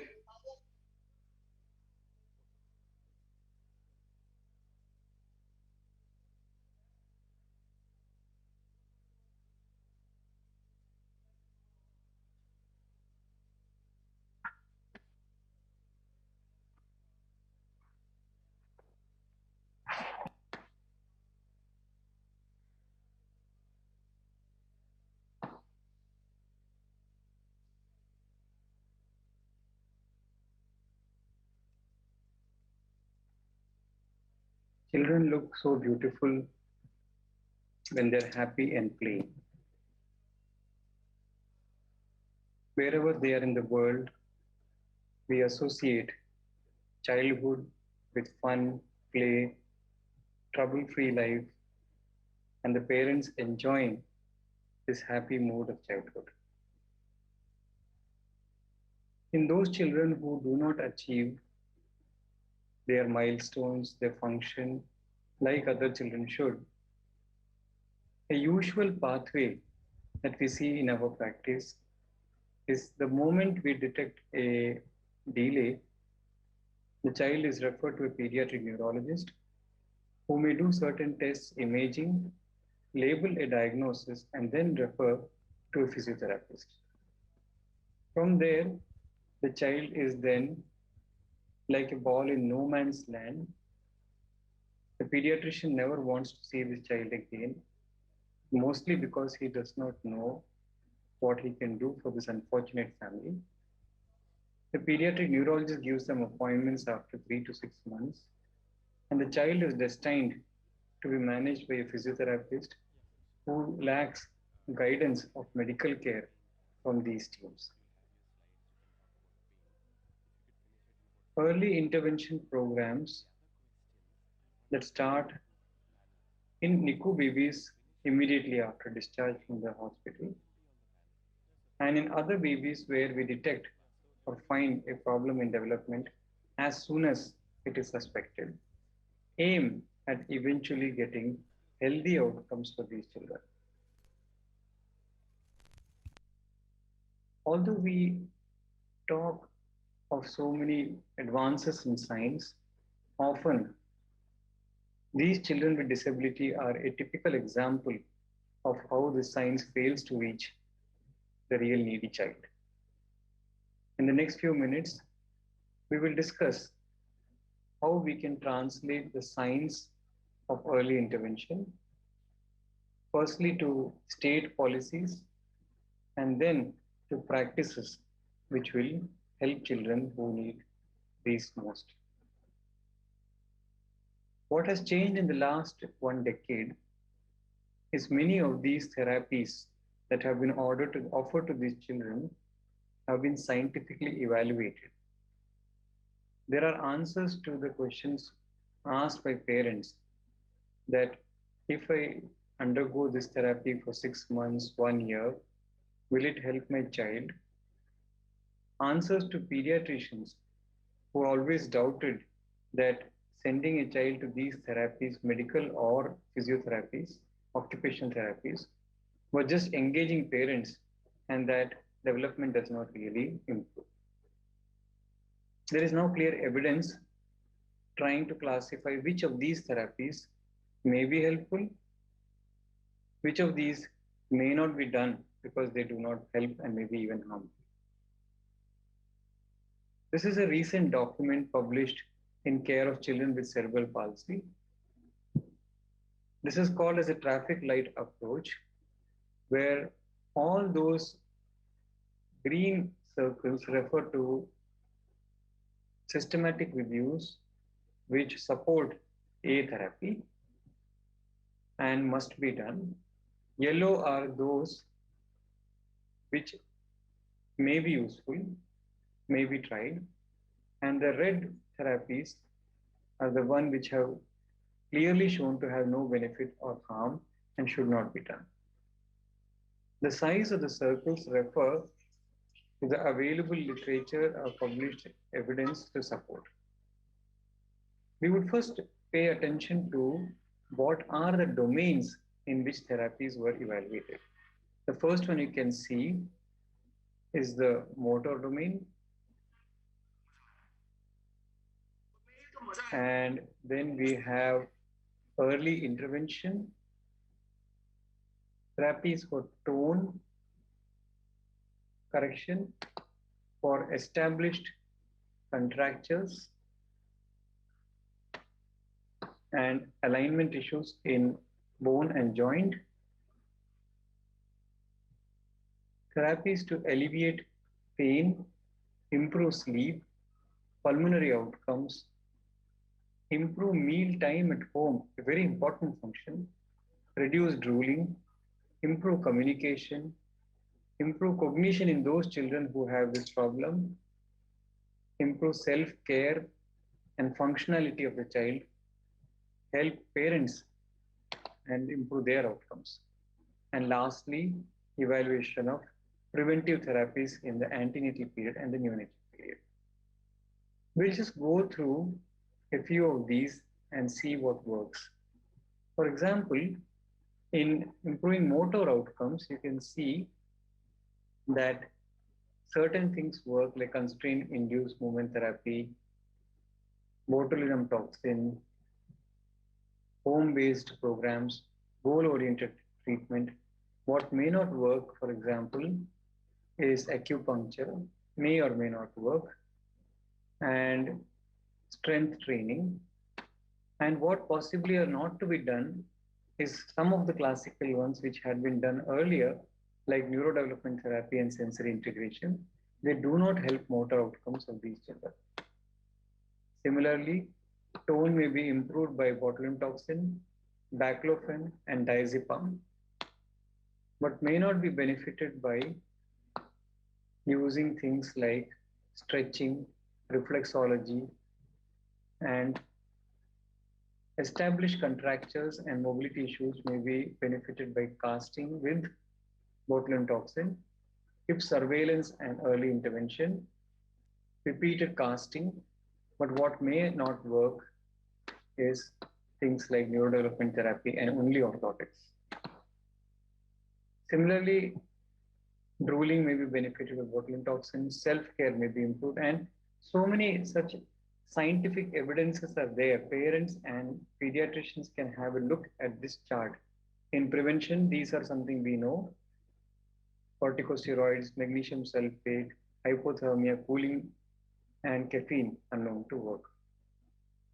Now that we know or we have certain evaluations of which therapies are helpful in early intervention, we then need to see what states have done over the last few years to bring about policies which will bind to the pediatrician, to the state, and to guide each of these therapists on what they should be doing. In 2014, RBSK came out with a very elaborate document in establishing what is called as District Early Intervention Centers, or DEIC. Clear guidelines were laid on what they would do. They would screen children who are at risk, like NICU babies, use tools to identify early selected health conditions like cerebral palsy, vision problem, hearing problem, make a holistic assessment of the child, not just independent disabilities, investigate as necessary, confirm the diagnosis, plan interventions, referral to specialists, and also do early preventive therapies. In addition, they would take care of psychological aspect of the children as well as the parents. Some of the core things that are available, services that are available at DIC would be medical care, that is essentially pediatrics, dental care, occupational therapy and physiotherapy, audiology and speech therapy, psychological support, cognition correction, vision, and many other important things like nutrition support, social support to the family, guidance on referral, provision of devices like orthotics, special education guidance, certification by government for getting social and financial aids, and support group formations to help these parents. This graph summarizes what they would do: screen infants, monitor the development of at-risk infants, confirm diagnosis, coordinate care with all other centers, act as a resource source, and then eventually refer the child and give them support like nutrition and social support. But having said these two aspects, that is evidence as what works, and having a state policy in place, many of the postgraduates and pediatricians who are in the meeting today would ask, tell me what I should do. What is this early intervention actually? What practices should be done? How do we implement these things? So what are activities? Some of them are shown in this picture at the DIC centers: vision assessment, development, growth monitoring, speech therapy, physiotherapy, play therapy, and another important aspect is parent support and parent training programs. We are now going to look at what we do in our center to maintain the continuum from what happens in the NICU is good medical care, screening, and development supportive care. This concept of development supportive care cannot get abruptly stopped as the baby gets discharged and the family gets discharged from intensive care.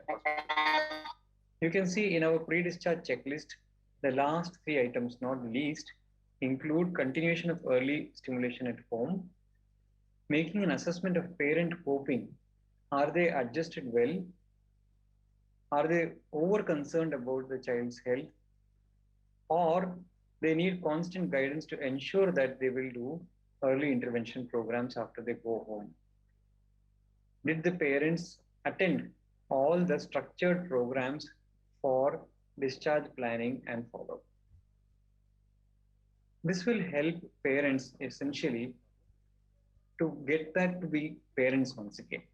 When they go from NICU, often parents still continue to use hand rubs, keep the baby in a single room without allowing grandparents and siblings to come near for the fear of infection. Don't take the baby out even to the sunlight, and the child never sees the greens and the blues. The child is never tossed into the air. The parents never sing songs. They're afraid to buy new clothes. They don't bring toys to the babies without the pediatrician's guidance. We need to help parents to get out of the stress of NICU and develop what is called adaptive parenting, promote their simple competencies, and help them to remedify whatever disability is getting recognized, and essentially prevent deterioration in function even if you cannot reverse a disability. The first step in helping parents is ensuring easy logistics. It is very stressful for a parent to come to the hospital and have appointments with 4 different specialists in different parts of the hospital and not know where to go. So clear guidance of this kind: what is the date and time of appointment, which room number they have to go. And in another page, we include even what costs may be involved in these tests, how long it would take. We need to educate the parents on the need for these care. Otherwise, their compliance is one of the problem most pediatricians cite. So you can see on the page that is there for the parents, the book to take home, the blue book to take home, it is clearly stated that NICU babies will need regular follow-up visits of development. It will help the medical team to determine what interventions and therapies will work. And by sticking to this regular follow-up, we may find out problems early and intervene early. So this kind of education is very important. These programs must continue to focus on function assessment. For example, by 4 months, is the child able to swallow well, develop a early suck swallow coordination without any choking, without having any drooling, and also whether the child is not having any of the persisting primitive reflexes. We need to ensure that these early intervention services are integrated with medical care so that the pediatrician would continue to have focus on both.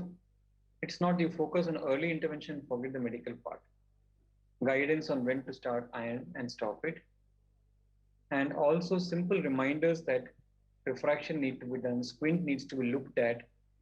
These might get forgotten on a busy pediatric OPD day. So integrating these intervention services with medical care is important. Now, it is not enough to assess scores like Bailey scale or Denver development, which is only going to help us publish papers.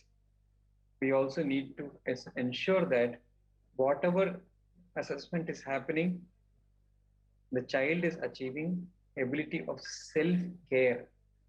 There are tools called functional independence measure. Do we know that this child will be capable of eating? He can groom himself, bathe himself, dress himself. These are more important measures than a Bailey scale or a Denver development score. As the child gets a little older, he should be able to get involved in social development, and you may use a simple tool like a Vineland social maturity scale. It's not at all complex. It would include simple things like, can the child share and play with other children? Can he interact well with teachers and parents and things like that? The first function, like we showed in the beginning of a child, is to play. Is the child able to participate in play? When he goes to preschool, what does the teacher say? Does he play without hurting other children? Does he attend, and does he become a difficult to handle child? And therefore, the preschool teacher is the first person to be able to assess the functional participation of this child in daily life activities. By the age of 3 years and beyond, formal assessment of behavior by things like behavior checklists or pediatric symptom checklists can help us to understand whether babies are going to develop, infants are going to develop problems like behavioral problems like hyperactivity disorder. So it may include simple things like, does the child often fight with children? Does he absent from school? Does he refuse to go to school? And has he trouble with sleeping? Does he worry a lot? And does he take too many risks and hurt himself? So these kind of assessments can help you to know whether behavioral problems are building up or they are just parent or pediatrician perceptions. Very important to understand that the final care of these children is a little more taxing and demanding than taking care of otherwise normal children. We have to find out whether parents and the families are empowered, capable, do they feel comfortable? I feel confident in my ability to help the child grow and develop. I feel my family life is under control. I believe I can solve problems when my child, when they happen. This kind of an evaluation may not be by a formal tool, is continuously important to understand. Otherwise, the child cannot develop normally in a stressed environment. The parental stress can be also assessed, and one such tool is called as modified caregiving strain. My sleep is disturbed, caregiving is inconsistent, I get too tired, I can't do it anymore, and caregiving is restricting my normal life. and it is a physical and emotional strain. I had to make too many life adjustments to be able to provide the same. This attention to the parent, the child in the family, and in the routine pediatric office practice, he may get a very good occupational therapy, but his hemoglobin and iron, flu vaccination, deworming, and these simple things get missed out. Therefore, these early intervention programs cannot work independently. The focus of all these programs for medical guidance needs to be pediatrician himself, and at home, it has to be the parents and not the therapists. All these interventions today have to address parent perceived goals, and parents must be informed how long it will take to reach these goals, how are the therapists planning to do this, what are the intermediate steps they would see, and then measure whether these are happening. For instance, can he button his shirt? Can he take his pants down to go to toilet when he goes to school? These are the ones, rather than trying to say he gets a Griffith motor score or so much. One thing is for sure, which all of you would agree, whether a therapy works or not, a systematic program which starts from discharge from NICU, helping parents to go to the right place, educating them the importance of all these, giving them a feedback from each of the specialists, integrating the pediatrician and parents in the care of the child, providing all the specialists in one place, all these things with a clear timetable when to do what will surely improve compliance and result in improvement in whatever is possible. Most of these programs have failed in one aspect. The child goes to an eye specialist for a refraction check, comes back and does not know exactly what happened, what has to be done. So whenever we do a development assessment, we need to interpret, is it okay or not okay? Suggest if a developmental intervention is to be required. If required, we should refer in time. And then when the child comes back from the specialist, we should get a feedback first hand from the specialist and let the family know what is going to be done. If we all work together, the scientists who are trying to research what intervention works, the state which ensures policies so that children get equity and justice, and the pediatrician and parents together who are the core of the child's medical and social and developmental health work together, many of these children will at least not fall from their best potentials to a quality of life which will hurt both them and the society at large. Early intervention programs can surely be more effective if they have a checklist model, a compliance model. In our unit at KIMS Health, we call this the Blue Book, which starts in the NICU, which I have not touched upon today because we wanted to cover only the early intervention program after discharge, and continues on till the child is into school at 6 years of age. An ideal program would have to continue till adolescence and adulthood and help children who may need the extra guidance all across. Thank you for your attention. I hope we will help a lot more children by developing our own structured programs and be able to guide these families with whatever resources we have and whatever the resources family can afford, can find in the neighborhood so that the child may achieve this potential. Thank you for attention.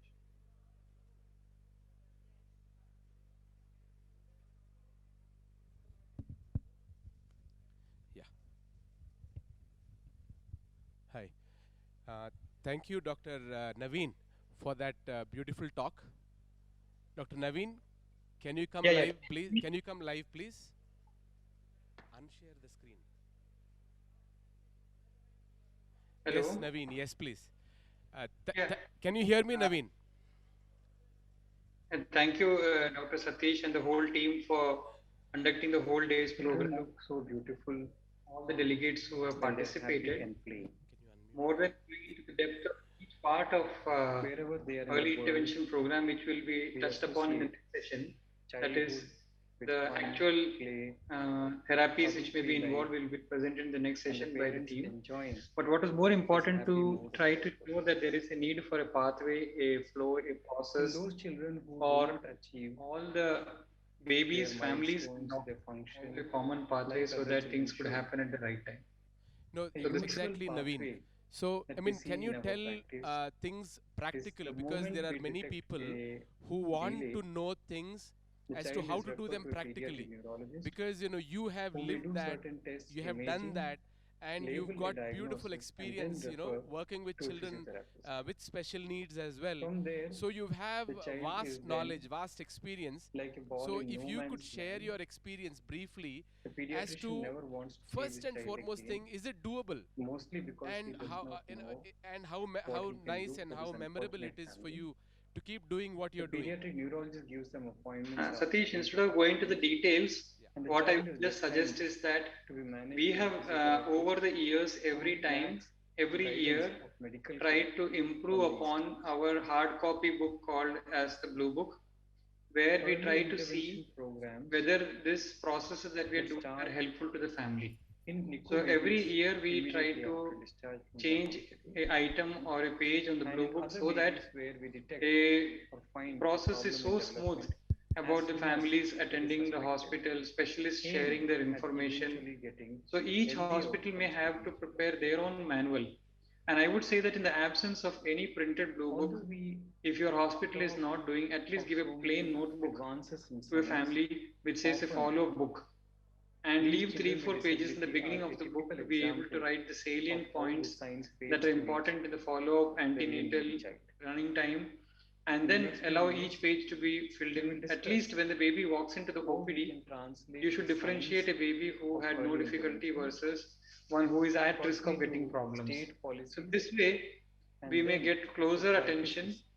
Everyone shares their information on this book, and the child is one single child. He is not broken up into a child who is having ortho problem, eye problem, and each of them not looking at the baby as a whole.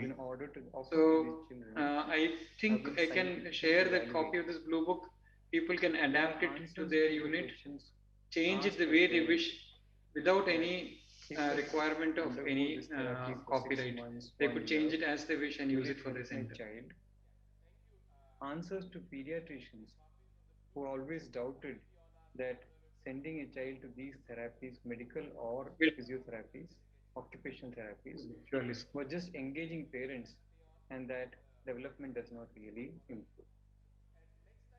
There is no clear evidence trying to classify which of these therapies may be helpful, which of these may not be done because they do not help and maybe even harm. This is a recent document published in Care of Children with Cerebral Palsy. This is called as a traffic light approach, where all those This is fine. Audible? green circles refer to systematic reviews which support a therapy and must be done. Yellow are those which may be useful, may be tried, and the red therapies are the one which have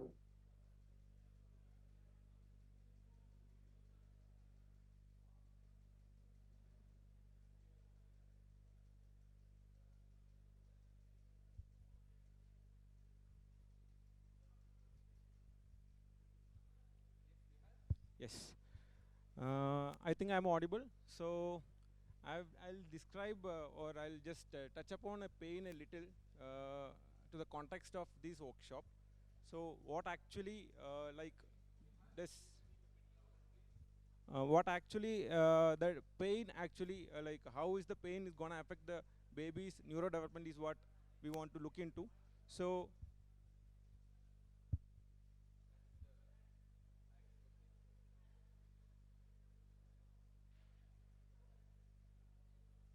hello, hello, audible now? Is it audible now? Yes. Okay.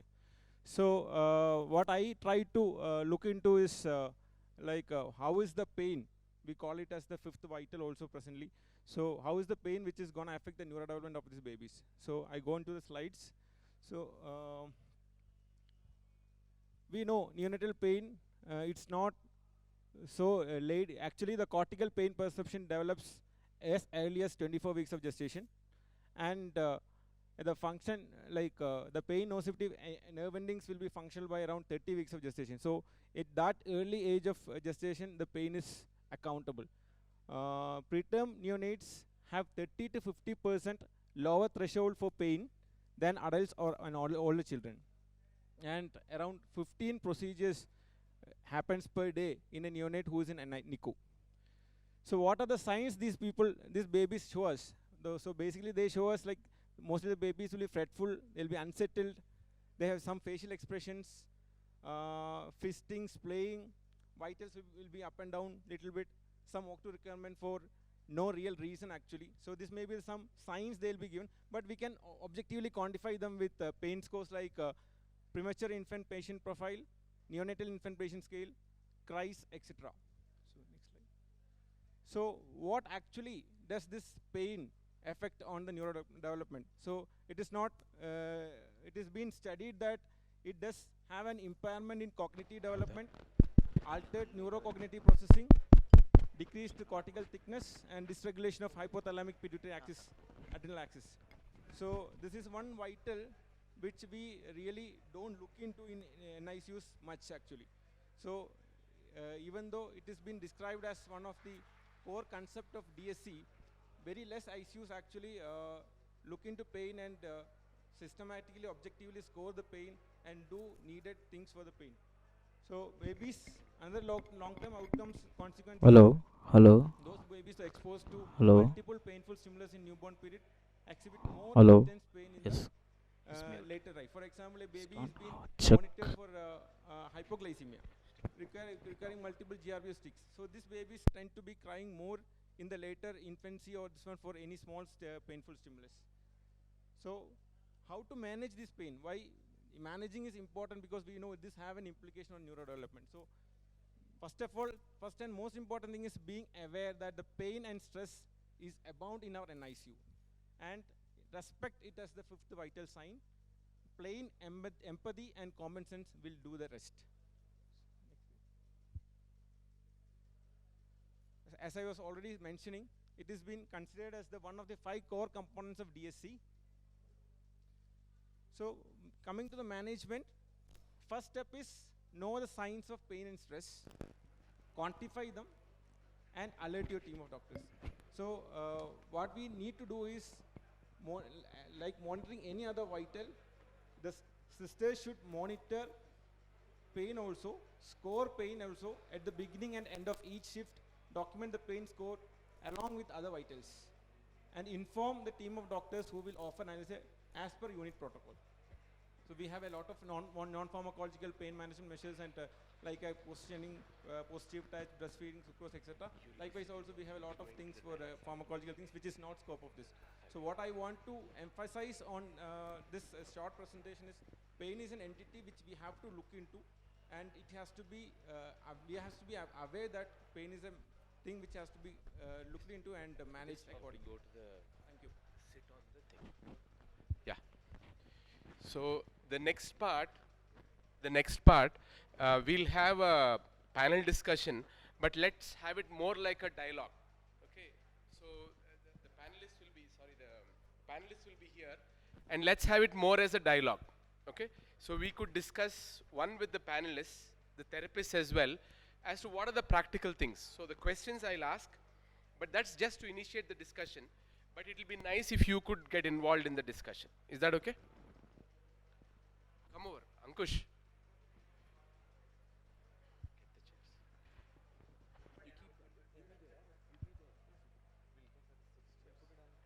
The parent support group is a very important requirement to be able to take the special care forward in each of these areas.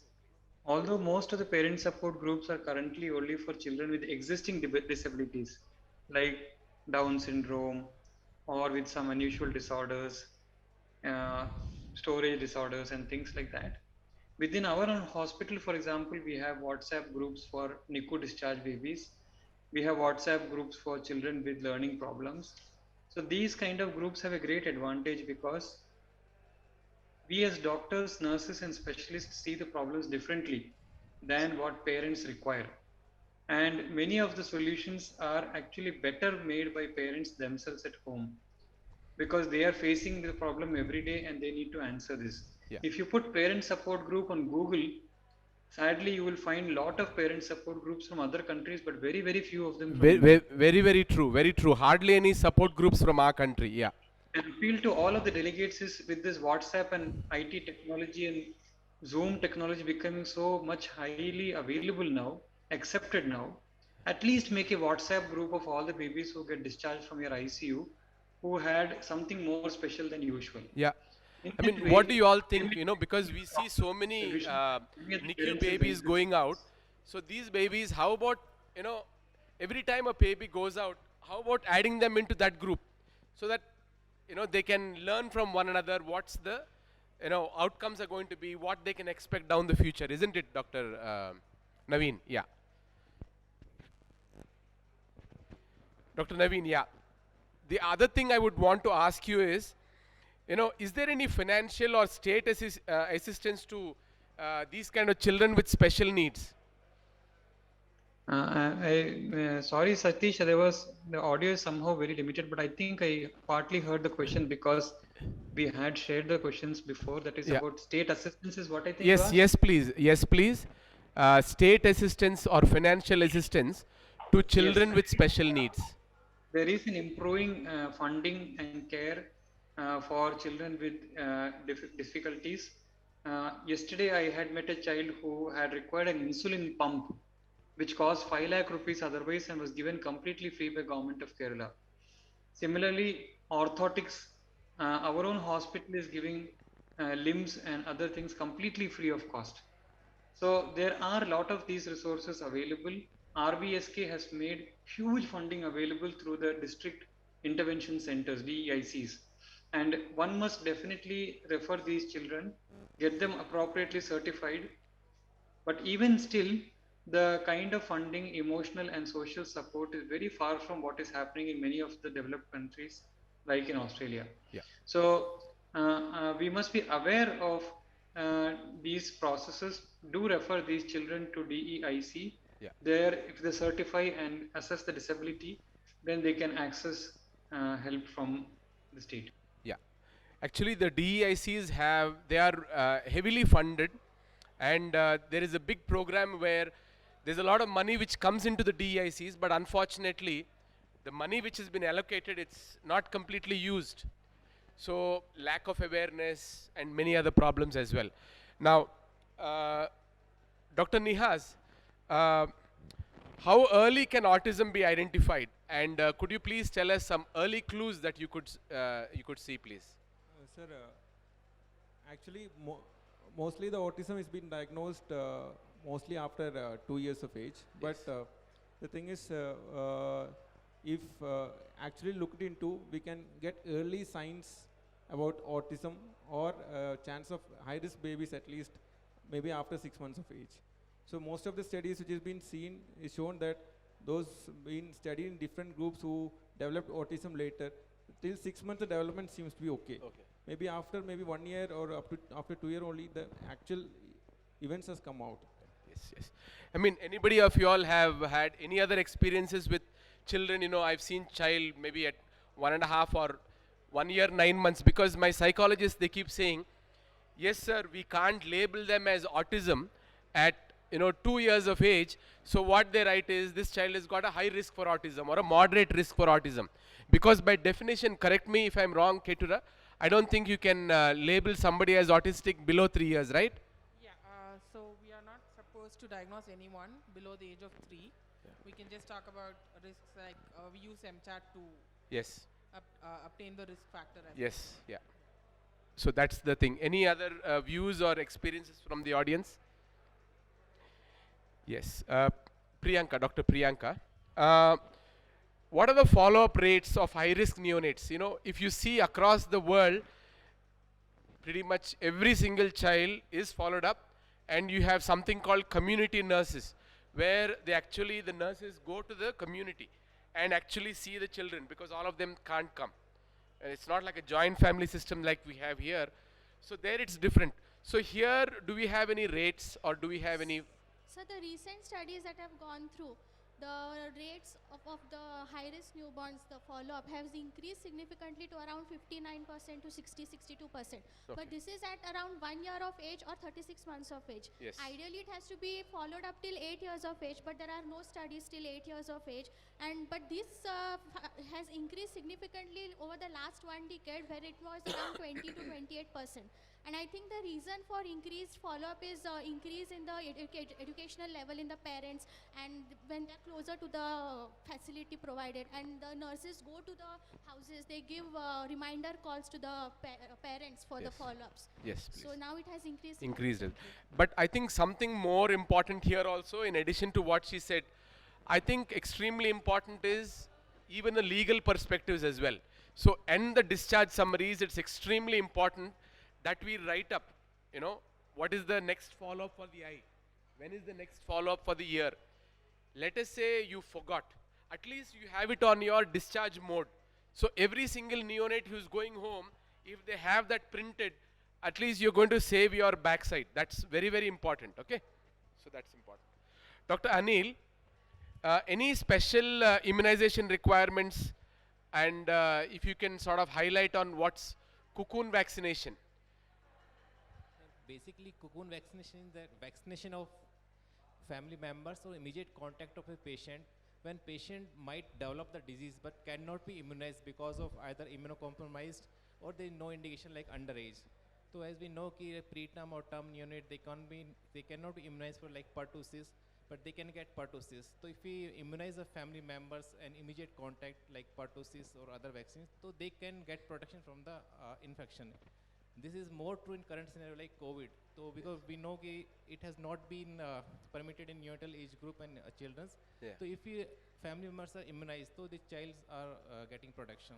Yeah. Okay, great. Now, in your personal experience as well, when do you usually immunize them? Do you wait for 1.8 kilos, 2 kilos, or corrected gestation of 37, 40 weeks? Any personal experiences? 1.8 kilos? Around 2 kilos? 1.8 to 2 kilos, and maybe roughly once their corrected gestation is about 37 to 40 weeks, right? Is that okay? As per IAP or that AAP recommendation, the vaccine should be as per chronological age as soon as they're medically stable. We should not delay the vaccination for that key weight. Is no criteria except hepatitis B. Usually wait for 1.8 to 2 kg. Yeah. Yes, actually that's what he's trying to say. Better preferably vaccinate them before they go out of the NICU. That's the most ideal thing. So if you heard what he just said, it could not be, it might not be 37 weeks, it might not be 36 weeks. Even at the 35 weeks, if the child is clinically stable, doing well, reached around 1.8 different units, maybe 2 kilos or 1.8 kilos, it might not be, they should reach 34 or 35 weeks gestation. See, what happens in our country is very different to what happens abroad. What happens abroad, at least in the place where I worked in Sydney, child can't be discharged before corrected gestation of 37. Now, in our country we know we have to send them at 34 sometimes, even 33 sometimes if they're clinically stable. So but at the same time we need to, the most important thing what I tell my students is, write it up on your discharge summary. Until corrected gestation of 38 to 40 weeks, you will have blah, blah, blah, blah, blah, blah, problems. So at least then you can say, listen, I have already written it up here. You didn't see, that's your problem. Again, most important, one of my friend, I had him, he told about ROP check. He mentioned that, but he forgot to write it in the discharge summary and the notes. Okay, it was a 32, 33 weeker. Both the babies, for some reason, had ROP, and he had to pay 8 lakhs. I'm not joking. So be very, very clear, especially in the discharge summary. You have to have it written up very clearly. Ankush, when to consider and which imaging and medications? You know, would you really consider imaging? In preterm, told in my talk also. So now they are doing MRI at 40 weeks of gestation when they reach the term age, at which at this stage we can clearly see the white matter changes, the gray matter the cortical gray matter changes, and the cerebellar and the deep gray matter changes. Now actually some studies they are being published. They are becoming more confident, and they are doing MRIs even in the preterm age also. Okay, more and more literature is being published. Anything about diffusion weighted imaging? Yes, diffusion weighted images you do when in children who suffer from perinatal asphyxia, or even who suffer from neonatal hypoglycemic brain injury. Then imaging has to be done within the first 5 days of the insult. Then you can see the changes in the diffusion weighted images in the parieto-occipital white matter injury will be there. Parieto-occipital diffusion restriction will be there. In children who suffer from birth asphyxia or hypoglycemic brain injury. Yeah. Especially term injury, I mean the changes would be more seen in the basal ganglia. That would be more can be more clearly seen in the T1 weighted images actually.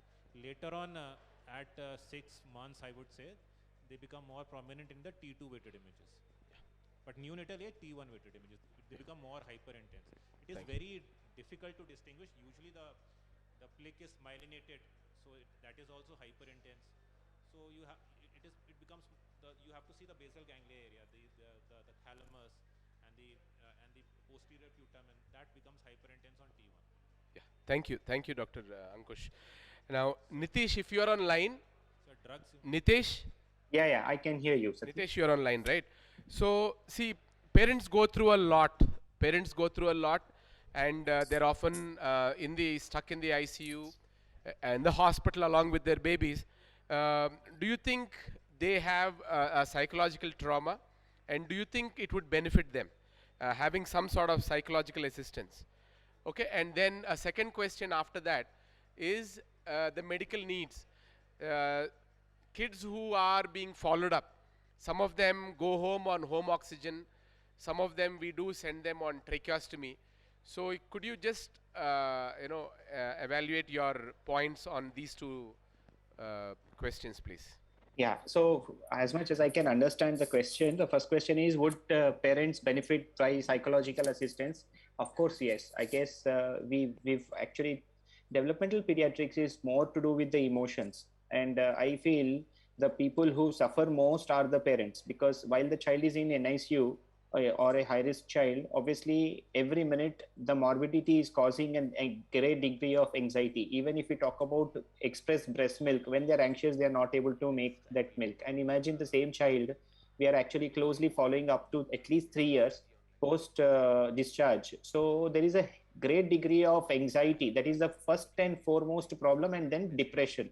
So a fair degree of psychological support will help for overall development of not just the family but the child as well. If you should see at the role of social worker in the Western world, that is what they do. I mean, they are providing the ongoing psychological support. And if, let's say, when the child is brought to us as well at the child development clinic, and if he, instead of saying your child is not able to reach this milestone, we can probably put it, well, he's trying to reach this milestone, and probably this is the way forward to make him reach it in a better way. So that kind of simple words will give a lot of positive impact to the maternal psychology. And if the mother is strong psychologically, she feels encouraged, then obviously that gets translated to better therapy, because these kids, obviously, some of them will need ongoing therapy for prolonged periods of time. This is just a simple thing about positive parenting. And then the second question is about special needs, home oxygen, tracheostomy, and gastrostomy. Now, what I feel is, to a major degree, our country is still not very well equipped to handle these pictures at home.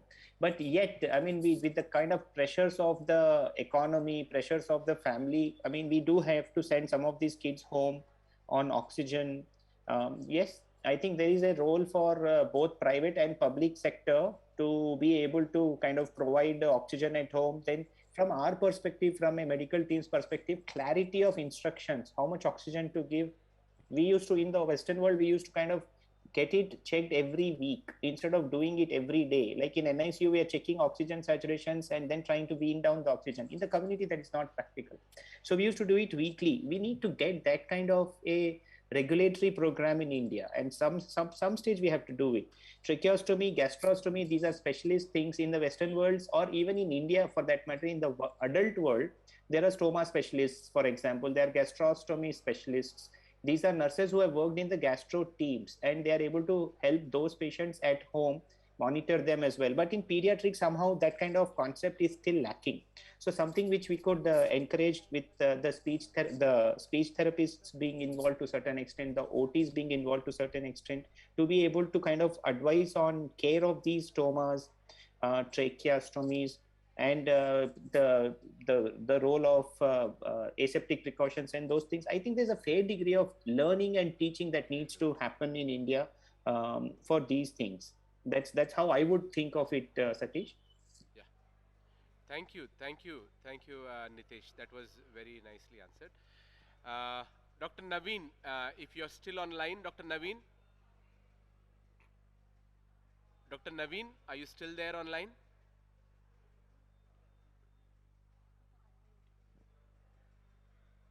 Dr. Naveen Jain, are you still there online?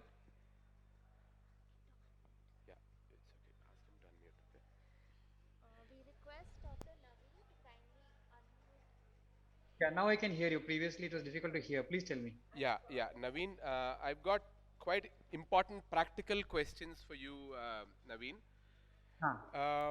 See, we see a lot of babies in the NICU, and we know they are high risk. How early do you actually involve or tell the parents that family involvement is important? How early do you say?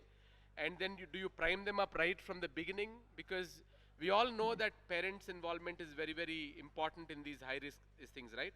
So how early do you involve them in your NICU?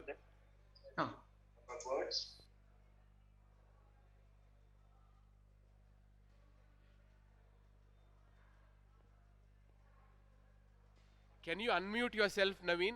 Please unmute yourself. We can't hear you.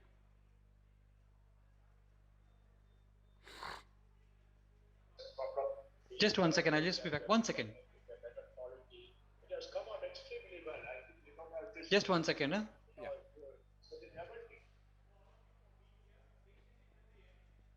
Who said 1 second?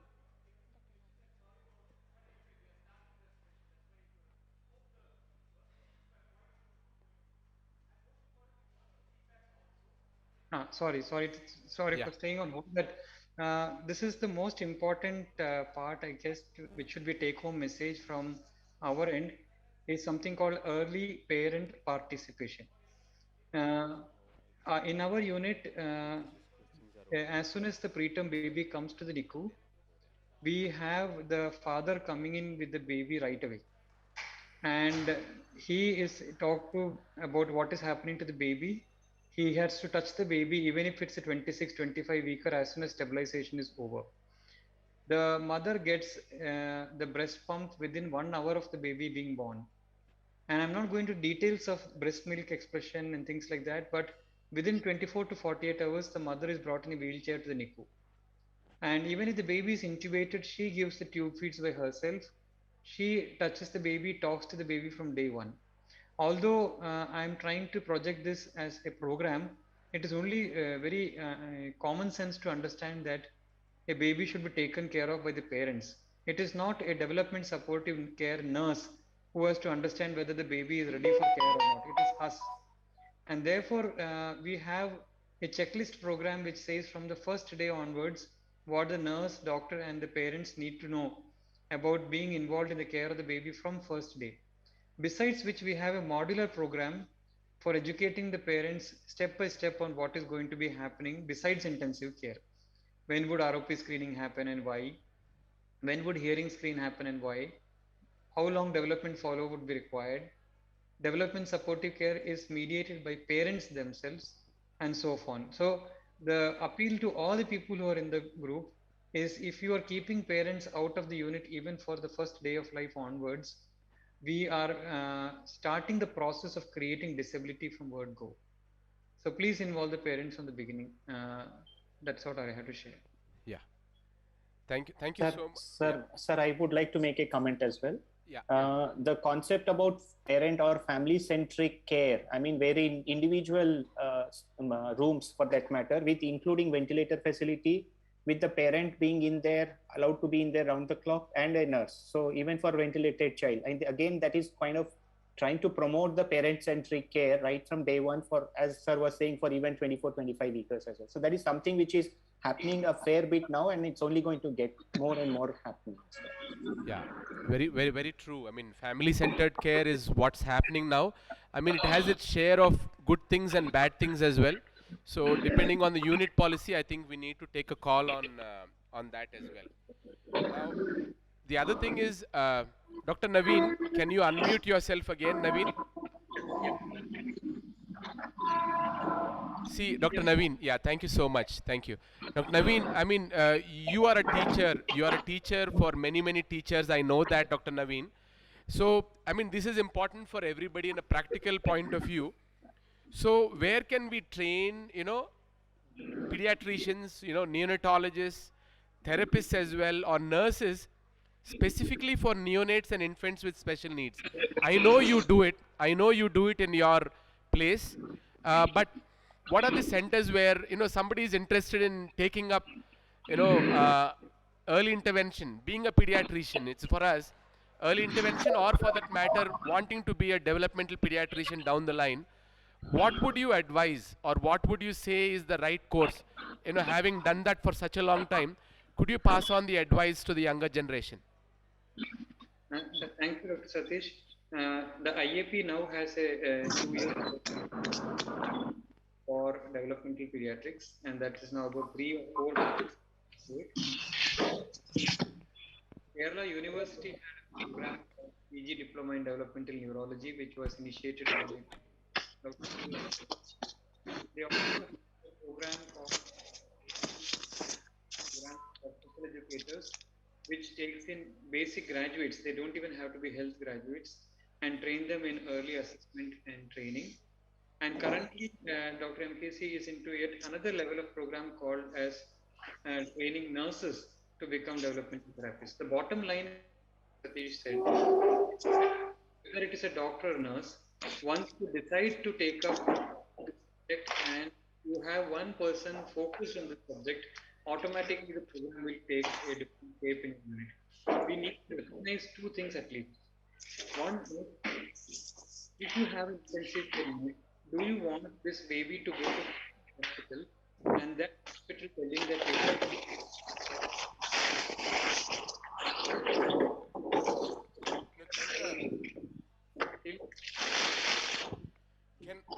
Can all the other speakers, can you please be on mute except Dr. Naveen?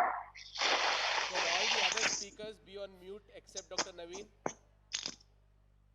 So one incentive for having a follow-up program would be that you don't want your NICU babies to go to some other center and they interpret your care in a different way. So this is really a practical point. Second one is that the follow-up program teaches us backward what we have done, and we learn that what we did previously was good or bad. That is how the world learned that steroids postnatally may not be good. That's how we learn caffeine is good. So these are bigger picture, but we learn by each case. We have had brain abscesses, completely bad looking brain abscesses who do so well in follow-up. Babies with 35 bilirubin done exchange and coming well. So you will become more confident in trying to offer care and take care of babies. So please have follow-up of your babies, document them. We don't have any big infrastructure. We have just an Excel sheet and we keep entering. And these same development therapists who are basically BSc home science girls have made this follow program to this level. It is not us. It is these simple BSc home science girls who were trained by MKC Sir's unit who have reached this level. So there are formal programs under IAP, under Kerala University, and now under the NIMS spectrum where Dr. MKC Nair is there.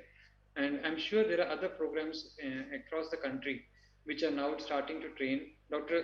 Amitav Sen at Paras Hospital also is involved in a lot of training program in development supportive care. Thank you. Thank you so much. Thank you so much. Thank you. Yeah. The next thing, I'll move on to the therapists and get some practical insights from what the therapists have to say. Dr. Soumya, how early do you think can we have start the physiotherapy? And neonates, obviously, especially if we find them to have some kind of an abnormal muscle tone, do you think you should wait for them to get discharged, or do you think you could do something in the NICU? Oh, absolutely not. I mean, we can start as early as day one. But first thing first, we need to see for that when we are doing for any kind of optimizing the tone, whether it is a high muscle tone or low muscle tone, we should not give any distress to the neonate, giving any other sensory input. I mean, which will create distress to hamper their physiological process. So that should come first in first. But then we can start the therapy programs like the passive range of motions, mostly what is done for hypertone, and the gentle massages, kinesthetic massages for improving the muscle tone with a low tone neonates. That can be done from the day one itself. We don't have to wait for the discharge. So you want to intervene early? Yes. Early identification and early intervention, right? Correct. Yeah. So the other thing, Soumya, is we all heard about neonatal splinting, especially children with some, again, motor movement problems and other things. Would you insist, or would you really plan to do something like neonatal splinting in the NICU early on? Yes, there are the researches suggest like when there are tone abnormality, that induces to a abnormal posture of the limbs, and mostly when there is a abnormal posture of the limbs, that gradually increases the tightness of those muscles. So to prevent the further tightness and to correct this, so the splinting is usually used mostly the soft material, or either it can go for a low temperature thermoplastic which can be remolded again and again once the correction happens gradually. But it can be done for the neonates through. So is there evidence to say that by doing it early, you could prevent contractures? Yes, the first and maybe deformities as well. The principle of the splinting is prevention more than the correction. So here it is more of a preventive method we are using rather than correcting. So we are not trying to go for a not correcting here that something is been more tight and we are trying to correct. So we are trying to prevent it majorly by doing. So I think what's important here is the involvement of both occupational therapists as well as physiotherapists early on, and trying to convince the parents that this is what is needed. That is extremely important, right? Exactly. Sir. Great, great. Okay, next is Ketura.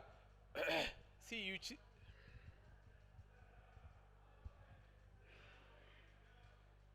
So in the NICU, right in the NICU, okay, we do observe that when the babies are slowly getting to term, we watch them and we watch them for eye contact and things like that.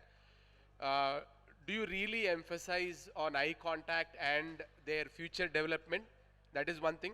And then how does it help in development of language from a psychological point of view? Yeah, so eye contact is one of the major milestones that the baby achieves, much more than any of the things. That's the first one it reaches. Yeah, okay. Eye contact is the way they start assimilating things around in their world and start making concepts in their brain at early point of stage. And eye contact with parents stimulates a lot of love and support. So the hormones that are associated with the feeling of warmth and the cuddles and the happiness that they share with the parents also start with eye contact, because they start recognizing the familiar shape and the people and their voice and so on. So eye contact is one of the most important things that you have to kind of start engaging the child in. There are a lot of methods to do it as well if the child is not able to give you eye contact. And there are a lot of studies that show that children who are engaging in eye contact early on, their vocabulary, the size of the vocabulary at the age of 2 is much more in these children than children who are not engaging in that many eye contact activities. So somehow eye contact kind of promotes and facilitates language development. It starts with non-verbal communication and moves on to a verbal communication method. So yeah. Thank you, thank you. Dr. Nihas, see, we spoke so much about early intervention and we heard that it's good, isn't it? So how early, how early is early, and what's the most easiest and effective of them? So early intervention has to be Actually, we used to tell like soon after the NICU, but the developmentally supportive care has to be started inside the NICU also. Yes.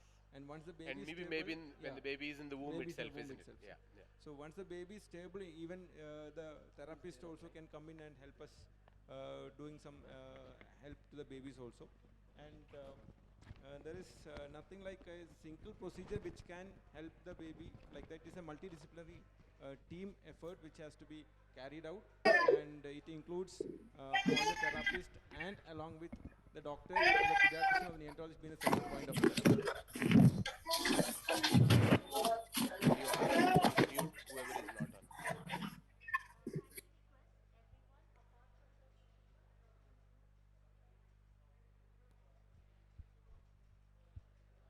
Yeah. Dr. Soumya, the next question is for you. You are an occupational therapist by profession. So how can we promote sensory motor, neurobehavioral development, and what's the importance? And what are the various things that we can prevent by using this? Yeah, so basically what are the approaches we use? So everything, is the sensory motor is a very vast term when we see, and NICU, NICU, like what my colleague suggested, Ms. Ketura, that is it's not only promoting the simple eye contact, is not only promoting the language development, it also promotes more of a visual coordination, which gradually improves the eye-hand coordination as well. So when we are trying to do like if the simple nesting as well when we consider, so that not only giving the tactile input, it also gives a proprioceptive input to the child and improves the posture. So when we go for a visual stimulation, that also improves the visual motor coordination of the child to fix towards one object and differently converge towards the object and diverge from the object as well. So it is whatever it is, we can say that it is more of a overlapping whatever the activities or whatever the modalities we do, but it is more of a multisensory input what it gives.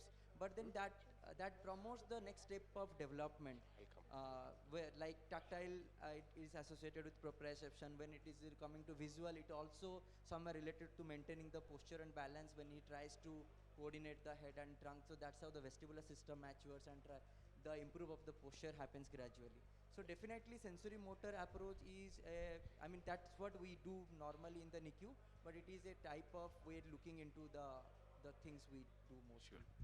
Yeah, the next thing, Dr. Anil, in the NICU, especially children who've had a perinatal insult, how would you actually identify children who have suck-swallow difficulties? What's the earliest or the easiest sign that you can pick up and then you can intervene early? Any children, especially with a history of some perinatal insult, we often see them that they're not able to suck. But what are the earliest things, and what is it that we need to do down the line? Earliest clue what we get, like if they have poor suck swallow, like there is a lot of drooling will be there. Yes, they're not yes. going to swallow. You can see that some drooling is coming out, Yeah. and they have constant tongue thrusting will be there. Whenever try to put pacifier, they try to they won't have that sucking movement. They will have biting kind of movement. Yeah. So these are the like early thing we can have. Normally when we put pacifier, they try to suck it, but Yeah. if you have sucking swallowing difficulty, they try to bite it. They won't any proper sucking movement. And to intervene early, we need to start the oromotor stimulation for these kind of babies. One thing is like using pacifier, you have some different special kind of oromotor stimulation technique. Like you can use some electrical brush which helps them to have good oromotor skills. Like that. Yes. Thank you, Anil, for that. Because that's a big problem. Dr. Naveen, you're online. Can you please unmute yourself, Dr. Naveen? Yeah, please. Dr. Naveen, I mean, this is something which is very fascinating, very interesting. See, I mean, we have these children coming out of the NICU who Dr. Anil has just spoken, where earlier on they have, trouble holding their secretions. They are not even able to swallow them. And they have drooling and they have difficulties. And obviously, instead of swallowing, they have suck swallow incoordination as well as biting onto the palada rather than actually drinking. And sometimes they end up having an aspiration as well. So in your unit, Naveen, right from the day one, what are the precautions you take to prevent that? And how early do you have the therapists, the speech and language pathologists or the occupational therapists? How do you deal with them? This is a very, very fascinating thing and we would like to learn from you. For the last 3 years, we have an ongoing program of trying to improve feed tolerance of these babies and transition to oral feeding. And two important practical points that are there in trying to do this early is, one is the milk or colostrum both need to be given in a few drops to the mouth of the baby every time you are going to plan an orogastric feeding. Yeah, very nice. These 2 or 3 drops are not going to cause the baby to choke. He is swallowing his saliva also. So the baby continues to have a feeding experience, and there are more reasons than just mechanical swallowing. We have shown that stem cells also go through from this milk as well as from the colostrum to improve the baby's brain outcome also. So if you bypass the mouth by putting in OG2 for 2 months and then ask the baby to start feeding, this will not happen.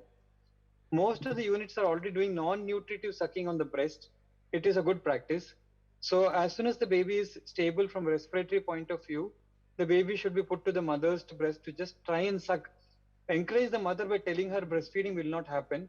She empties the breast and tries to suck. And by this time, our speech pathologist is also involved. There is a program called POME. You can see on the one of the programs. There are many of such kind of programs. That is preterm infant oromotor stimulation. It is just a very simple program where you use a gloved finger and you can stimulate the mouth and the tongue to help the baby to develop rhythmic movements. So our speech pathologist or occupational therapist, both of them in fact are involved from something like the 7th or 8th day of life in a very small baby when he is medically stable. And they are there till the end of this program. I'm not sure completed 1.5 years of this clinical trial where we are having this whole package, what we call as the nutritional care bundle, where from the beginning, you would have a few drops of milk going to the baby's mouth before OG feeding. You would have non-nutritive sucking, KMC, and also more importantly, the speech pathologist involved. If you look at the American Academy program, right from 2004, they have now listed both speech pathologists as well as occupational therapists as a part of the NICU team. And they should be there in all NICUs all from the beginning itself.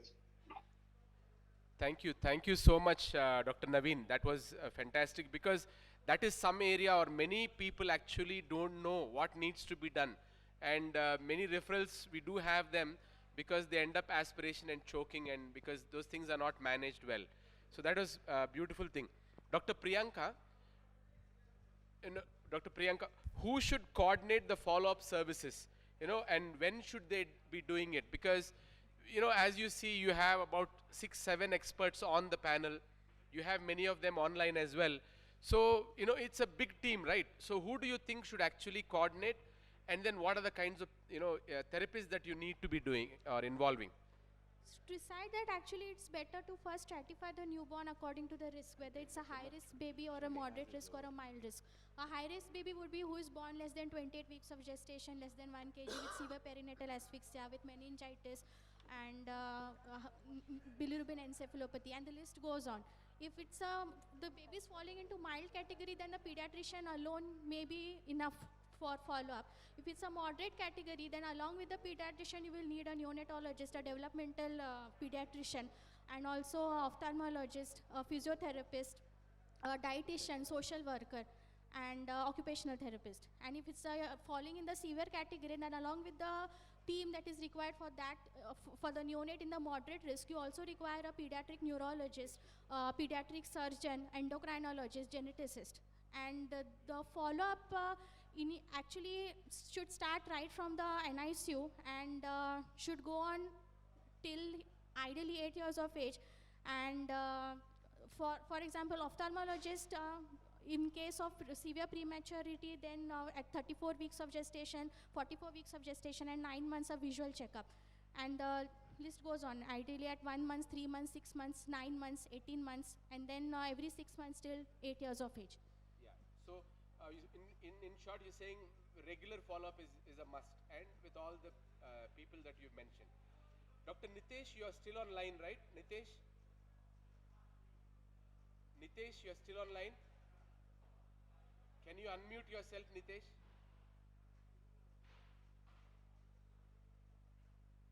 Nitesh, can you unmute yourself? Or Dr. Naveen, can you take this question, please, Dr. Naveen?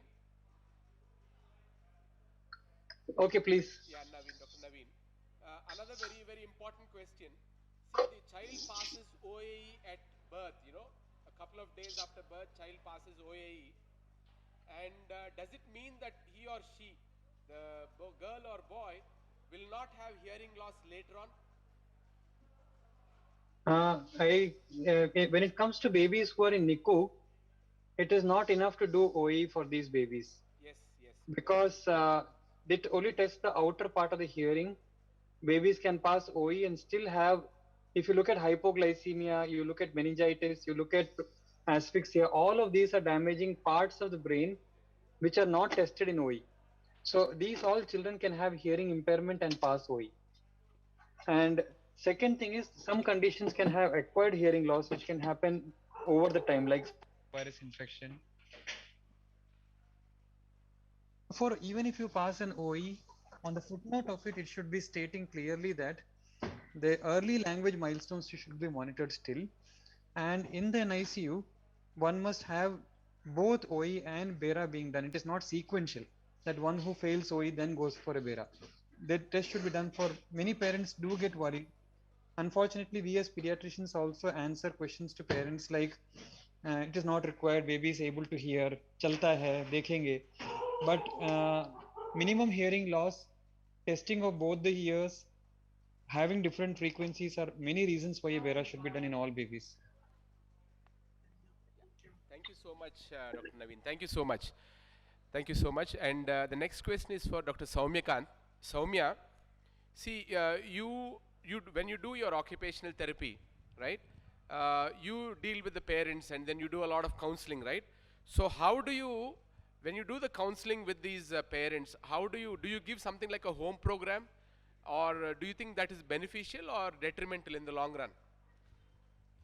So when we think about a neonate or a child as such, so most what we our primary thing what we focus is the movement emerges from the environment. So it's movement as in the interaction of the person. I mean how the child or the neonate is developing.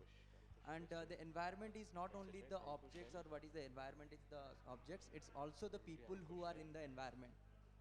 And when we think about environment, then the neonate and the child mostly spends the time at the home. And who are the person who normally the child will be interacting there, the parents or the caregiver. So it is very, very important rather than the therapist continuing the therapy, the parents to be the therapist of the child and keep continuing whatever the program according to the need of the child or neonate. Whoever the therapist, whether as an occupational therapist or physiotherapist, as a team or the psychologist or speech therapist, to train the parents and definitely give a hands-on confidence that okay, the parents can be the therapist of their child in the natural environment of the child, that is home. So you do have a home program, right? Yes. You do have a home program. Okay, okay. Dr. Ankush, we see a lot of babies again in the NICU and even otherwise. Do the orthopedic surgeons or the orthotics people whom we work, do you think they have a role in the management of these kind of children? I mean, children with cerebral palsy who develop contractures. They're not, we haven't been diagnosed them, but children who've had difficulties in the NICU. And do you think early on an orthotics, or like he spoke about requirement of orthotics when the tone is abnormal, more as a preventive strategy or a preventive tool rather than treating them, right? So that way. I mean, those children who develop spasticity of the gastrocnemius muscle, or so they will develop an equinus deformity of the foot, or they develop tightening of the hamstring muscles. Yes. So they will develop a flexion deformity of the knee or the hip. So they can be provided orthosis to prevent permanent contracture, development of the permanent contractures. Great.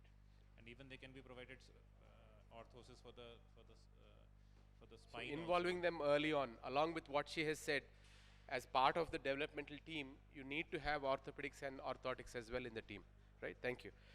Ketura, what are the behavioral issues one should be looking for in a baby so as to, again, in terms of early identification for us pediatricians and neonatologists, when we are in the OPD, what would you advise us to have an eye for so that the early cues which you pick up from a psychological point of view?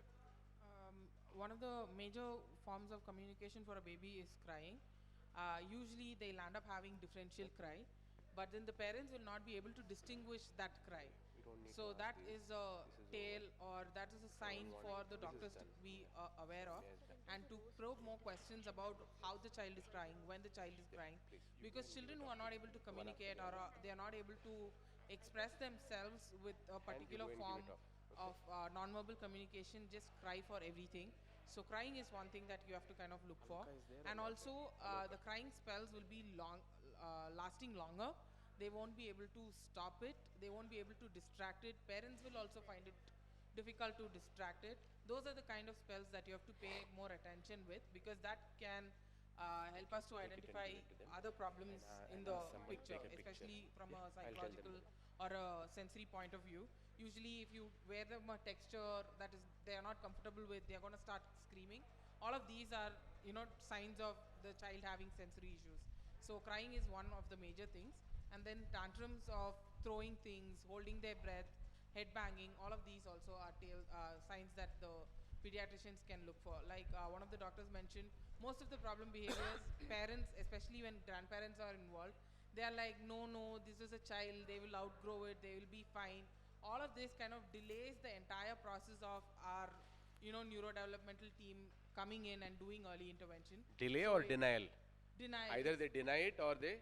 Yeah, their denial causes the delay basically, yes, because they are not going to come to a psychologist or an occupational therapist, as I told you in the beginning. They are going to come to the pediatrician. So if the pediatrician and the neonatologist are able to pick up these signs and, you know, kind of identify these kids, then I think it will help in the early identification part. Thank you so much. Thank you.